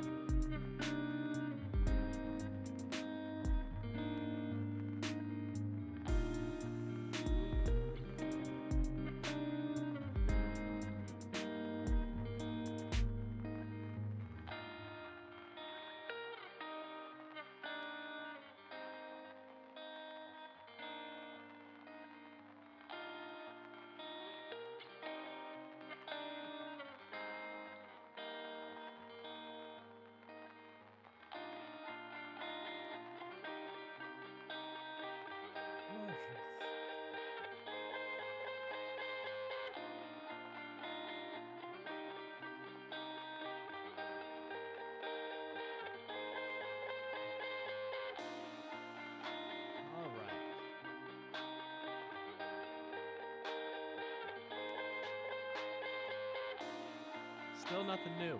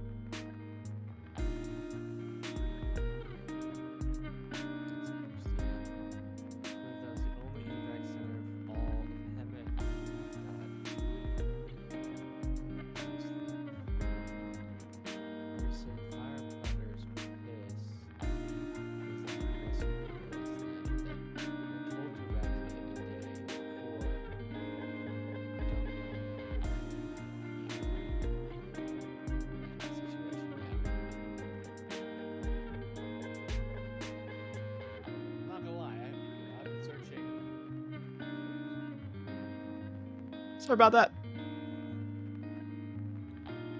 You're making a lot of beginner mistakes today, just out of exhaustion. But yeah, I've been looking all over online. I haven't been able to find like any like info other than like the evacuation centers and stuff, or like, you know, like, or like cars or people helping people evacuate, or I haven't really seen a lot of info on that. It does, as big as this fire has been in our minds and in your lives, it really doesn't seem like anybody outside of Hemet really cares, which is low-key pissing me off. It's weird. It's super weird. I mean, we have a tropical storm with a bunch of rain, big fire near a population center, and like nobody doesn't really seem like people are. I mean, other than the firefighters who are doing the best they can, but I mean, it doesn't really seem like there's been much outreach. I just wish I had more money I could give. I'd go over there. If I had enough money, I'd come to Hemet myself. Try to help out.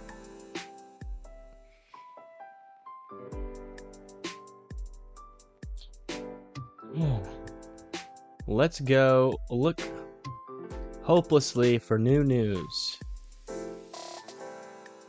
There is none. Still in the dark. Most community members decided to stay. They were afraid of the break-ins since management left the gates wide open.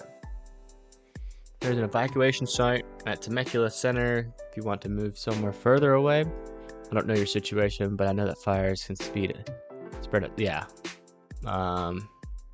We have LA news only for this area, but kind of far away from LA, so that's, yeah.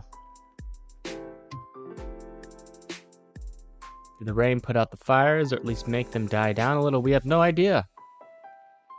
We're hoping so. That is the hope. But as of right now, we just haven't really been able to find much credible, like recent news. Like the only things that we're getting are like on the ground reports from the people watching that are around the evacuation order. Like we really just don't have much information.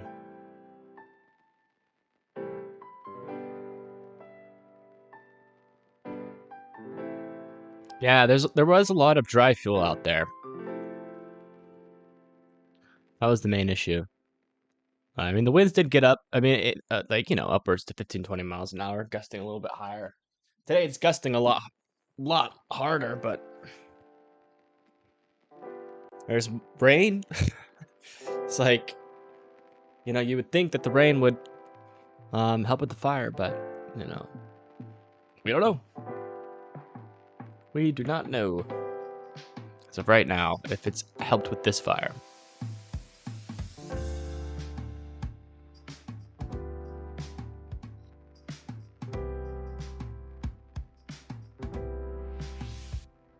Why did I leave? I needed to walk my dog, feed my dog, and then feed myself.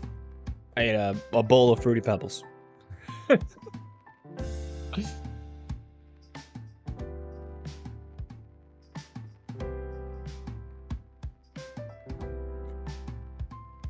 That's good. It gave me a little kick of energy. Just a little kick that I needed. Yeah. That heat wave is super intense. Record breaking in a lot of areas.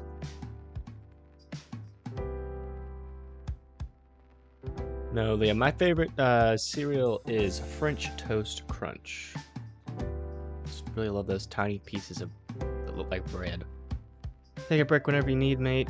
You've been keeping up with this like crazy. Yeah, you know, things can change rather quickly, especially as of right now with some of these. I just realized that the music is quite high in volume here. Turn that down.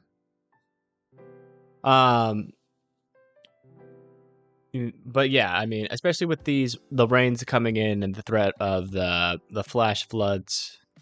You just kind of have to be here, you know? It can happen at any time. And one thing, it's like, this is not like a TV channel, you know? You can't just turn the channel and find me easy every time. Unless you have subscribed and turned on post notifications, if I go live again, you're going to have absolutely no idea. So that's why I stay live, just in case, you know, there's some people on here that found me, but that don't really know how to use Facebook. Yeah, we are completely in the dark right now. Absolutely zero information other than this rain.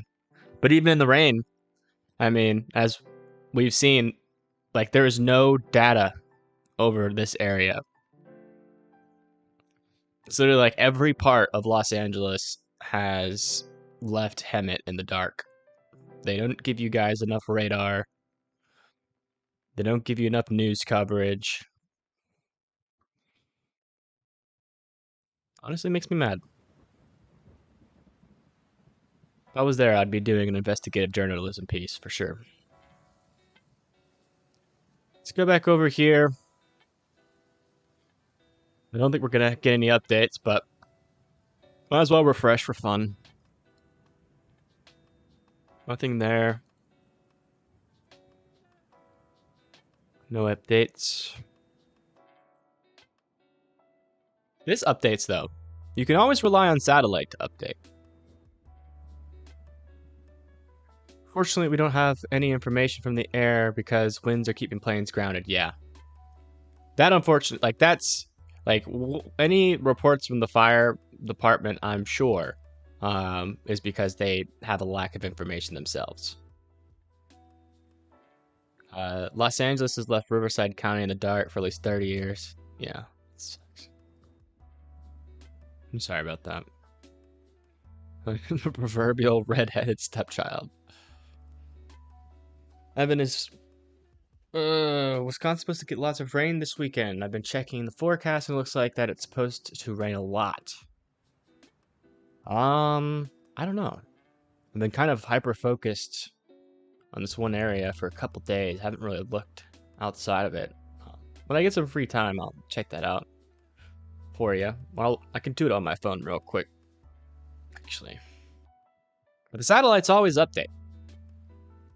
So we know what the cloud looked like. There's actually some cool. Let's see if we can. I know we won't be able to. This is the fire temperature. Do we see it poking through? I don't know. Look at this guy. This is the Cedar Creek fire, really burning, and this is the Mosquito fire. Luckily, in this area, there's no one that lives out there. But that is a big fire. Let me check Wisconsin rain for you.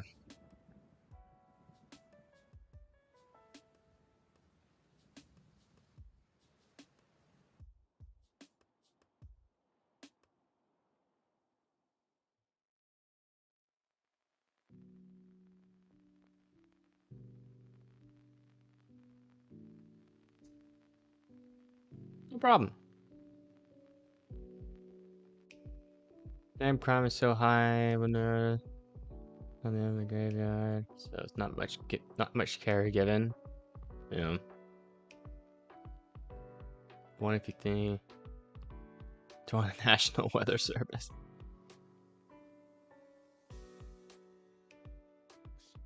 Fortunately, I took the wrong path early on in life to ever be qualified enough to work at the National Weather Service. Even though I have a wealth of knowledge, I don't have a piece of paper, unfortunately, that can back me up. So.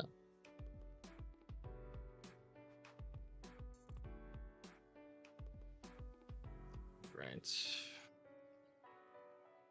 Looking at the models. And also, if I was part of the NWS, I would not be able to do this. Unless I was in your specific area. I would much rather cover national and help out as many people as I physically can. Because if you work for the NWS and there's no weather in your area, you're basically just sitting there. That would drive me nuts.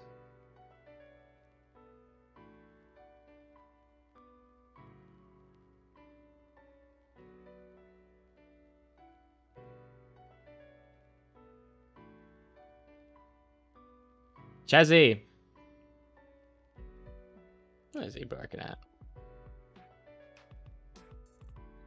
Just want to look at rainfall totals. Sorry, I'm multitasking here. Or attempting to, and probably failing. Trying to figure out... I guess it doesn't have a rain... Oh, there we go. Total precipitation for Wisconsin.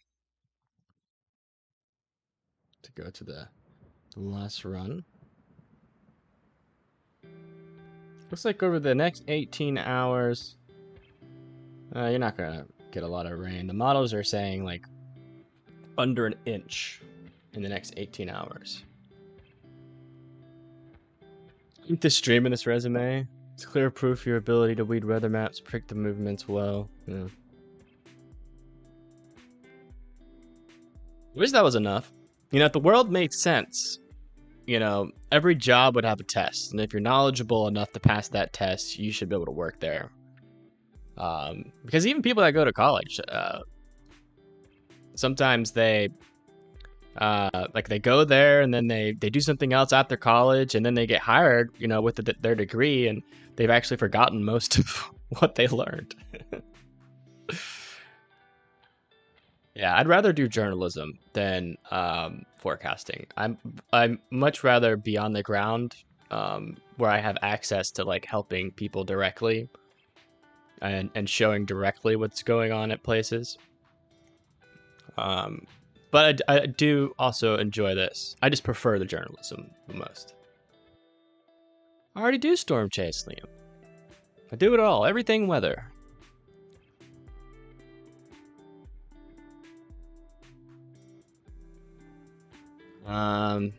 But yeah. So far, still in the dark.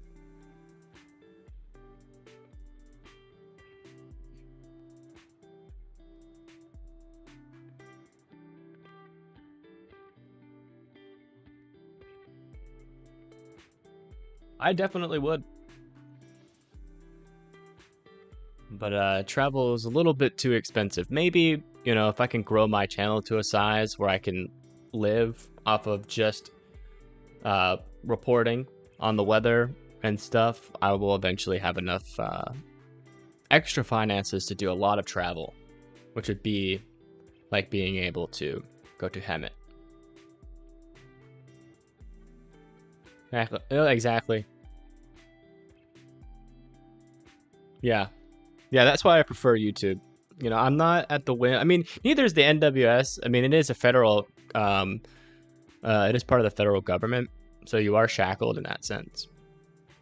I'd just rather, I like having the freedom of being able to choose where I cover. Yeah, we have still 0 updates. It is driving me insane. Like, surely they could come out with a statement and be like, hey, we found out that the fire's not spreading as fast. Or if they were like, hey, we found out that the fire is spreading faster. Like, They have to know that, right? You need a driver for my storm chase vehicle. Eventually I want one. I mean, if I ever do like a long spout of storm chasing, I definitely would want to have a driver. Just because I would want to do a live stream with it, and I would want to be able to interact with the people watching. It's hard to drive and keep people informed at the same time. But, you know, I would need to, you know, have the finances to be able to pull that off. Storm chasing is like super expensive. You gotta pay for gas, hotels, you gotta pay for data in order to live stream. You don't necessarily need to live stream, and in fact, it's actually smarter to not live stream because the amount of costs that come with it is ridiculous. It's better just to take, you know, clips of what you see, you know, call it into the local NWS so that's near you, and then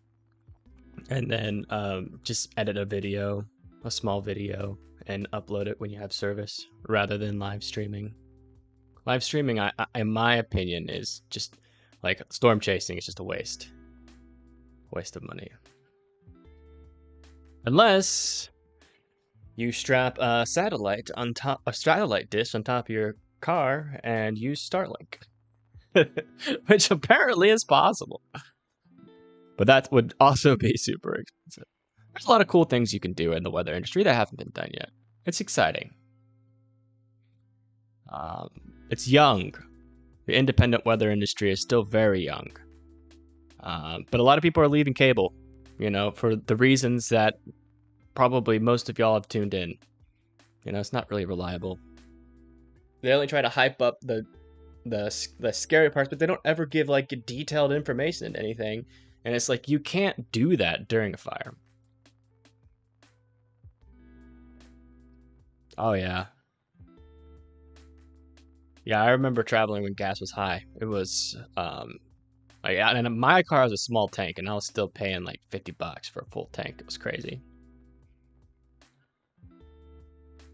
Something. I just want to hear something. Any updates? Be nice. Maybe we're missing something.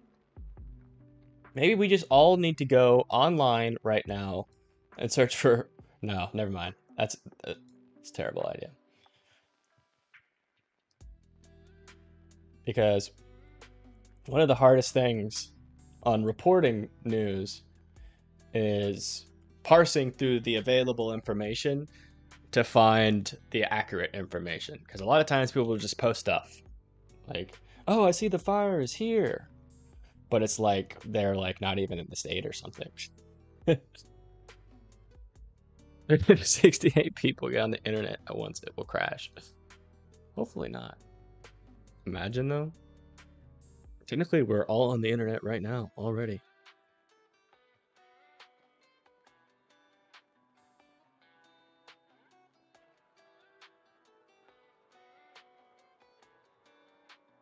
Yeah.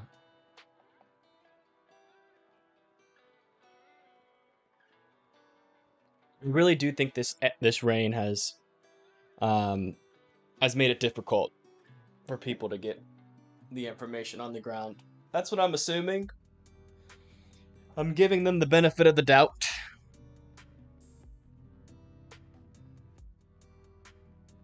So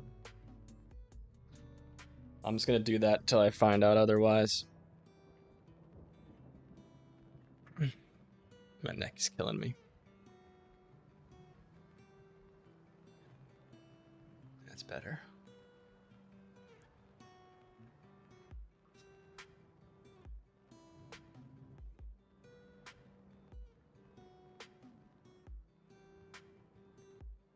Check back over with the radar. Does seem like the rain is dying down a little bit. So if y'all aren't getting flooding soon, then you might avoid it. We'll see.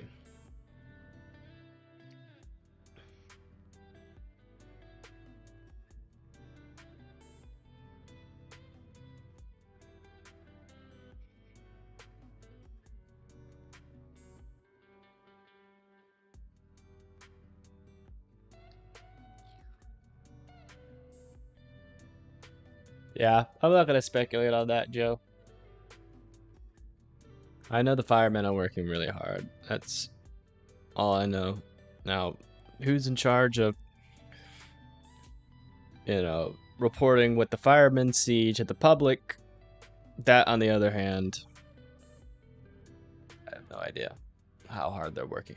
It seems like they're on vacation.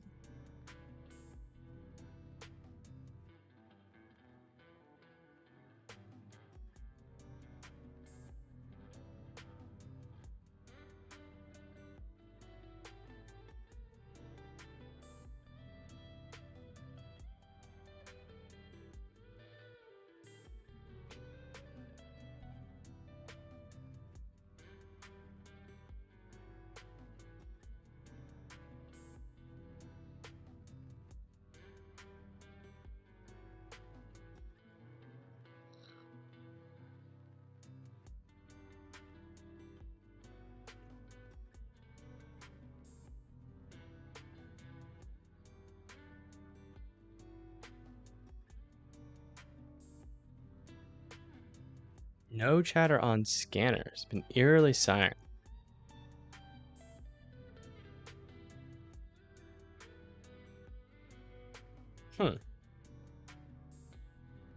So has there been chatter on the scanners? Like before the rain?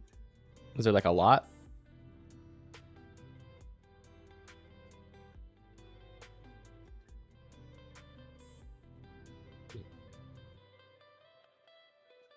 I wonder if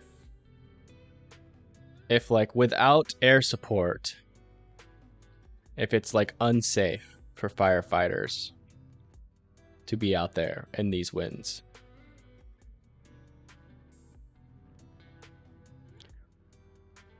I don't know. All I know is that something is causing, no air support right now. Yeah. Because of the wind. So it makes me think that like they might just be hoping, sitting back and hoping the rain does their job for them, I guess. Maybe that's the plan. I don't know. I hate speculating. Sorry, I shouldn't be speculating. Far too windy to try to bring any of the halos in. Yeah, I mean, let's go over to radar here. Let's see what the upper level winds are looking like. Yeah, they're still up there. They should start calming down, though. It's supposed to be by nighttime that the winds would calm down. They do seem to be calming down on this side a little bit. Earlier today, it was like 80, 70 to 80. Now we're around 40 to 50 to 60. Don't ignore that 105. That is, that's a glitch in the radar. But yeah, about 40 to 60. So it's gone down in the upper levels about 20 miles an hour. So that's good. Or not the upper levels, but about 1,000 to 3,000 feet off the ground. So they're certainly hoping, but the worst thing is that the helo comes into drop water. The worst thing is that a helo comes into drop, but the intense wind caused the helo to crash and create another fire. Yeah, I mean, I'm glad they stopped. I mean, you can't. It's like I said yesterday and earlier today. When the winds get this intense, it's extremely hard to fight fires. It becomes very dangerous, and you have to make that decision.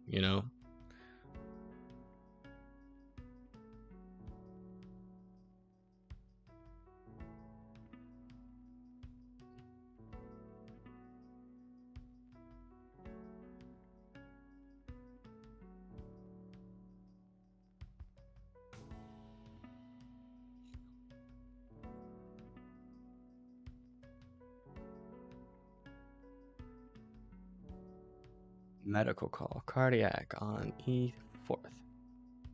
Hey, news is news. That doesn't really help us, but it is news. Yeah, there's a lot of stress you know, that's another thing a lot of people don't talk about with these, you know, dangerous environments, is that it causes a lot of stress for the public. If you're susceptible to like heart attacks or heart disease because you have heart disease, and you know you go through a big stress like event, it can cause an increase of medical calls just based off of the increased stress. Because it can be, especially for events like this that last over a day, that builds up. Oh, all right, we got a.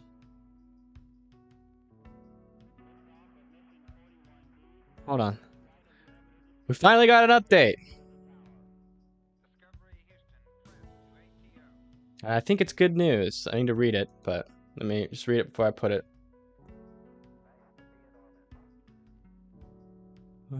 Partly. Stay vigilant. Let me see if this map over here has updated.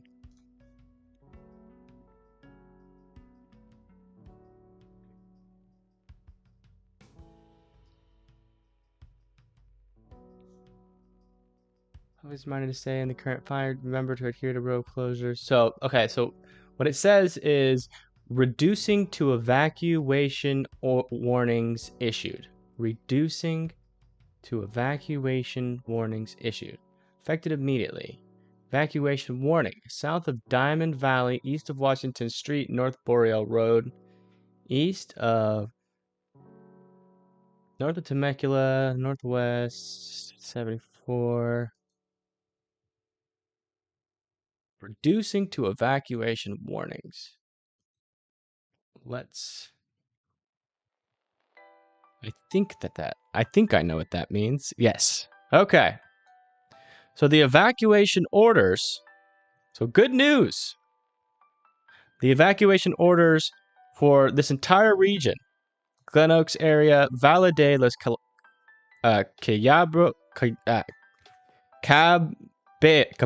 Caballas. So that's extreme east, extreme eastern Temecula, north of Guanga, Lake Riverside. All of those areas have been turned into an evacuation warning and not an evacuation order. And what we can deduce from this is that the rain is helping. Even though the winds are high, the rains are helping.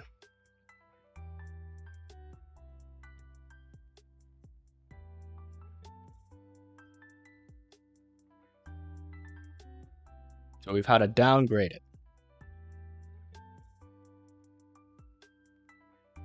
which is really good. We got some news. We've been waiting all this time for news. And we've gotten some news, and it appears that it's good news. And I kind of question the move here just a little bit, because it's like, all right, so it's gone from evacuation to evacuation warning. I guess that means, so I would say that the fires are helping a little bit, but it does appear that there is still some hot spots in there. The rain hasn't put out the fire, all right? This is what this means. It means that they're backing off of this area being an evacuation order to an evacuation warning, because as of right now, it is not spreading at the rate that they initially thought that it would. Well, that doesn't mean the fire's been put out, but and it doesn't mean to rush back into these areas either. It just means that it's not a mandatory evacuation order, which is good.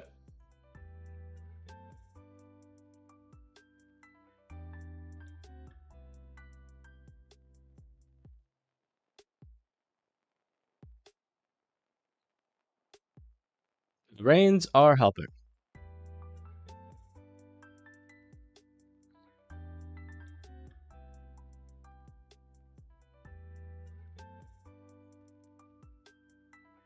So again, if you're just tuning in, that is the area west or east of Washington, west of De Portola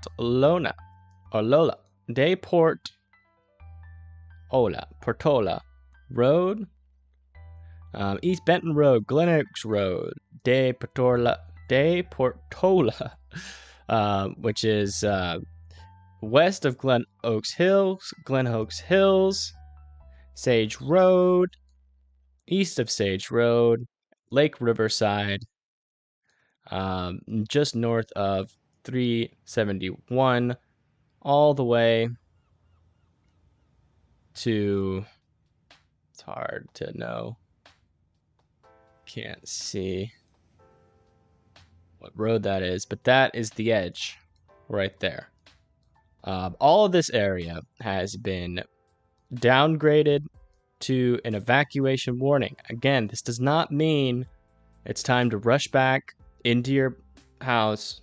It just means because the fire's done, it just means that the fire has been growing slower than they initially thought. But the fact that you are still in evacuation warning means that it is still possible that they could reissue an evacuation warning or order for this area. That is what this update means.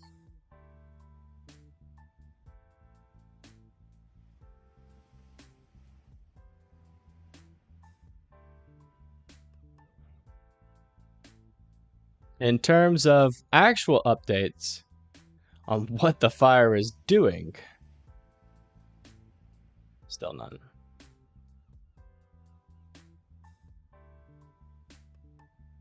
Yeah, it's hard to tell with that photo, John Wilson.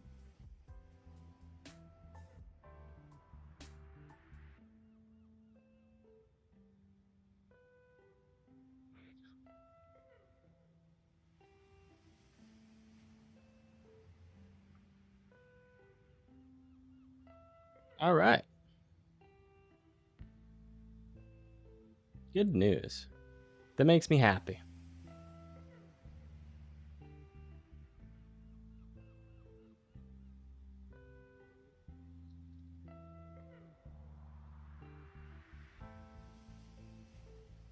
The winds are supposed to move out overnight. So yeah, I do think if the winds die down enough, they will return back to air support. Just depends on what the winds are like. The storm's going to move well out to sea here pretty soon, though, which will bring the winds with it. All right, let's go check on that tropical storm. I wonder if it's still a tropical storm. Let's go see if it's still a tropical storm.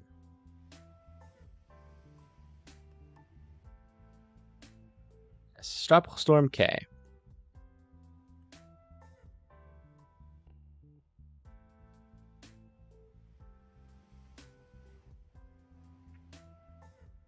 Energy that shows just how out of touch. They said extreme heat continues and stressing the power grid.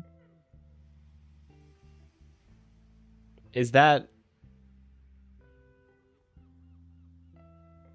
I mean, does Southern California power go like to like Sacramento maybe?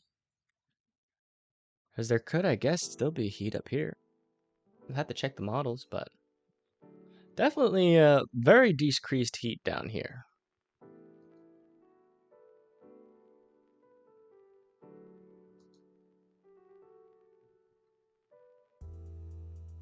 San Diego has high winds and rain right now. How long do you think? How long do I think I'm gonna be streaming for? Whew. I think we're nearing the end for today.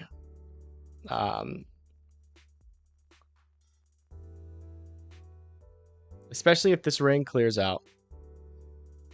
Without a flood warning, that'll be it for today. And with this new update, evacuation order, yes, Liam, we just went over it.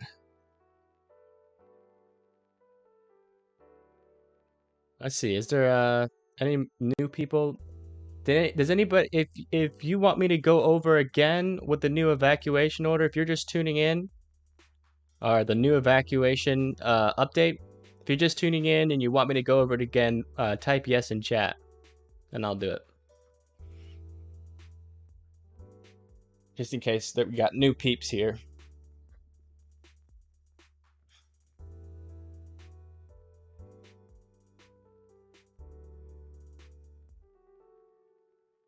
DFW, you don't even live over there.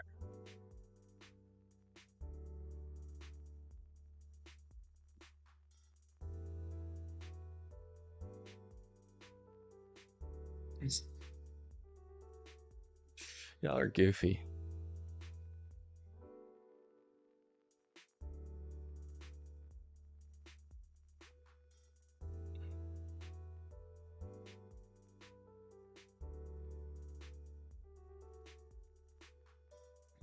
Alright, seems like everybody understands the new evacuation orders pretty well.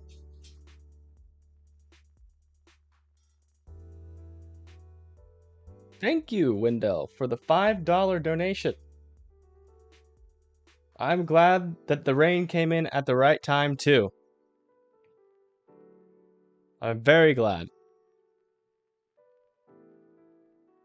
Yeah, that's Rex. That's in Wisconsin. Have you had dinner yet? I ate Fruity Pebbles. Been a little busy.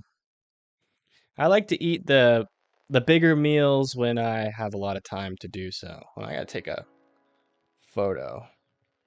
The view count is about to reach a very cool number that my mom would really appreciate seeing. Oh, it skipped it. Lame. By the way, I'm seeing that new people are joining in.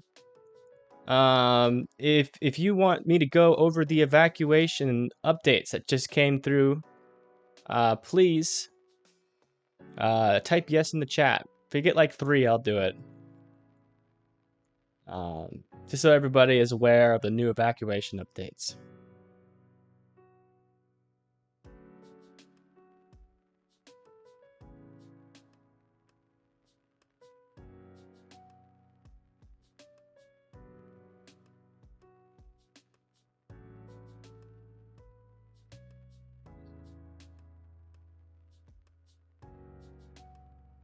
Oh, wow.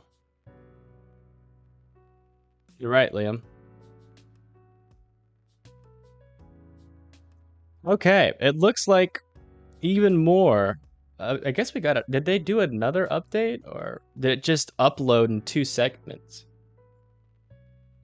Because when it updated the first time, this part was yellow and this part was red, but now this entire area is yellow.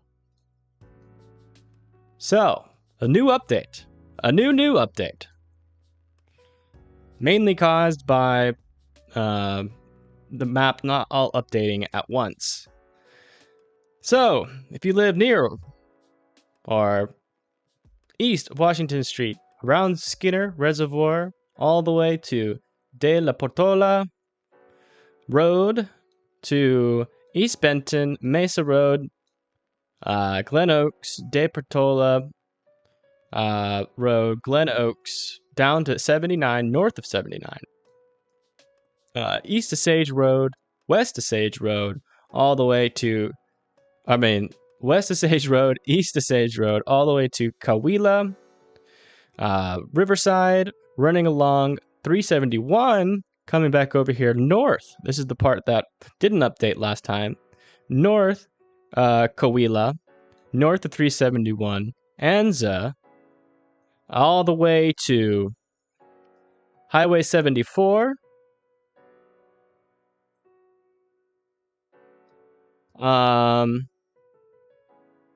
Trip Flats Road, Batista Canyon, Batista Road, all the way up the ridge of Lion Canyon, and riding along, what is this road? Forest Route, and that stops right about here. And then all these other areas have been, it is not in the new update, but all of those areas were under an evacuation order.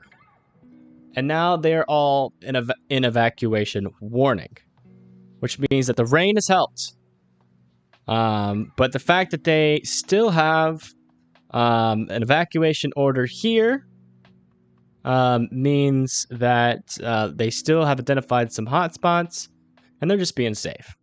So it's not time to come rushing back to your house just yet, because there's a reason why it's still an evacuation warning. They're thinking that the fire could still spread eventually. So, but it does appear that the rain is helping. So maybe there will be some more good news in the future. But as of right now, this is the latest. The latest on the storm report.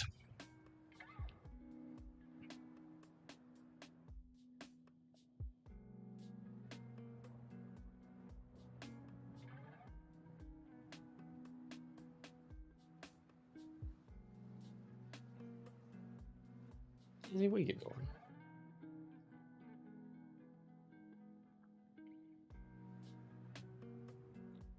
Whew. That is such great news. It's double the great news. We had great news before, but now we have double the great news. Hi, Rex.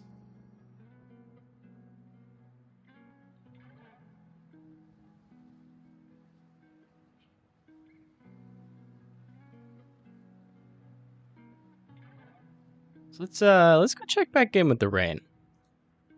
Make sure we're not missing anything.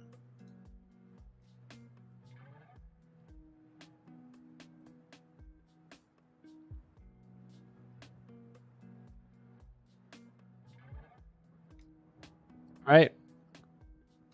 We love rain. Looks like we actually got a special weather warning here. Or a special weather statement. Not a warning, but a statement. We can get it to pull up here. At 5:54 p.m. Pacific Daylight Time, Doppler radar was tracking a strong thunderstorm over northeastern Desert Hot Springs, or 11 miles northeast of Mount San Jacinto State Park, moving northwest at 35 miles per hour. Wind gusts of up to 50 miles per hour. This is radar indicated. Gusty winds could knock down tree limbs and blow around unsecured objects. So if you're in the path of this special weather statement, know that there are some gusty winds coming your way. Looks like the path of the storm is going to go through here. Just got a public safety alert on your phone. Did you get one the first time these things were issued? Oh, yes. Reducing evacuation warnings. South of Diamond Valley, east of Washington, north of Temecula. So I guess this is the new map. But this again looks different. I don't even think we can trust this map anymore, do I? It looks different. Hold on.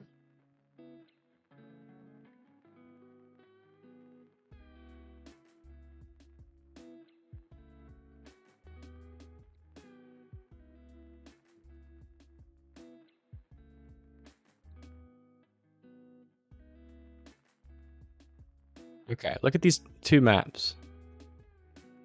So, wait, why did it? Oh, I pulled over the wrong thing. Hold on. Okay, so this one is from the Cal Fire, and this is the one that we were using. And as you can see, this area is in an evacuation warning. I'm here, and then over here, it's in an evacuation order. So when I refresh it, and it still says it. So we've got conflicting information from these two sources. I would trust the Cal Fire over this one, so we're gonna put this one down. According to Cal Fire, this area nearby. Luckily, there's not a lot of people here, that live in this area, so it's not going to be as much confusion. Luckily, this mistake isn't too detrimental that they have made. But if you live near Barista Road up on Lions Canyon, you're actually still, according to this map, under an evacuation order.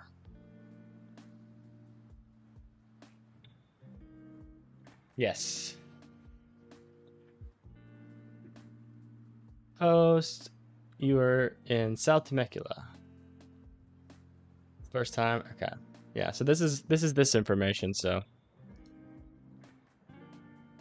Flash floods? Not yet. Flash floods to the east of Hemet, but they haven't made it in yet. But if you are seeing like water on the road, don't drive through it. Turn around, don't drown. And watch out for those creeks. If you live near a creek, that would be where the flash flood would start. But that whole area is in a radar hole. I don't even know how they would estimate how much rain you've gotten.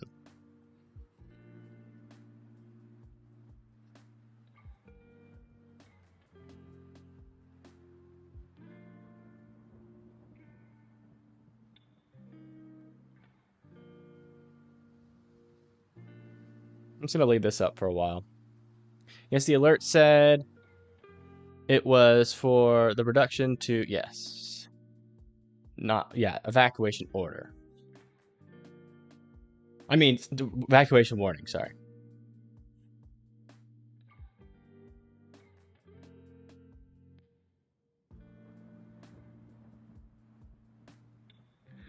Correct, it's impossible to tell right now. What do these X's mean?